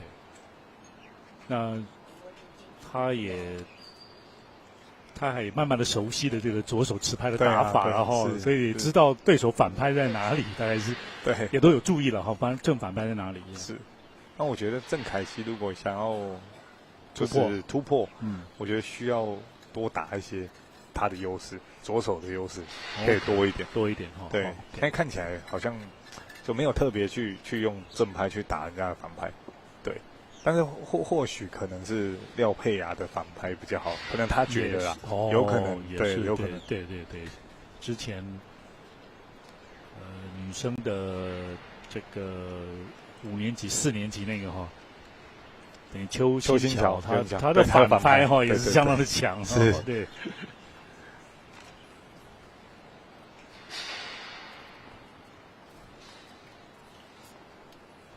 今天到目前为止呢，目前当然这是廖佩雅第2个发球局而已，目前是还没有出现这个 double four。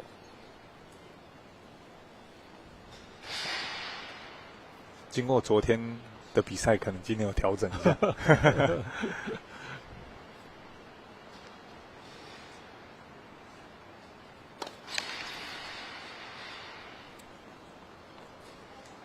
通常这样的选手是他的 winner 制胜球也会多，对。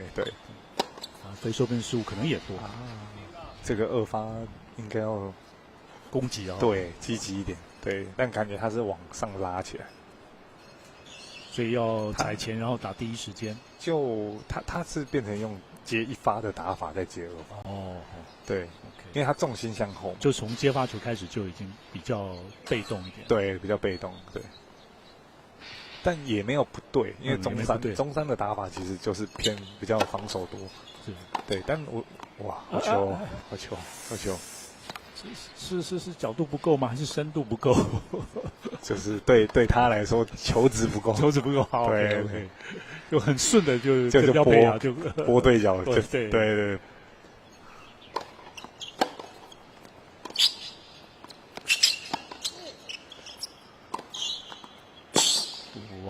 好球啊！廖佩雅要让他失误，打他的时候要有一点速度啊。目前他就是在算下来，就是说他有一共是有6球的1发进，是得到了5分。哇，那1发的得分率还是像超过80%。是，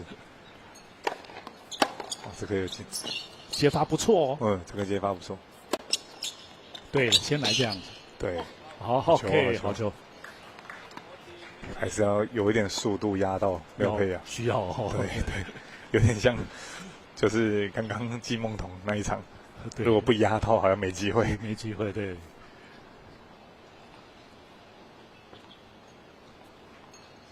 确实也不一定要所谓多拍了哈，就是你看当下的这个时机是要把握，因为前面多拍并没有讨到便宜，对。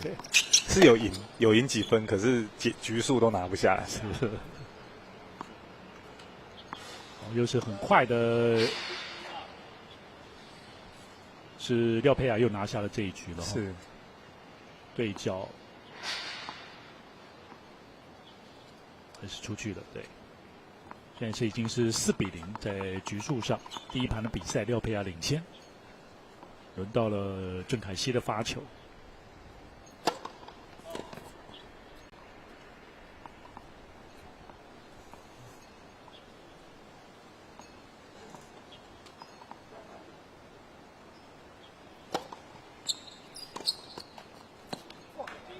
左手切他反拍，哈，对。那廖佩雅想闪一下，是。这一颗其实就是左手的一个优势的优势，对。那其实应该多用。对，我们来看一下。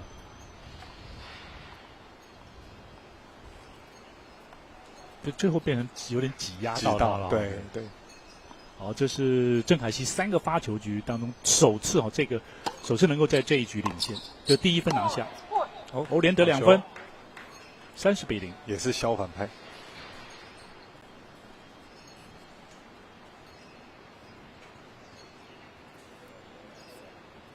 慢慢的看郑凯熙也看有没有体会到了找到一些就是他的算是优势，对，得分的一些模式出现。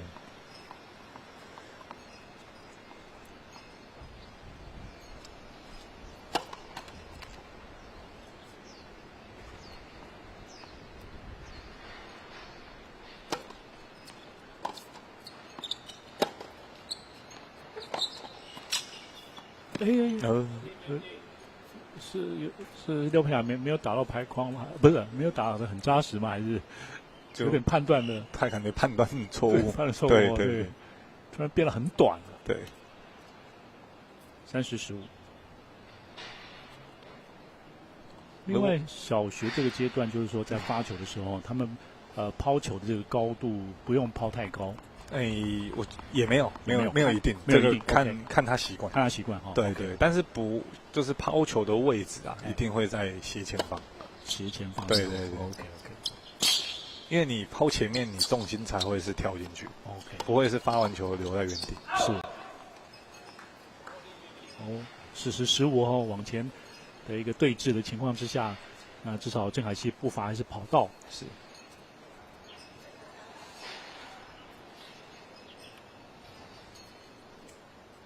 以廖佩雅这样的打法，还有他的身材呢，是上网也是有利的，对，有优势，有优势的。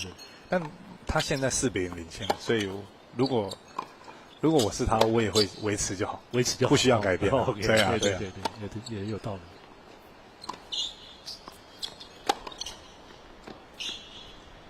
理。裁判有喊吗？是出界郑凯希出界。对，太长，不然是郑凯希一个蛮强势进攻的机会。这一颗其实还不错。太长。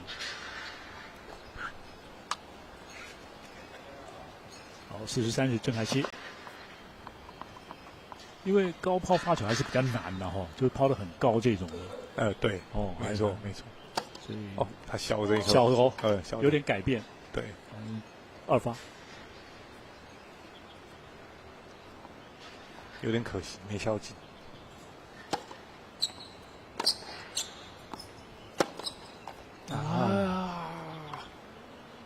被追到60，这一颗也是有一点不太应该，因为没有很快。会不会是底线抽球呢？都想说抽的比较平一点，然后刚好贴网过了，这样结果有时候会挂网。对，看起来是我有点随性，这一颗太随性。对。还是说刚刚那个进攻反拍的这个直线进攻没有得分，他还在想那一球。对，有他，但他也不错。现在你看，他这一分放慢了，放慢。对。被人家追上，然后自己就把节奏放慢，擦个汗。对。哇，好球擦汗有效，发球直接得分。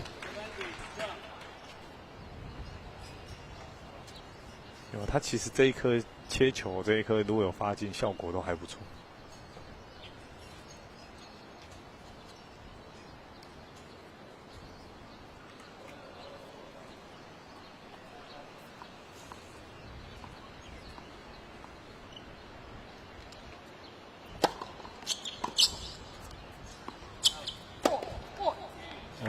发球再次的得分接发球出界，守住了发球局。郑凯希持续努力，分数也挂了上去了，现在追成1-4。就是他这种发球，郑凯希发球稍有点侧切削球，或者是高压平击，他的这动作差异并不大，并不大。对。其实左手有时候他现在都还是有拿到一些分嘛，切的，其实也不太需要改变，因为你现在领先，你现在好不容易这样子，然后你拿了这一局，那你的发球局其实就应该继续，除非你这样发完之后，对手也开始改变，你再去做改变就好。是。那其实廖佩雅他就4-1领先嘛，那领先其实就继续这样就好，继续维持他一定固有的节奏。是没错。但如果这一局如果被破，这一局如果输掉被破，就要做一点改变，要调整。对。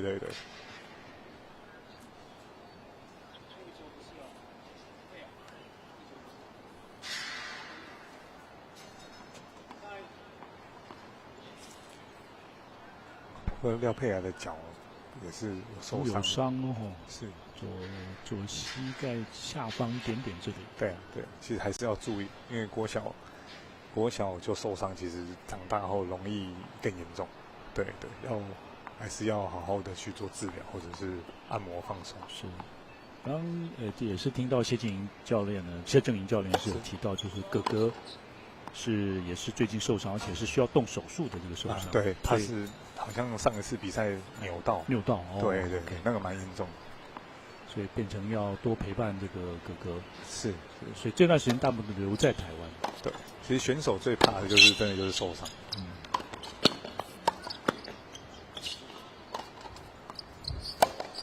嘿。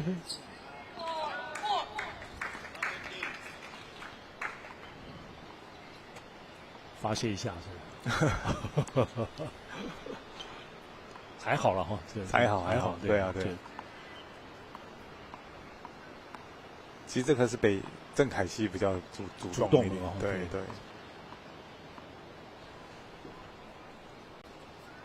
这样的话，阳明是也有红土，也有硬地吗？没有，都是硬地。哦，都是硬地，都是硬地。阳明都是硬地。阳明是硬地。对。是凤山那边是红土。哦，对。凤山是在他那个运动园区那里。对，没错。有一个垒球场啊，旁边。对，旁边4块红土。卫武营。对。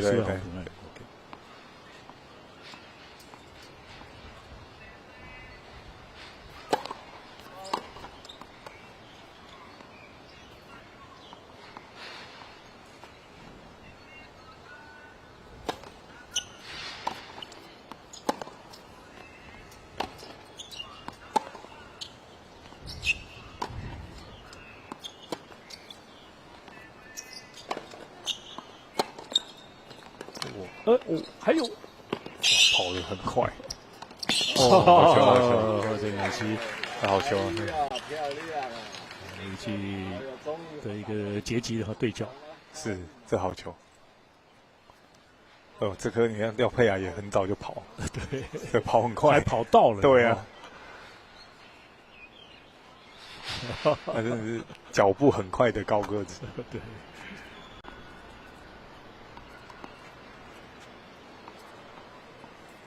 因为他那时候几乎是在底线，甚至后面一点点，对，所以对手一定会放短。是。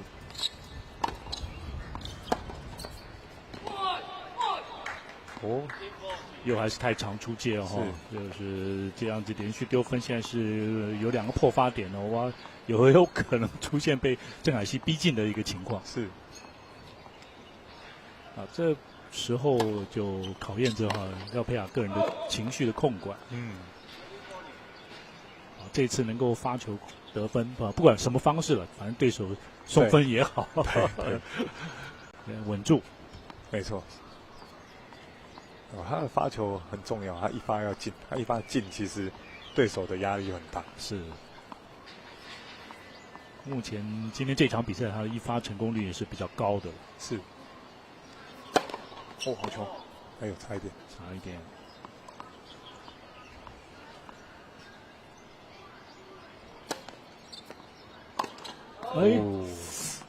我觉得郑凯西是对的啦，因为2发，然后他领先嘛，他去拼直线，其实是 OK 的。对，反而是廖佩雅这一球小危险，因为罚到人家正拍。对，也是。真的是所谓的这个上旋球弹跳还真的还蛮高的。对，没错。对，但是为什么我会说危险？因为今天如果是右撇子，他是罚到反拍，那 OK 没有问题。可是郑凯西是左手，合理的话应该要发到对手的反拍。对，毕竟较合理。对，正拍比较强啊，大家都是一般是这样子。对。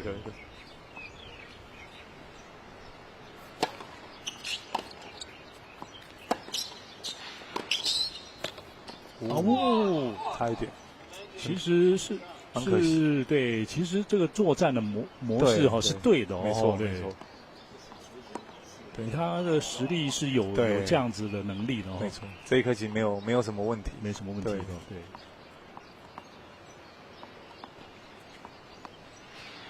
现在小朋友阶段呢，如果说选手发泄的方式太激动的话，裁判会不会制止？会，摔球拍或者是讲脏话这种都不行，都不行。对。救回了这一分呢，形成第2次的丢失。而且应该说，教练也不会接受小朋友做这些行为。对。即使赢球，可能回来还要加练。是的啊，没错，对。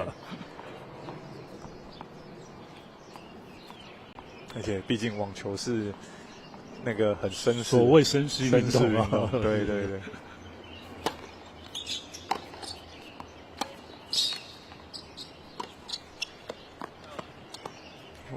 出界是廖佩亚得分哦，对，得分。OK。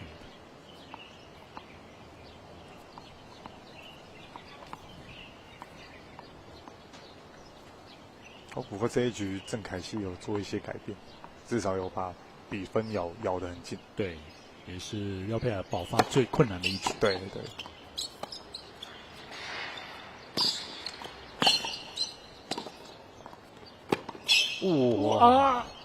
哇！界内好球啊！真的跑很快，对，而且都已经被拉出去，拍面角度刚刚好哦。对啊。哇，好漂亮，穿越得分呢。对。廖佩亚守住了发球局，目前取得5比1领先。从以前白宇哲在打他的时候，就是很辛苦，就是会常常出现这一种球。对，其他人打他也是一样。真的就觉得要得分了，就最后就被他救到，还能够救到对，而且还救得蛮漂亮。OK。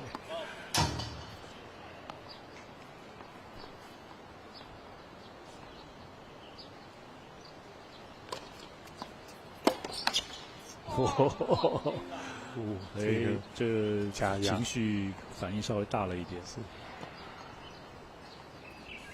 当然，面对2发，绝对是要进攻了。对啊，没错。但另外就是郑凯希做的确实也够好哦，就是左手的发到他的反拍，对，然后有切。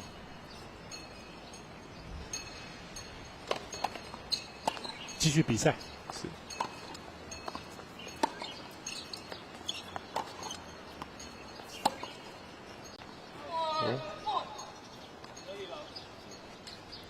这个球我会觉得，因为它在中间的位置，所以其实你去开角度，第一个角度不大，然后第二个是你又容易出界，对，其实就往中间或者是一点点的角度就好了，对。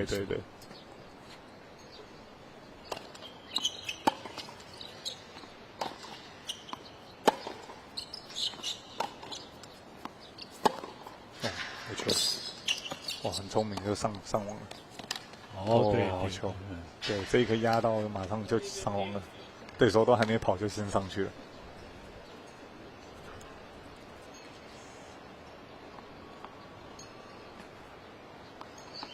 其实这种就是比赛的那个空间感，等于说他知道说他打那边，他下一颗要跟到哪里去，他就很清楚，所以再加上他脚步又快，那就会觉得说他好像所有球都跑得到的感觉。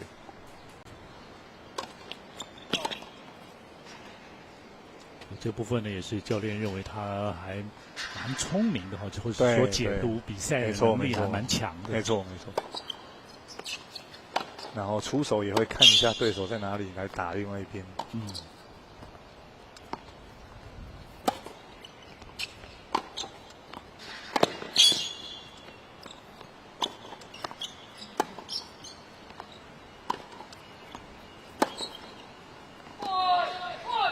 整拍还是出界，郑凯希这个发球局40-15。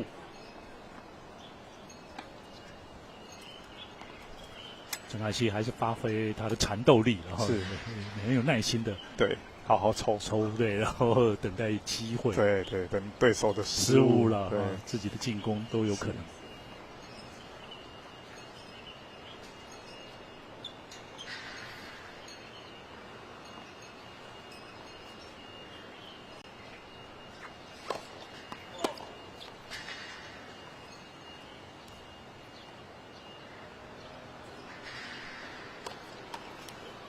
哇，可惜，对，有点在生气啊。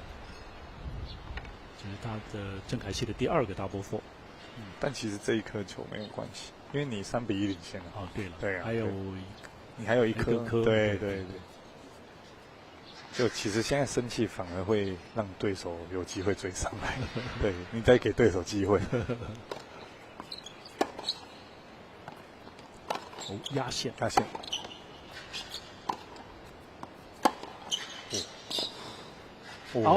呦，这个反拍对角哦，哇，这个反拍够水准哦，对，蛮有威力的。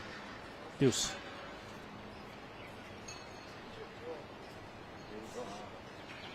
所以有的时候，当然我们是所谓事后诸葛啊，就是说这个发脾气的一方呢，往往就会失分的一方，也不一定，也不一定啦。对，你看像那个 Nick Kyrgios， 他生气的时候打反而打更好。对。但他真的是另类，对，另类特别。还有以前那个萨宾，摔断好几只球拍，照样是火爆浪子，大满贯的冠军。对，都是越摔越厉害。好，但前提你要先打到大满贯。对。防费德尔年轻的时候也有脾气的时候哈，对，摔拍也有，对，其实选手多少都会啦。我以前年轻也有啊，是吗？其实很多都会啊，都会。OK，对，只是说就是多少你是比较多还是比较少？对，当然你如果摔了会打更好，那我觉得或许有些教练可能就比较不会去说什么。OK， 对。拿下。好，这样就是由郑凯希拿下了这一局哈，保住了发球局，现在追成了2-5。这一颗也是削他反拍，对，这个也是蛮有用的。因为削球看起来好像速度会慢一点哦，对手就感觉要进攻了这样子。对，但其实他是会往下掉了哦。对，你击球之后他的容易挂网，容易挂网，没错。当然，对廖佩尔来讲呢，还有靠自己的发球局哈，再拿下这一盘的机会。是，至少他今天是都能够保住发球局。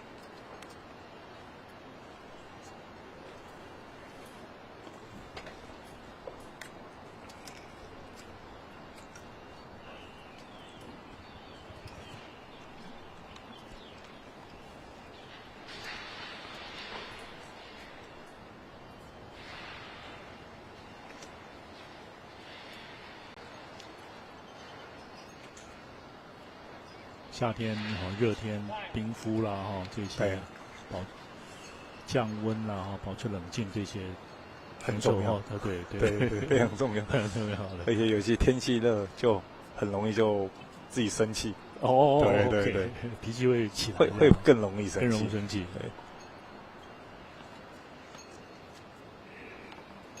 现在这个年纪生气，大部分都还是打不好球啦。对，真的是。大满贯那种才有可能，对，才有可能发生就是不太一样的事情。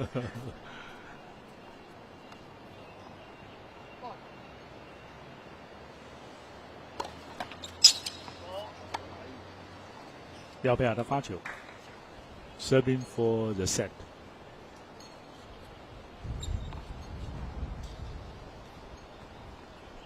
场外可能也有点风，对。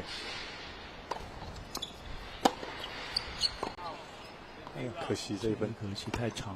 是。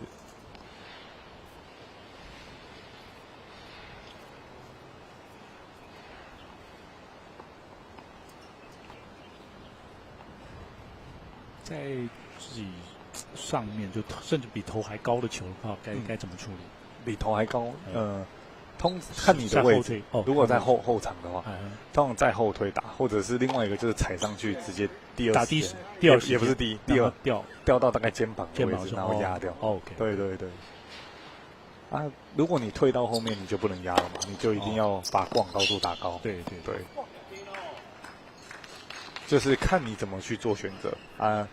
有信心的选手他会上去打掉，对比较没信心的选手他就会退到后面。可是你看电视上大满贯那一些都没有在退，真的对都没有。而男生尤其是我看之后，甚至已经快要到底线还没落地的球，他踩上去就直接打掉了。对。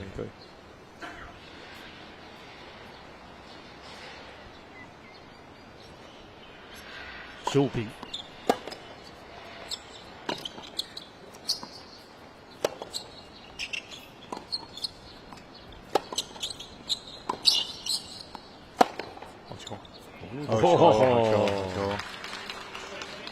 15-30，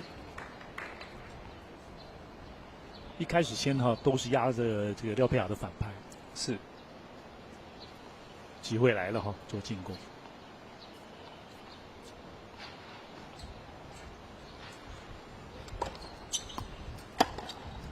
廖佩雅突然把他的一发放慢了，对，放慢了，其实不太需要。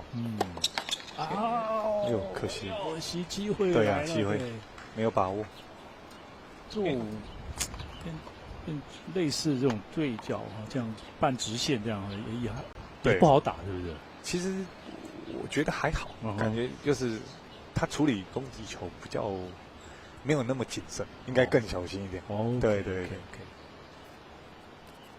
比如说要做完整体的动作，对，整个动作往前跟完，因为这一颗球其实打完就是接上网了嘛。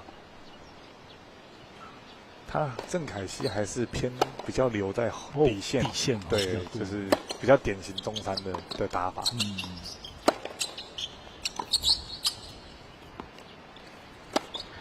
对，你看都站比较后面。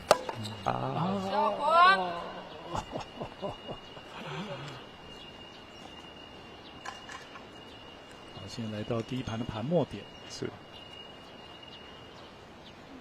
有时候是有些选手呢，他们发泄的方式其实是喊自己名字对，有一些喊自己名字，那最好都没事。对，裁判也是绝对允许的，对。没错。其实你在国外，你讲中文有时候也是会被警告。这样啊。对，他们是有些国外裁判还是听得懂一些中文的，对。哎呀，这是截击，这是真的漂亮。同时是拿下了这局的盘末点，这盘盘末点目前在第一盘比赛呢是以6-2拿下，廖佩雅领先。是。哇，他一瞬间突然就已经来到了网前，然后做好了准备了。对，打完就已经在那边等，在那边等了。对，解读预判，我们来看一下他怎么上来的。没有，这是另外的这是精华在第一盘的这个比赛。无论如何呢，廖佩雅呢是从这个浅蓝色的上衣和镜头上方取得6-2的领先。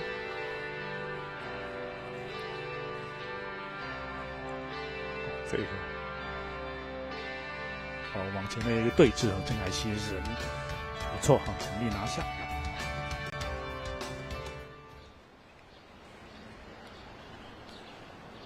而且廖佩雅的步伐呢是也不是说是很快的或者很用力的去冲这样对，但他就看起来很轻松，看起来很轻松，对，又人高马大，所以就3步并2步就到了这样，对，打起来是算轻松，算轻松，对，平常有在踢足球还是有差，对脚步的移位灵活度这一些，换脚呢也不会。也不会脚碰脚这样，不会就是不协调，对。其实打网球去踢足球是蛮好的，几乎国外的选手、运动员，网球的他们全部都会踢足球。不是吧？那是欧洲选手。对，欧洲，国外跟欧洲，对，欧洲。开玩笑讲的。对，几乎都会。有啊，就常听他们我就是没有打的是练习日，我去海滩。对，海滩踢海滩足球这样子，对，蛮多的都会，对，就是对脚步其实是好的，对，甚至做一些可能瑜伽就是其他运动，我觉得在小时候国小的阶段，就是不要只有打网球，可能你可以接触其他的运动，对，但只是说你的比例要分清楚，就是可能网球还是多一点，当然，对，但是可能你有3成可能是做瑜伽、跑步，不一定跑步啦，就是瑜伽、足球，或者是羽球，其他都可以，对。也许是一种舒压对对，或调剂。对对，你看季梦彤他就喜欢打篮球，打篮球，对，这也是一件很好的事情。打篮球。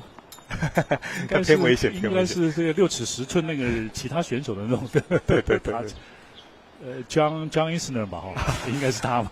对，还有滑雪，对，是新的滑雪，新的是滑雪是。对，OK 他不要摔断了。是。好，第2盘比赛开始，郑凯希的发球。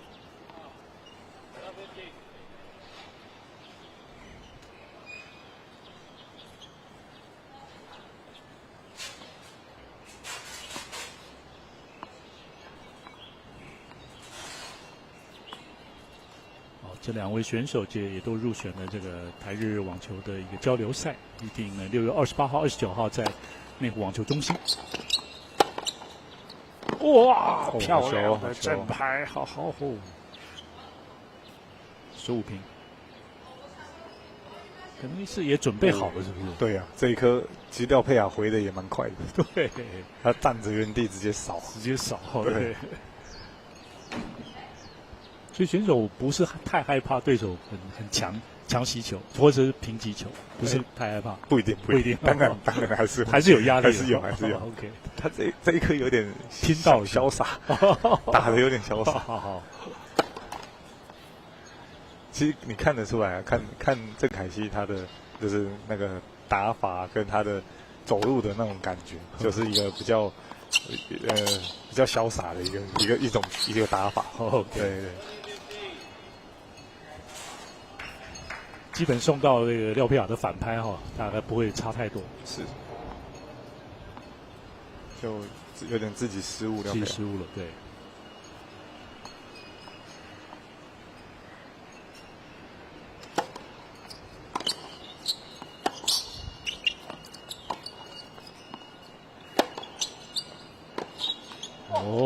好球！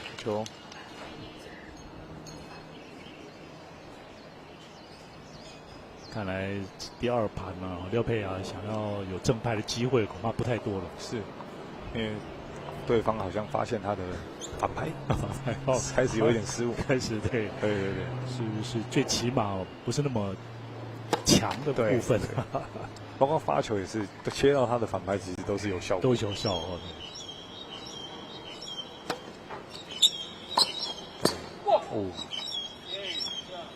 攻击失误2发，攻击失误OK， 那就拿下了第1个发球局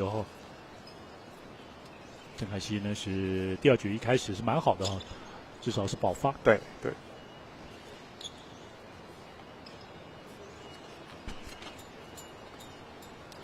世卫招待杯第59届的学童网球锦标赛，今年520在中立网球场的最后小6男单的冠军决赛，是由屏东朝圣国小的廖佩雅对战台北中山国小的郑凯希。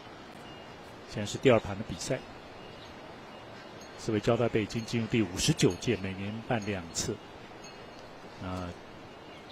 看到了小选手们这一个起步阶段都跟世卫杯呢是结缘的是几乎所有的选手现在的职业选手应该都有打过，对，还在现役的目前现役的对。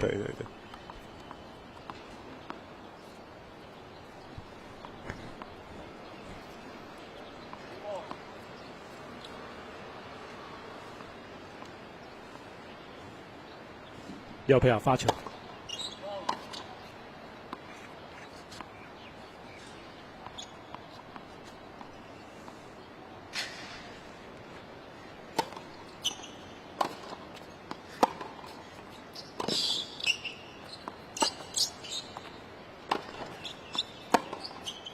这个反拍好球。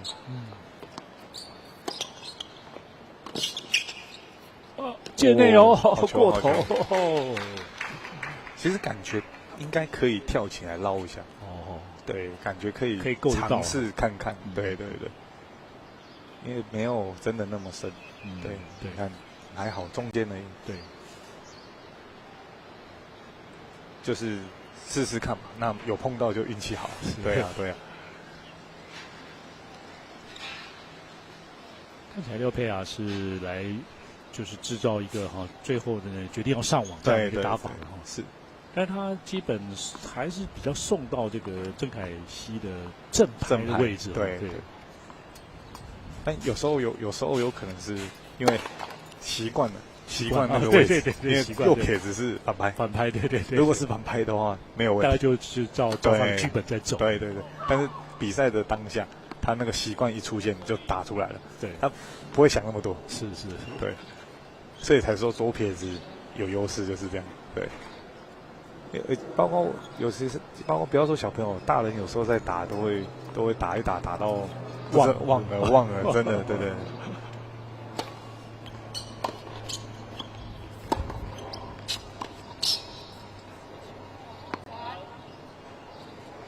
好，守住，现在是15-30，刚刚只是出现了廖佩雅今天第一个 double four， 到第二盘才出现，还以他标准还可以接受，是，对，进步，没错，进步很多，进步很多的。我这个发球局一发进球率比较低，对，而且他开始就是有点一发用炫的。哦，这个有炫到，还是有效果，对，这个有效果。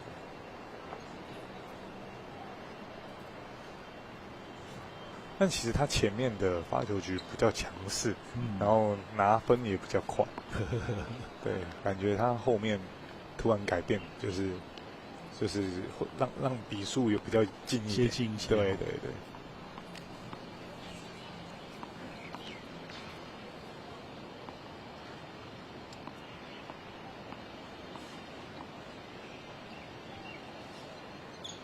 30平，一发。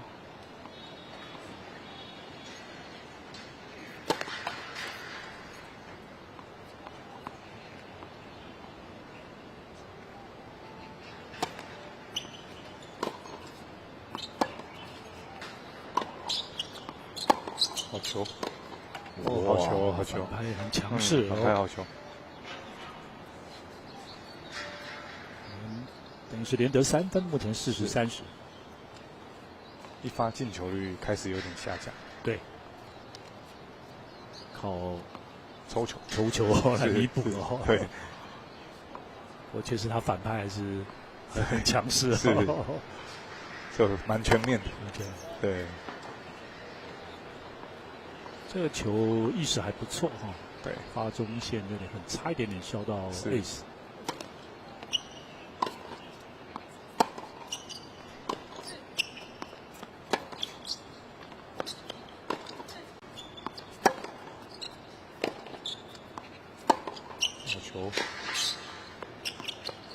还有有点随性，对，60。原本看起来好像是他的机会，对，是有点随性，应该好好抽一下，抽回去就好了，对。就是如果是50-50那种边线球的话，还是先打了，对，先把它当进的，就是再打。当进的，对。啊，打完裁判喊的那就没关系，那没关系，对。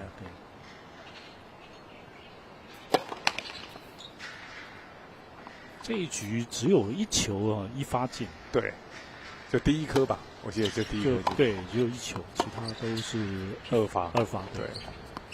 所以这局就比较辛苦，太长。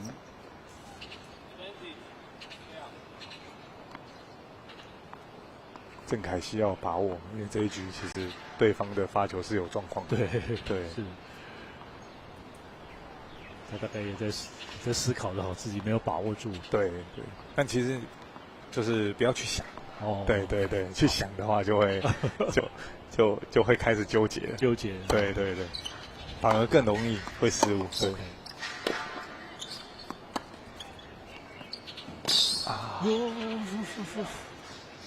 可惜跑到了，但没有处理好。是想要放短，或者是挑长，有点犹豫吗？他想要放短，对。但其实这一颗球其实不好处理，放短不好处理。对，其实应该就先往中间切过去，然后上网准备下一颗。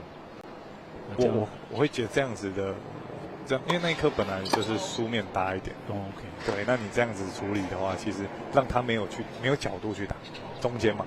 对啊，如果他打角度容易失误，对，那你再去上网去扑下一颗球。哇，好球！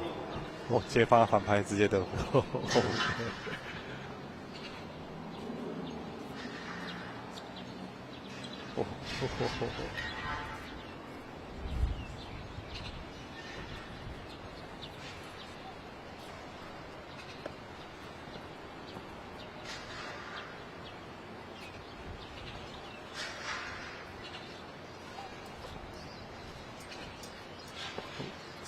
15-0，对，现在是0比15，廖佩昂，对，廖佩昂领先。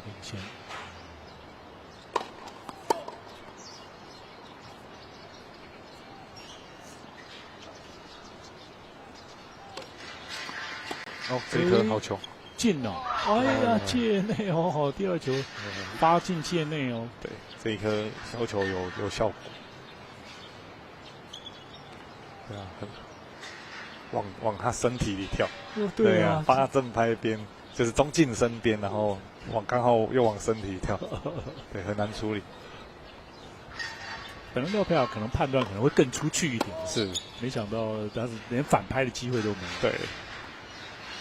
现在是2发，不过至少现在廖佩尔还是稳住了。是。界内先打，界内。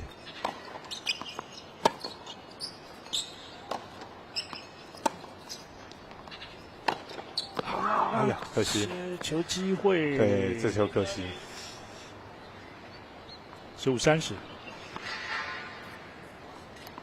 这球其实还不错，就是意识到，就是差一点而已。对，当然球是在中线哦，对，角度不大。对，没错，就是你中间你要开角度，当然就伴随着风险比较高。对，30平，其实又是削他近身，这一颗，对，这一颗其实左半边其实左撇子如果削得很好的话，他其实非常难接。就算你知道，你也接不到，你也接不好。哦，是哦，对。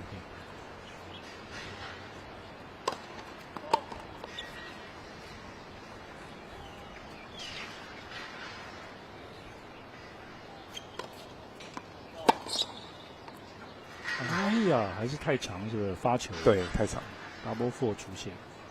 哇，这颗很关键。对，又变成来到破发点。对。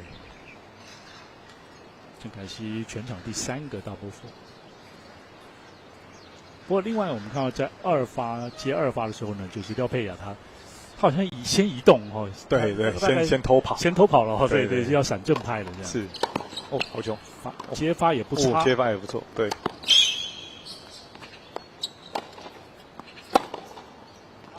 好，太长。对，廖佩雅想要攻击接发力是60。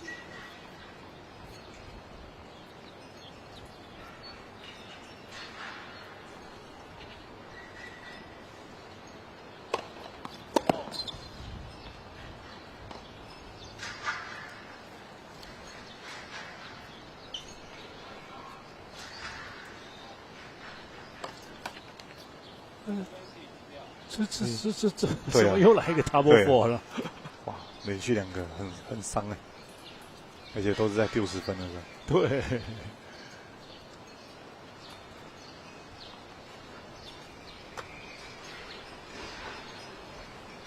要赶快调整。对。青少年阶段大部分是自己捡球。对，都是，几乎都是。但不要把捡球当成是一件烦恼的事情，就是，对，也可以，他可以调整，哎，对，就是没错，刚好让自己平稳下来的时间是。呀，这样子遭到了破发了哦，廖佩雅现在2比1领先。是，看起来郑凯熙情绪有点受影响，他大概被影响到，大概会延续个2分左右这样子。对。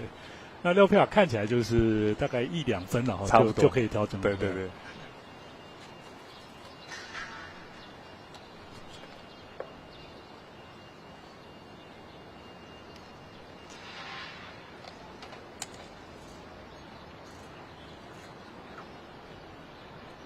天气太阳是真的非常热，非常热哦，对。所以接下来的这个6月28、29的四海封神，四维风行的这个台日的邀请赛呢，一个交流赛会在室内球场来举行。是，有卖门票吗？还是欢迎大家免费进场？对。同时间外面好像是在打那个女子的台塑杯。哦，对，所以去一趟可以看两个比赛。对，是。那台塑杯有到有积分吗？有，它是 ITF 职业赛，对。我也不知道是国际青少年的还是职业赛。哦，对，有点台塑杯，对。然后28、29好像是决赛，对。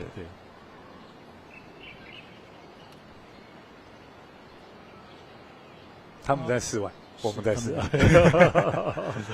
当然你们比较花钱。对，是。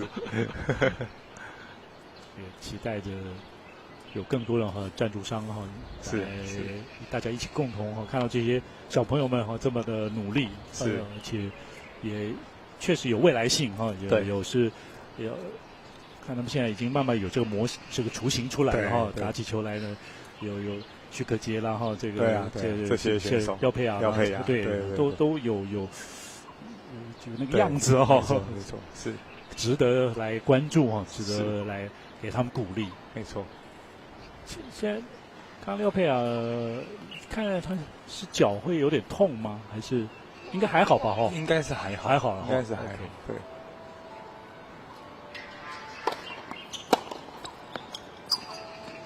所以好球。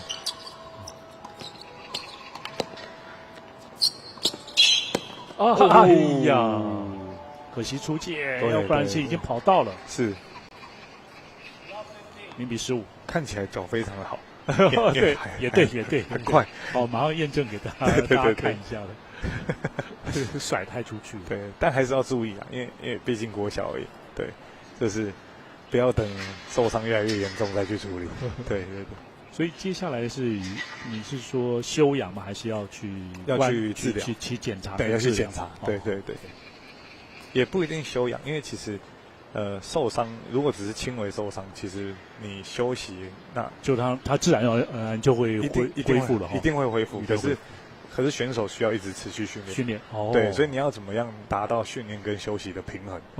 对，因为你不训练，人家就是进步你就是在退步。对。而且现在都提倡，其实现在都提倡说，就是受伤反而更要做一些恢复训练。恢复训练。对，那恢复训练反而是可以让受伤的地方长得更好。对，反而不是说要完全休息。对，当然你刚受伤要完全休息，可是你休息完之后，这治疗差不多会有一段时间，它是要复健或者是做运动。对。哎呀。现在是廖佩雅的发球，现在是0比40的落后对郑凯熙来讲是一个机会。对，有的时候看到有的选手如果是受伤之后呢，他反而某一个部分好像又变得更强也是有可能。对，没错，是。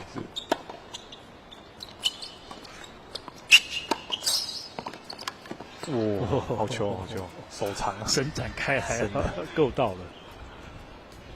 像很多的治疗的方式，增生疗法，就是打葡萄糖或者 PRP 这种方式，其实它都是属于就是在破坏的地方，就是你受伤的地方，它打针进去破坏组织，让它重新长得更好。对，它的原理是这样。对。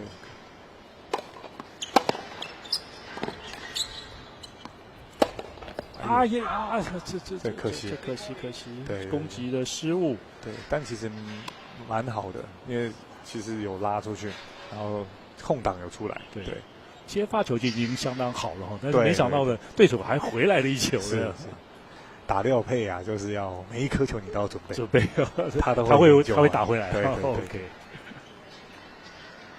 这跟这个刚刚许可杰有点像，就是先落后一下，然后再对小剧场再出现啊，这次有了接发球直接的 return ace， 振奋一下郑凯西破发成功哦，双方2-2。这一颗好球，哇，很漂亮，刚好也是在他正拍位置哦，对，高度啊也是刚刚好，但还是有难度的一球，对，没错，攻得很漂亮，对，发进哦，好球，哎呀，可惜。太急，反拍高的更难打了，对，太急了，想要压了，对。前面这颗打得很好啊，可是这一颗应该再做一颗球，对，而且站在线后2步，对啊，就有时候选手常常会认为前一颗打得很好，然后下一颗就想要连续进攻，对，可是那是对手回短的前提，对，那可是有时候对手其实守得很好了。那守得很好，其实你应该要重新做球，对啊，他们会想说，我要把握住，对，我继续进攻。当然，你如果是正拍，你可以攻击一点，但可是刚好又到你的反拍的时候，你可能就要再做一颗球，然后或者是再重新找机会，再选择重新攻击。是。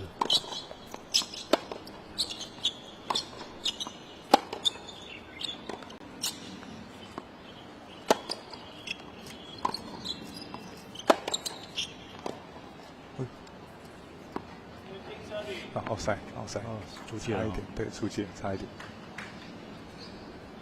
是前面那个球就已经出界了，前面那个这个球就已经出界了，对，郑凯西的这个球，对，郑凯西出界了啊，现在15-30。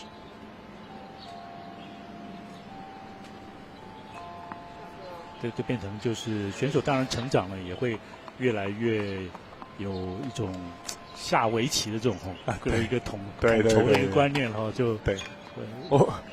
幸运的 ace， 对，30平。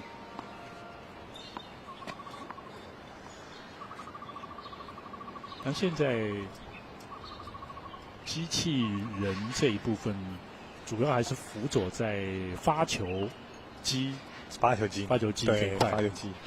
然后好像国外好像捡球机吧，捡球机哦，对，好像有。对，真正对练还不太容易，不太容易，对。哎呦，好球！接发角落，接发角落。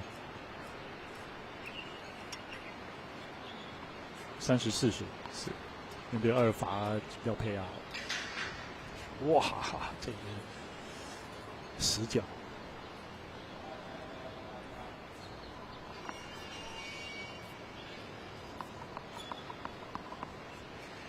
破发点，你继续打，这颗发的不错，对，好球，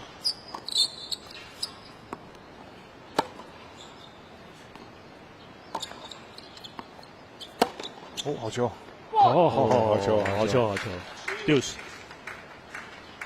有是他发球这一颗有发好的话，其实就是优势就会一直存在，对。会好打很多，是。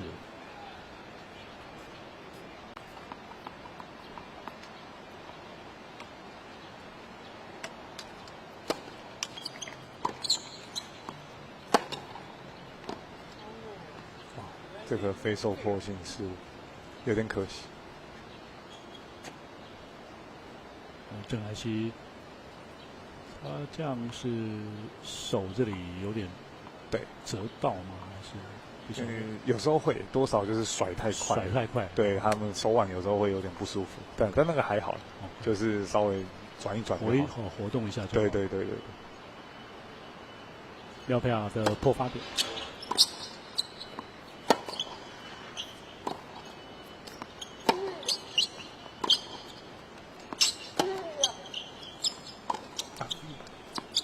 这个有点太长，对，好深。哎呀，差一点点，对，有点太急。是，廖佩亚又破发成功，以前是廖佩亚3-2。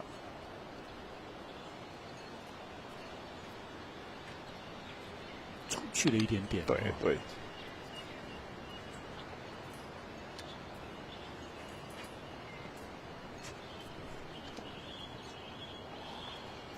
一换边马上就冰袋冰着，对，太热了，太热了。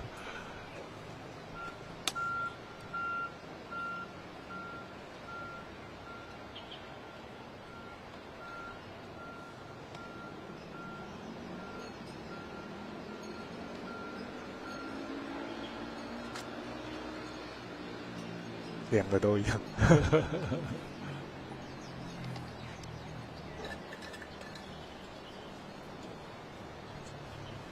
应该是没有人学那个纳达尔这样子，喝完了以后还整整齐齐的摆在前面，应该是没有，应该没有。但也是因为他这样，所以他世界第一，就是总是会有一些地方跟一般人不一样。对，类似这种自我要求，对，然后都很严谨啊。没错，没错。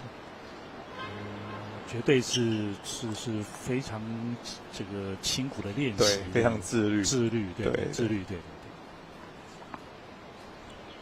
应该说，认真是基本的，基本，对，只是基本而已，没错。其他的就是自律，然后自律，对，然后自我要求这一些，对，然后跟你比赛的时候或者打球有没有用心，去想，对。甚至去分析你的对手这些。Double 4开始，廖佩雅的发球局。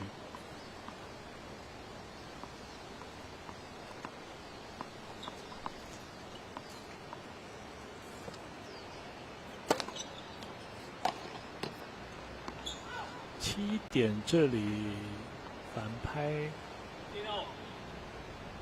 哦，对，有进，这也是有进的哈，对，15平嘛。廖佩雅看起来可能应该还是记得这个郑凯熙呢是左手的，对，有，还有发反拍，对。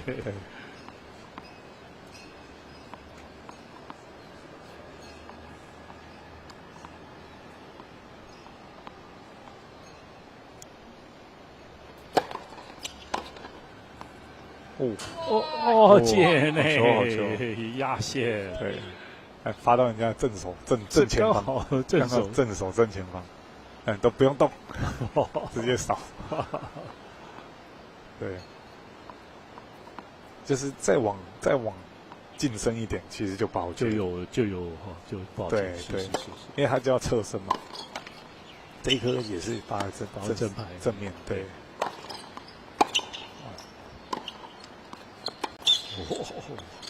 郑凯熙好球啊！好球！这两颗一发看起来好像不错，可是其实上都发到人家正前方。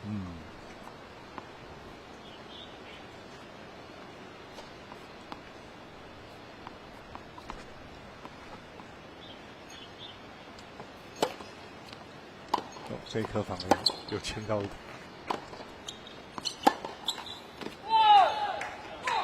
这样也双方形成了互破的局面啊！对，现在都是在破对手的发球局。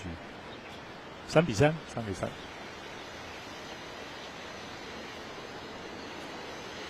一盘比赛里边的第7局蛮关键的啊，或者是说谁能够先拿到第4局，赢自己的第4局。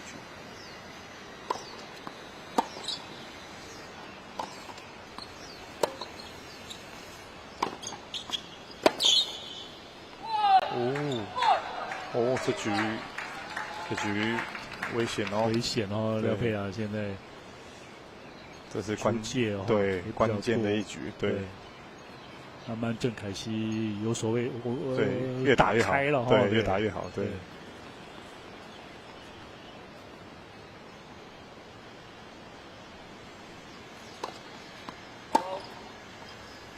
2发。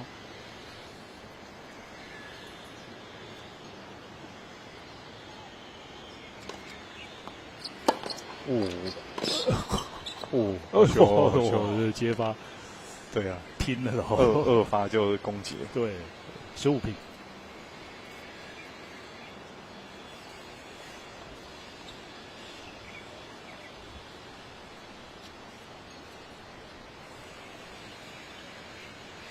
确实高大的身材还是有一定的优势在。对啊。他这种打接近这个 inside out 呢，好像还蛮轻松的。对。哦，好球，发球有效果，发到了对手反拍。对，30-15。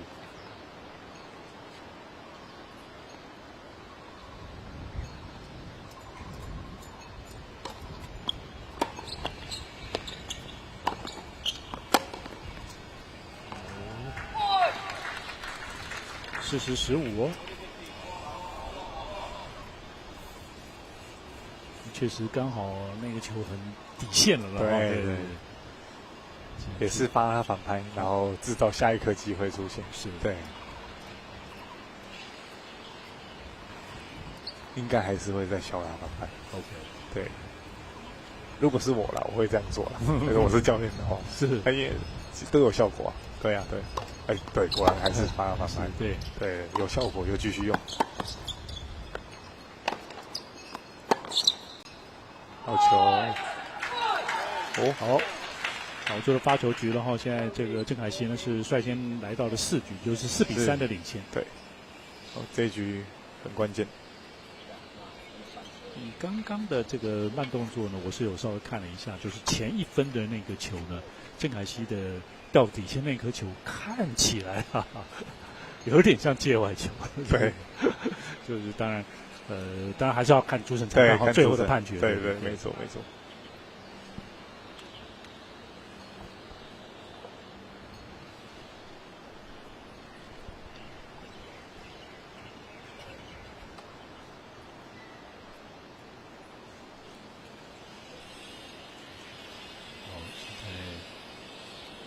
日正当中，这个时候，选手是各方面的这种考验啊，尤其是体能消耗会蛮多的，而且酷热的天气呢，会让自己容易失去专注力。对。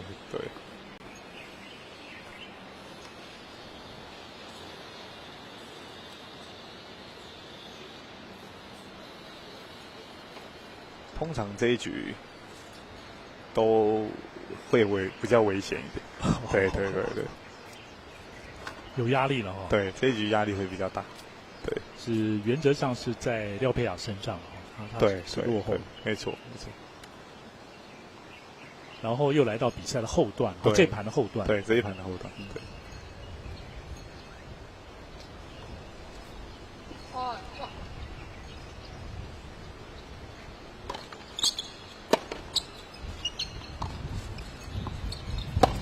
好球！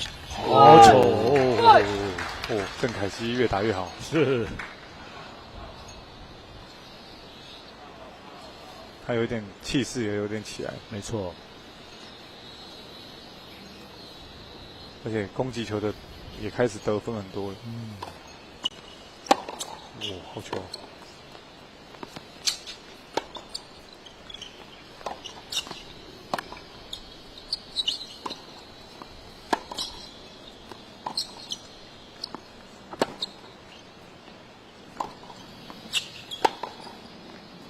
可惜，太长了一点。对，太长。15平，现在看起来是郑凯希在压着廖佩雅打。对。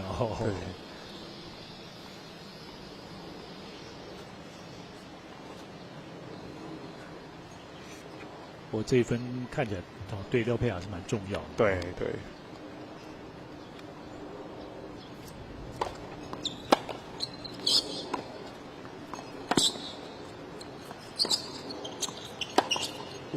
哎呦，差一点点。对，双方都有胆识以及有斗志，还不错。30-15。真的一个柱子上来还是有压力的。对啊，是。廖佩雅这一颗也蛮好的，抽完就马上先接上网。接上来。对。因为前一分那个多拍来回的时候，感觉他也有机会可以上来，但是没有，但是他没有上来哦。对。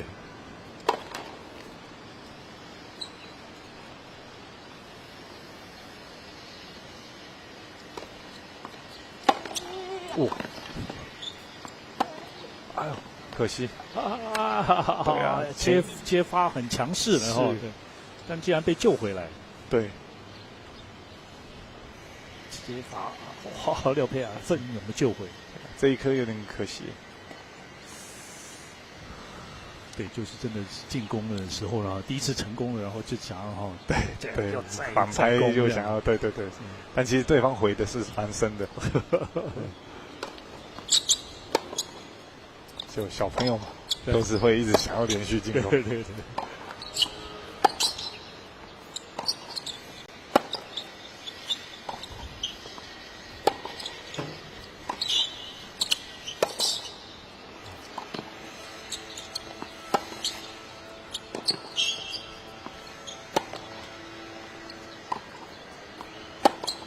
球这一分，可惜，还是太长，而使得廖佩雅保住了发球局4-4。多拍来回看到廖佩雅还有一定的耐心哦，对，反而到后面廖佩雅又比较有耐心，对，然后郑凯基攻击多一点，较急，对，但攻击多了哈，应该是攻击多一点，不是坏事情，对，因为他第二盘这样打。才追到4-3领先嘛，现在4-4嘛，对，绝对是有机会，是。他也算是跟第一盘有做不一样的改变，包括发球局也是。有，好球，反而比较强势一点了，对，而不是在底线好，就慢慢的跟廖佩雅抽。可能发现抽球占不到便宜。今天就是到目前为止的参考来讲，就是郑凯希呢，他只要他的发球局呢，只要拿下第1分，他那一局就能够保住。先前都是这样子，是，他保住了。看起来这一局也很有机会啊。就是先前他保了4个，今天他保4个发球局，都是15-0开始。现在更是30-0哦，对。机会也蛮浓厚的，当然选手不用去记这个东西，对，他们也不会去记这个，对，这通常是教练在做的，对，教练会帮他们统计，对，或者是那些网站，然后对，没错，官网那些技术统计是。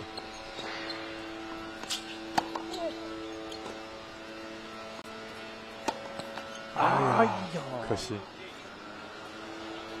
其实这些统计是很重要的，是因为你回去看，可以让选手知道说他的发球得分率，还有他正拍失误多还是反拍失误多，还是非收破上网几颗这些东西。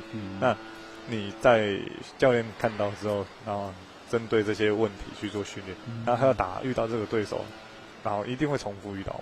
那重复遇到的时候，再看有没有进步，下一次跟前一次跟这一次的有没有进步？对，是。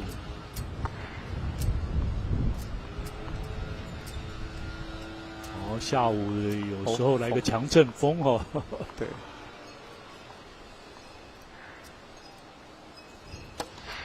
这削的还不错。真的。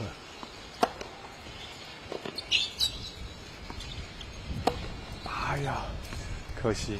哎呀，机会出现了，对啊，没有把握好，但其实没有什么问题，这非常好。OK， 对啊，就是只是自己处理球没处理好而已。对，那本来就是一方面也是2-1领先嘛，对啊，就是可以进攻的，是没错。现在是被追成2平，是30平。对，就是打比较进攻，伴随着失误会多一点，所以是要可以接受这些失误。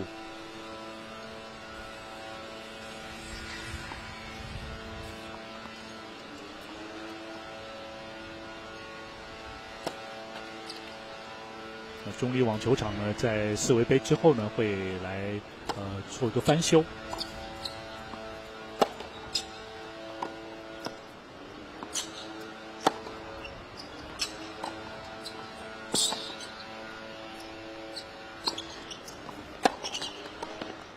哇，手长啊，人高手长的好处。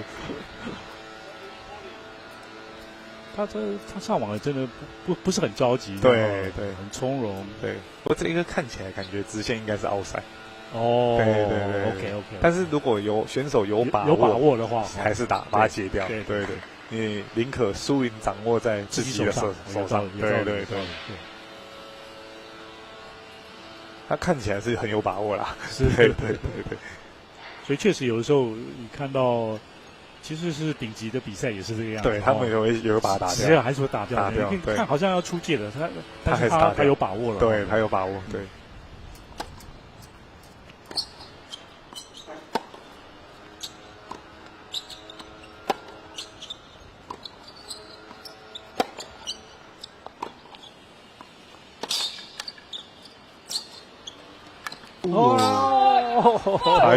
差一点，意识还不错。对，这个还不错。对，deuce，而且他那个就30比40领先嘛，所以他冒点风险这样是可以接受。对啊，是没有问题。而且也把他拉出去了，对手也被拉到左半边后面。一旦进来的话，很可能就得分了。对。当然，这部分跟谢正营教练多讨教一下，应该可以。对，他们的专长，对。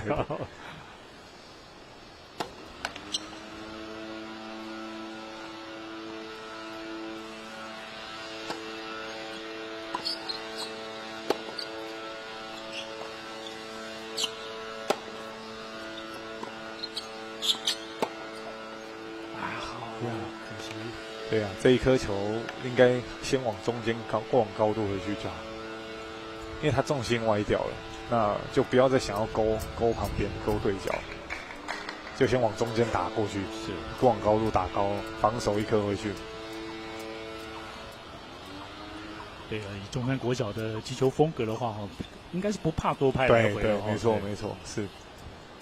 有时候只是想法上要有想到这样，对。对，确实第二盘反而廖佩雅相形之下还蛮有耐心的。是。2发。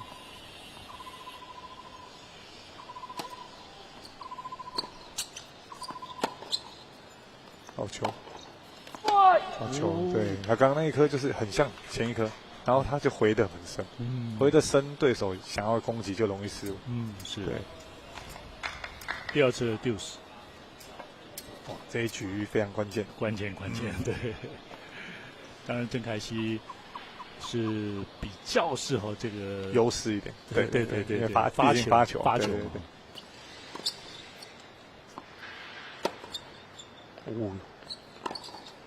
出界对方非受迫性失误，是他还要再上前一点，对，往前，对。虽然尽管是手长了对，是可以够到，但是但你提早到位，你的假动作啊那些都可以用上，对，是。哇！跑到位，然后正拍直线的得分，对，得分。对，第3次的 deuce。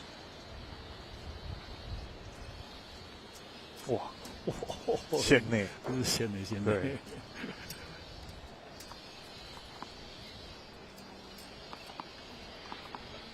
这一局呢也是这场比赛打得最长的一局，是。2发。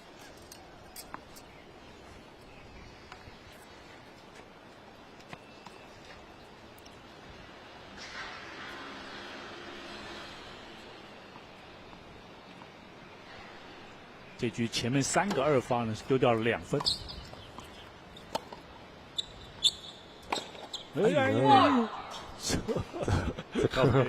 不太应该。对啊，就是攻击球然后自己失误，不太应该这一球。尤其又在那么关键的局数，会击球点太低吗？对，掉太低，没错。廖佩雅的站位都还是习惯站比较后面，对。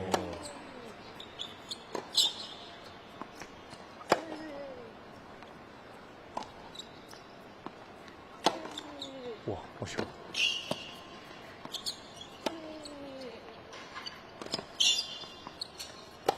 哇！这一局好像对谁想进攻，好像就会出错最紧张的一局，对，第4次的deuce。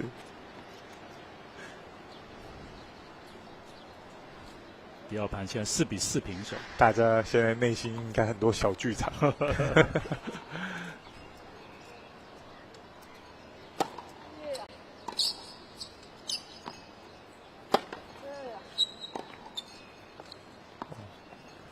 看起来郑凯熙更敢打一点。哦，出界。其实这种紧张的时候，谁敢打谁就容易得赢。哦 ，OK， 真的。抢七或者 Super Tie Break 那种，其实也是一样。对。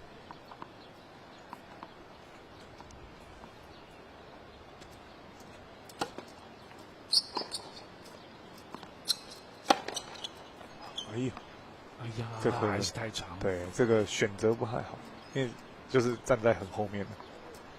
对啊，应该再多做一颗，然后短球再踩进去压。OK， 第5次的丢失。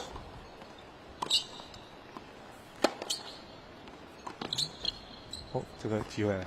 哎呀，对。哎呀。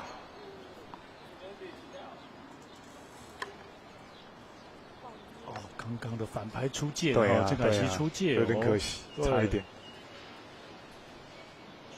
这一个球出界了，对，哎呦，很近，近哦。还说廖佩雅也想练一些这个上旋球，所以他有时候触球时呢，都好像稍微前面又稍微低了一点。对，不晓得了哈。但以往他关键局的时候，他都会比较保守，比较保守哦。对，他的打法会转成比较保守一点。OK， 对，因为对过很多次，所以很熟。好。对。好球！哎呀，2发把握，对，攻击，然后破发成功了5-4。讲廖佩雅，等一下 serving for the match。对，2发就踩上来打了。对。哇，那是。对啊。现在廖佩雅是有一定的优势的，对，而且又是他的发球局嘛，对。避免夜长梦多，他也就这局就以他来讲，最希望能够拿下。对。但这盘郑凯熙算是还不错，就是有来回有韧性，甚至差点还领先。是，对。中间有几颗球，如果把握住攻击球的话，对啊，其实这局说不定现在是他领先。是。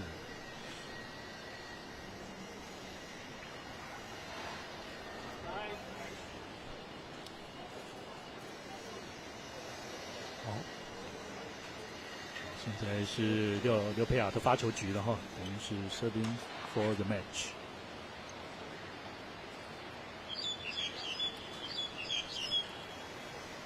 这局郑凯熙会有压力了，是，但就是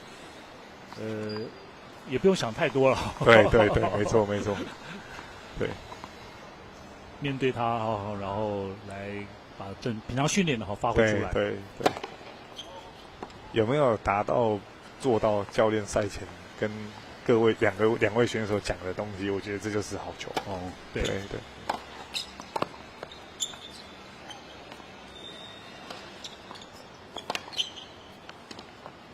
哎呀，可惜。郑凯熙是再往前。对，但这一颗球其实放这一颗小球，我觉得意义不大。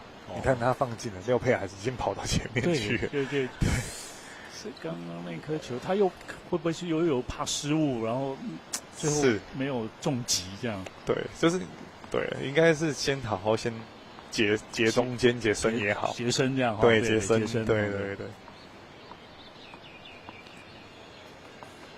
太想要打得很漂亮，但其实你就算再漂亮，他也跑得到，廖佩雅也跑得到，他已经都在中间了。对啊。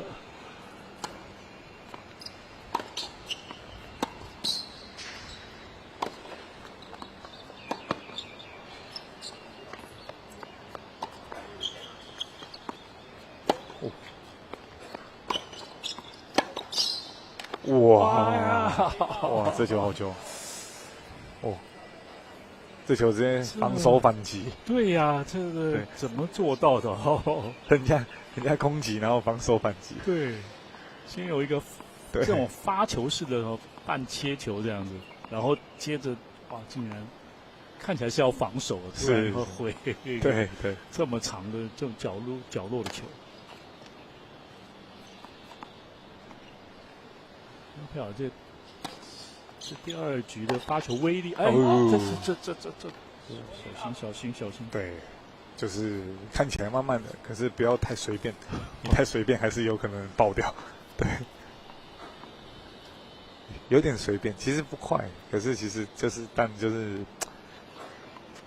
感觉好像好打，但你一不小心就这样。对，常常选手会这样。对，照说绝对是有能力处理的。对。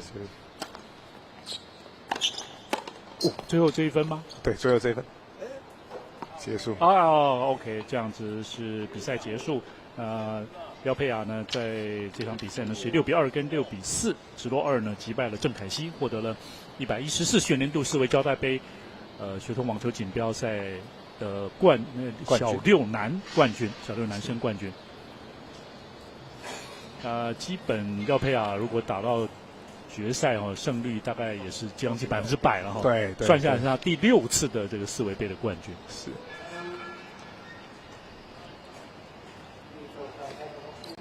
然后也当然是恭喜廖佩雅。那另外亚军的郑凯希，他们2个人都将入选到台日交流赛的名单当中，在今年6月28号、29号的这个台日学童的交流赛。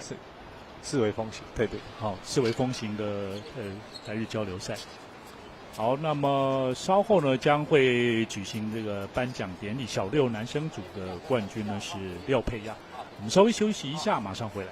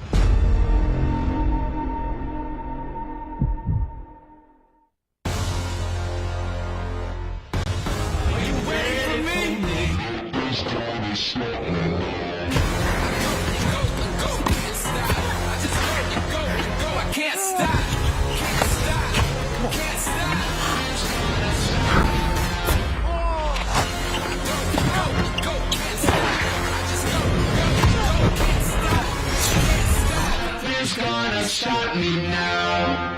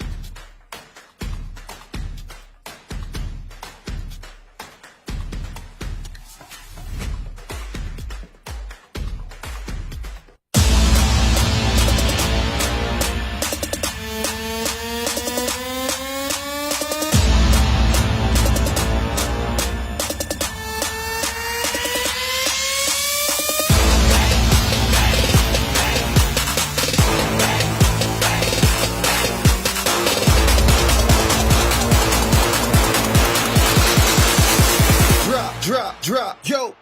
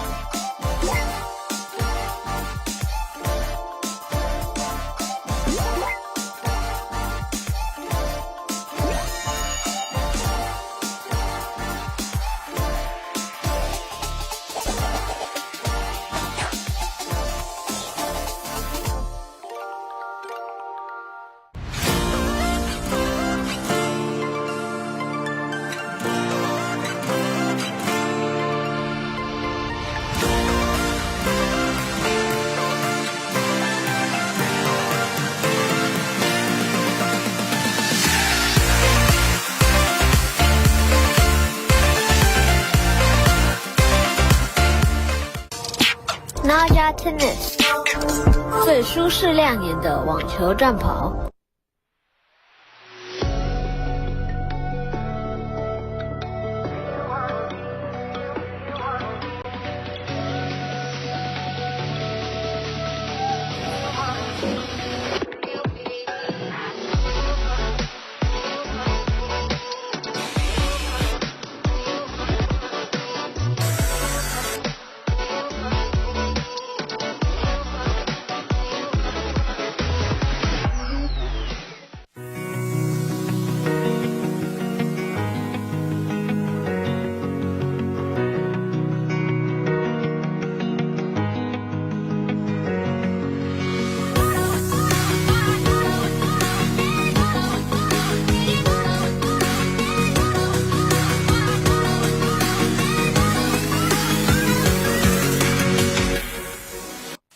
国森运一运动伤害治疗新选择。传紧低周波治疗器能改善末梢神经麻痹，促进血液循环，国家认证卫福部核准传紧低周波治疗器。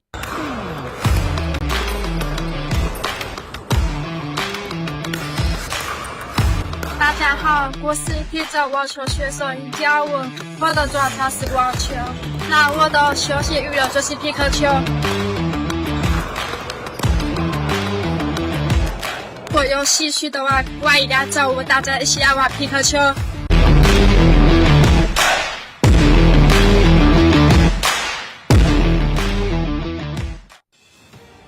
传紧低周波治疗器能改善末梢神经麻痹，促进血液循环，国家认证卫福部核准传紧低周波治疗器。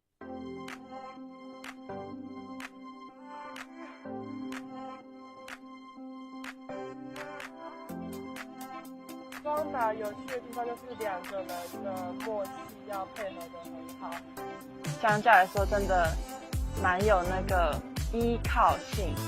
对，就是我觉得好像他在旁边，我做什么都不怕。他的球风也是那种机动性比较强，然后比较灵活，然后在前台有我的动啊，或者是帮我平常训练的一些会动，像真的要一直很模拟他。急性扭伤就是我有一天练球的时候就突然就扭到了这样子，我还是习惯穿 Power Max 的户外袜。对，它在脚踝的部分是整个都有包覆的感觉，脚趾那一段跟旁边它都有做点加厚型的设计，就这个我蛮喜欢的，因为我对袜子的厚度要求蛮高的。其实它的袜子，平常的这些运动袜很少会在脚趾上做很多的袜子没有好的止滑效果的话，可能会在冲撞往前的冲撞到底下。我们之前就是希望我们牌子可以到150正式参加 WTA 的巡回赛事，22、8年能够拿到参加奥运。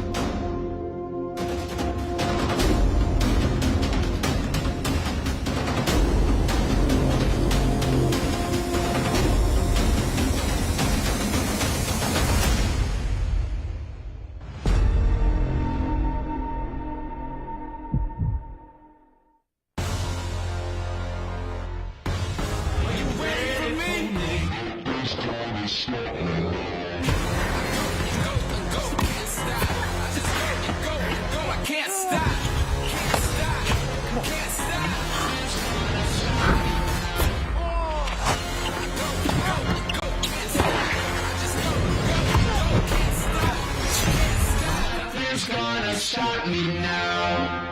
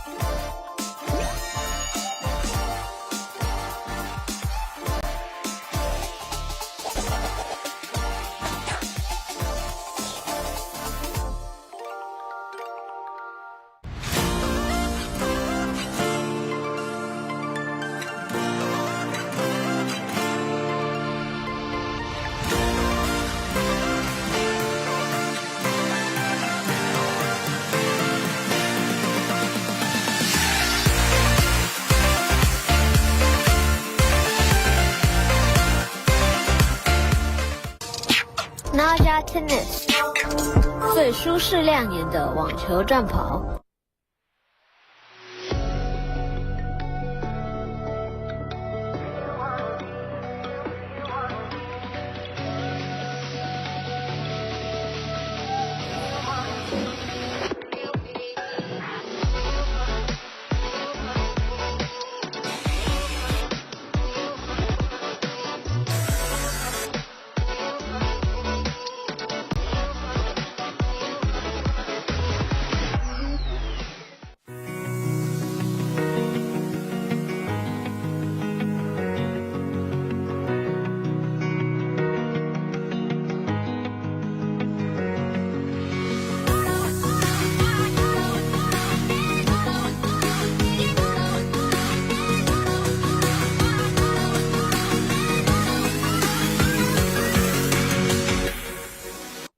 国森运一，运动伤害治疗新选择。传紧低周波治疗器能改善末梢神经麻痹，促进血液循环。国家认证卫福部核准传紧低周波治疗器。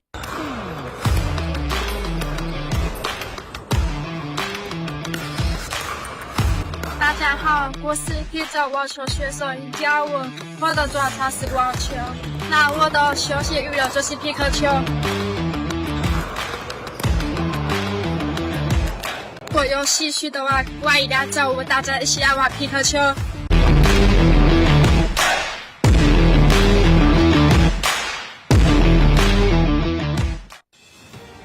传紧低周波治疗器能改善末梢神经麻痹，促进血液循环。国家认证卫福部核准传紧低周波治疗器。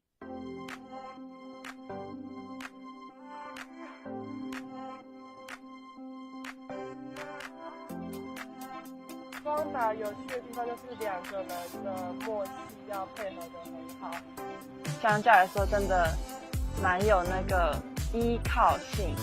对，就是我觉得好像他在旁边，我做什么都不怕。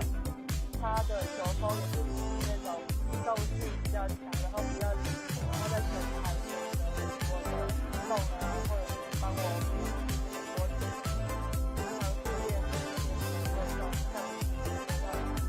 真的要一直急性扭伤，就是我有一天练球的时候突然就扭到了这样子。我还是习惯穿 Power Max 的户外袜。对，它在脚踝的部分是整个都有包覆感，脚趾那一段跟旁边它都有做点加厚型的设计，就是这个我蛮喜欢的，因为我对袜子的厚度要求蛮高的。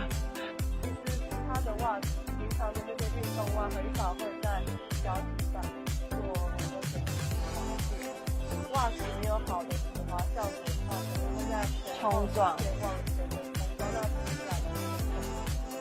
我们之前就是希望我们牌子可以到150竞争去参加 WTA 的巡回赛事，2028年能够拿到参加奥运。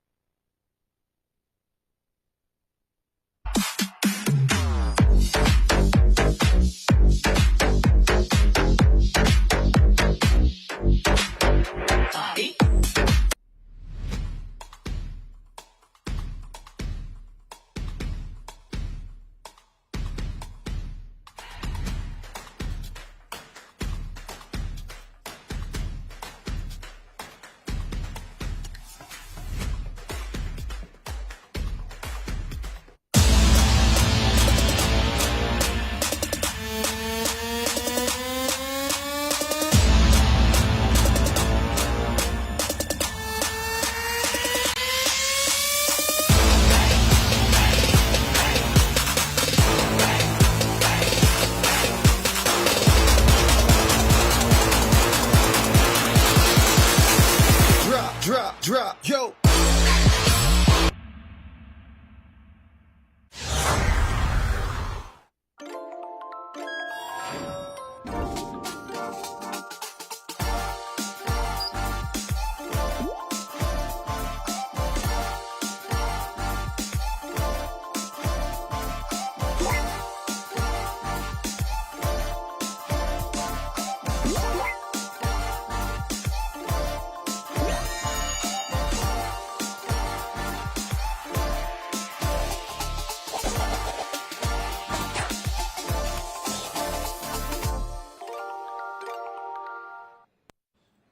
大会准备颁发第59届四维胶带杯6年级男生组的亚军颁奖典礼。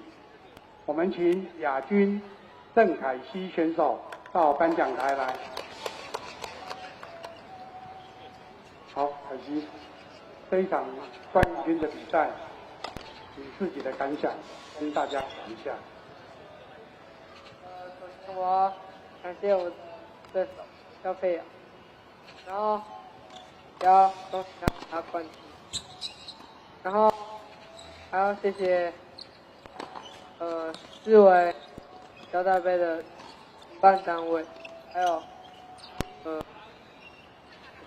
杨董事长，然后还要谢谢我的教练，还有中山国小的教练跟新兴国中的教练，帮我练足球。谢谢。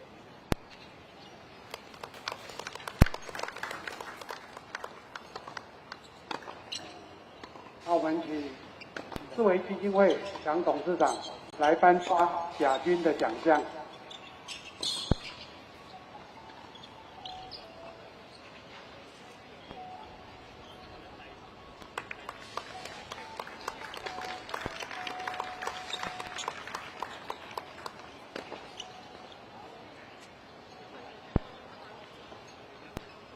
我们接着颁发6年级男生冠军廖佩雅，请廖佩雅上来。来讲讲获得冠军的感觉。首先我要先谢谢郑凯西，很荣幸可以跟他打决赛。再来我要先谢谢四维的董事长杨董事长，办这个比赛让我进步。再来，我要谢谢我的家人、教练还有工作人员，谢谢。好，我们请四维基金会杨董事长颁发冠军的奖项。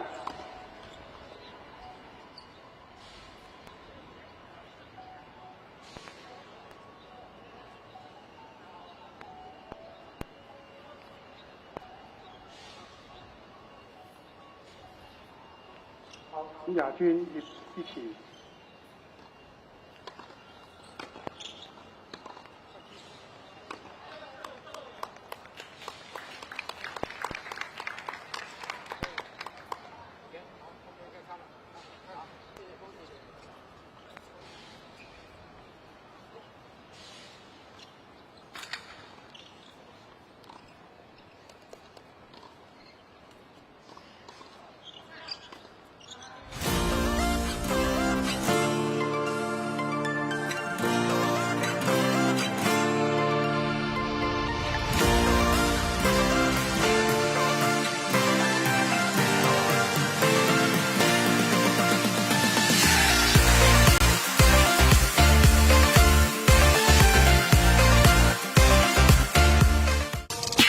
Naja Tennis 最舒适亮眼的网球战袍。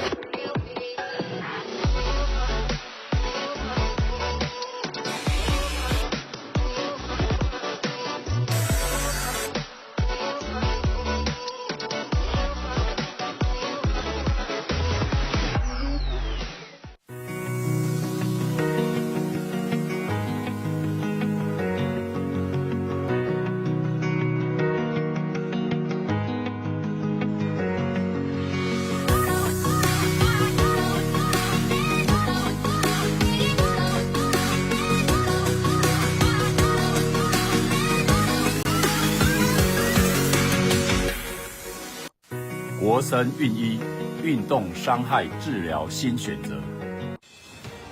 传紧低周波治疗器能改善末梢神经麻痹，促进血液循环，国家认证卫福部核准传紧低周波治疗器。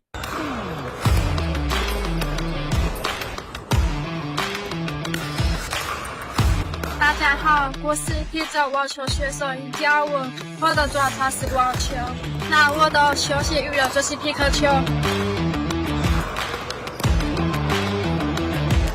我有兴趣的话，欢迎来找我，大家一起来玩皮克球。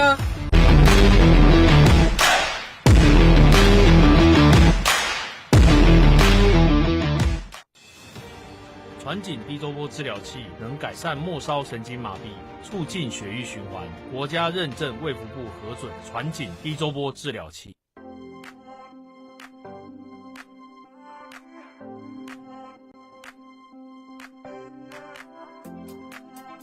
双打有趣的地方就是两个人的默契要配合得很好，相较来说真的蛮有那个依靠性。对，就是我觉得好像他在旁边，我做什么都不怕。他的球风也是那种机动性比较强，然后比较灵活，然后在前台我的弄啊，或者是帮我我平常训练那种真的要一直很模拟好。急性扭伤就是我有一天练球的时候就突然就扭到了这样子，我还是习惯穿 Power Max 的户外袜。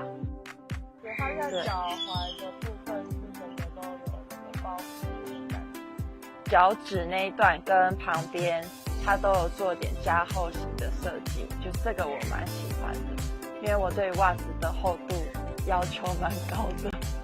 其实它的袜子，平常的这些运动袜很少会在脚趾上做很多种袜子没有好的止滑效果的话，可能会在冲撞前往前面冲撞到膝盖。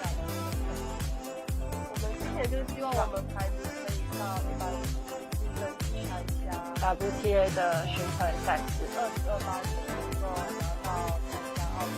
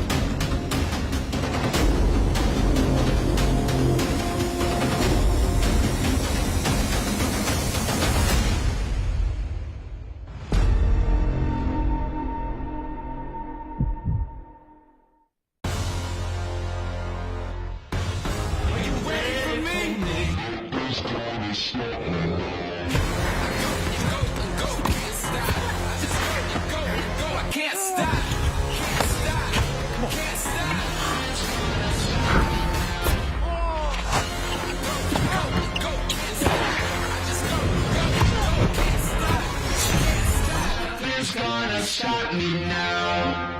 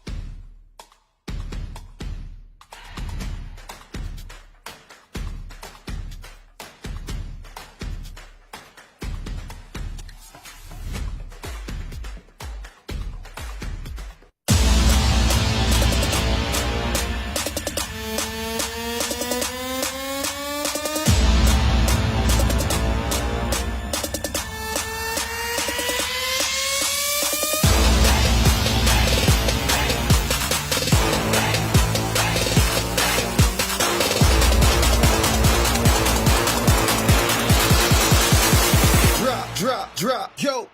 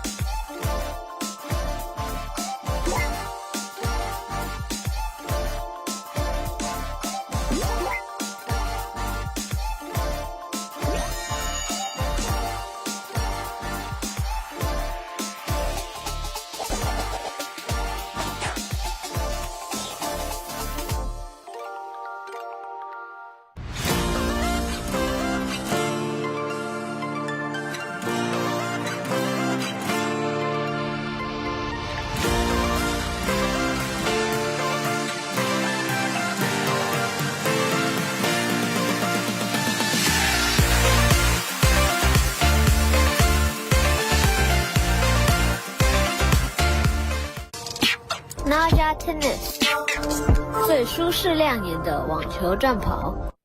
好，接下来我们颁发团体奖的奖项，我们有请基金会董事长杨董事长出场。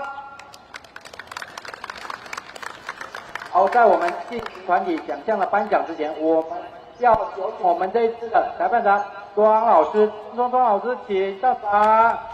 按照惯例，我们董事长也要送一个纪念品给我们的裁判长。谢谢他这9天来赛事辛苦，请大家掌声鼓励，辛苦了，辛苦了，辛苦了！我们下一届迎接第60届的世伟杯，对不对？好，那我们接下来介绍我们这一次团体奖项的殿军，来自彰化东山国小王家孝教练，掌声鼓励，恭喜恭喜！好，接下来是季军，来自屏东桃生国小的石基教练。恭喜！亚军我们介绍来自基隆东信国小的李梦华教练。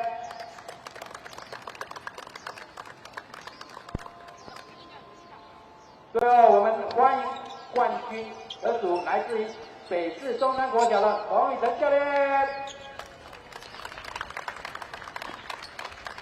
再度蝉联了我们团体赛的冠军。好，我们奖杯有请董事长，先由殿军奖杯、奖状还有奖金。好，我们恭喜。好，季军。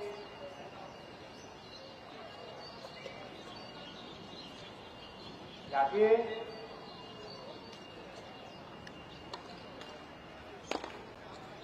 好，冠军。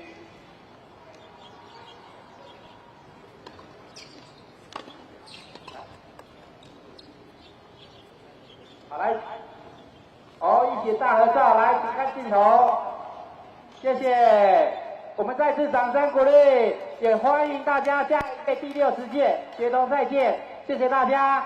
也恭喜所有的团体赛的得奖的学校，我们再次感谢他们，也恭喜所有这次成绩优秀的同学，谢谢你们，我们下次见。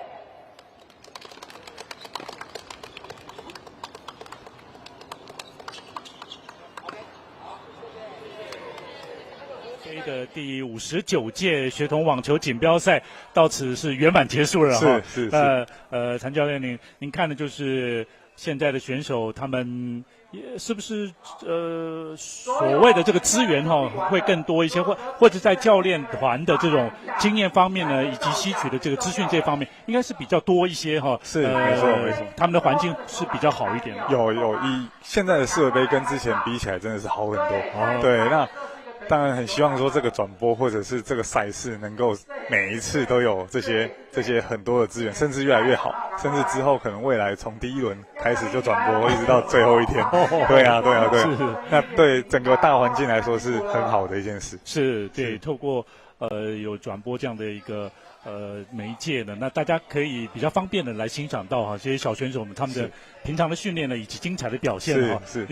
你会，我想大人会感动的哈，就是没错，就这么小朋友们他们很专注的在一个项目上面呢来投入哈，来训练，那这个成果你可以看得出来，就是已经有那个样子出来了哈。没错，对，也就是相信接下来后续国中啦，或者其他的这个网球中心呢，也都会接棒下去，把他们再带出来。对那些未来的国中或者全中运那些，他们这世卫杯是一个可以让他们学习的一个典范。毕竟国小都做到转播，都那么好了，有道理，对，上面的压力一定会更大。是，对啊，总不可能那个随着国中、高中，然后办的比国小还差吧？对吧？对。当然好，那同时接下来短期的话呢，就是6月28号跟29号有这个四维风行杯的一个台日交流赛啊。是，那刚好也是四维杯的学童网球赛呢，作为这个选拔赛，所以6年级的冠亚军的这2位选手，男女一共4位选手就会要去参加这个台日交流赛啊。是。到时应该还是值得看，然后有一个国际赛的味道。那日本的他们的发展的情况，我们也可以看得到。是日本那边4少4青的国手也会来哈，应该是会来。对，我有听说是。哇，对，这样实力也会蛮强的。对，然后赛事是打4局3盘2胜的赛制。哦，对，会比较短一点。对，因为他们来的时间有限，所以我们2天就要打完。哦，对，而且是团体赛。团体赛的话会是第一天是单，然后双混双。双混双这样。那我们会拆成2队吗？会拆成4队。4队OK。对，12岁男女生各1队嘛。OK。14岁男女生各1队。对，4队，然后日本也会有，也是一样4队过来。对，没错。很热闹很精彩的一个国际盛会呢，在6月底呢也是由四维赞助风行来推动这样子的一个国际交流。就是网球是要长期培养长期培养。对，没错。一棒接一棒这样哈。那持续的来努力。那世维也算抛砖引玉了哈。对啊，提供小朋友这样一个环境，一个舞台表现的机会。对，确实是。相信大家也这2天也是感受到了这个四维杯的一个努力，还有这些小朋友他们的努力哈。没错，都是很让我们大人们能够给予支持，给予鼓励，很振奋。对，有一点点的这种未来国手的这种味道哈。对，也有可能在国际赛事呢帮我们来争取许多的荣誉。好，今天我们所做的转播呢，就到此全部告一段落了。谢谢所有工作同仁的努力，谢谢教练谭教练的精彩解说，谢谢国华老师。对。那期待着下一次比赛我们再见。好，好，没问题。好 ，OK，四维杯，谢谢您，拜拜，谢谢，拜拜。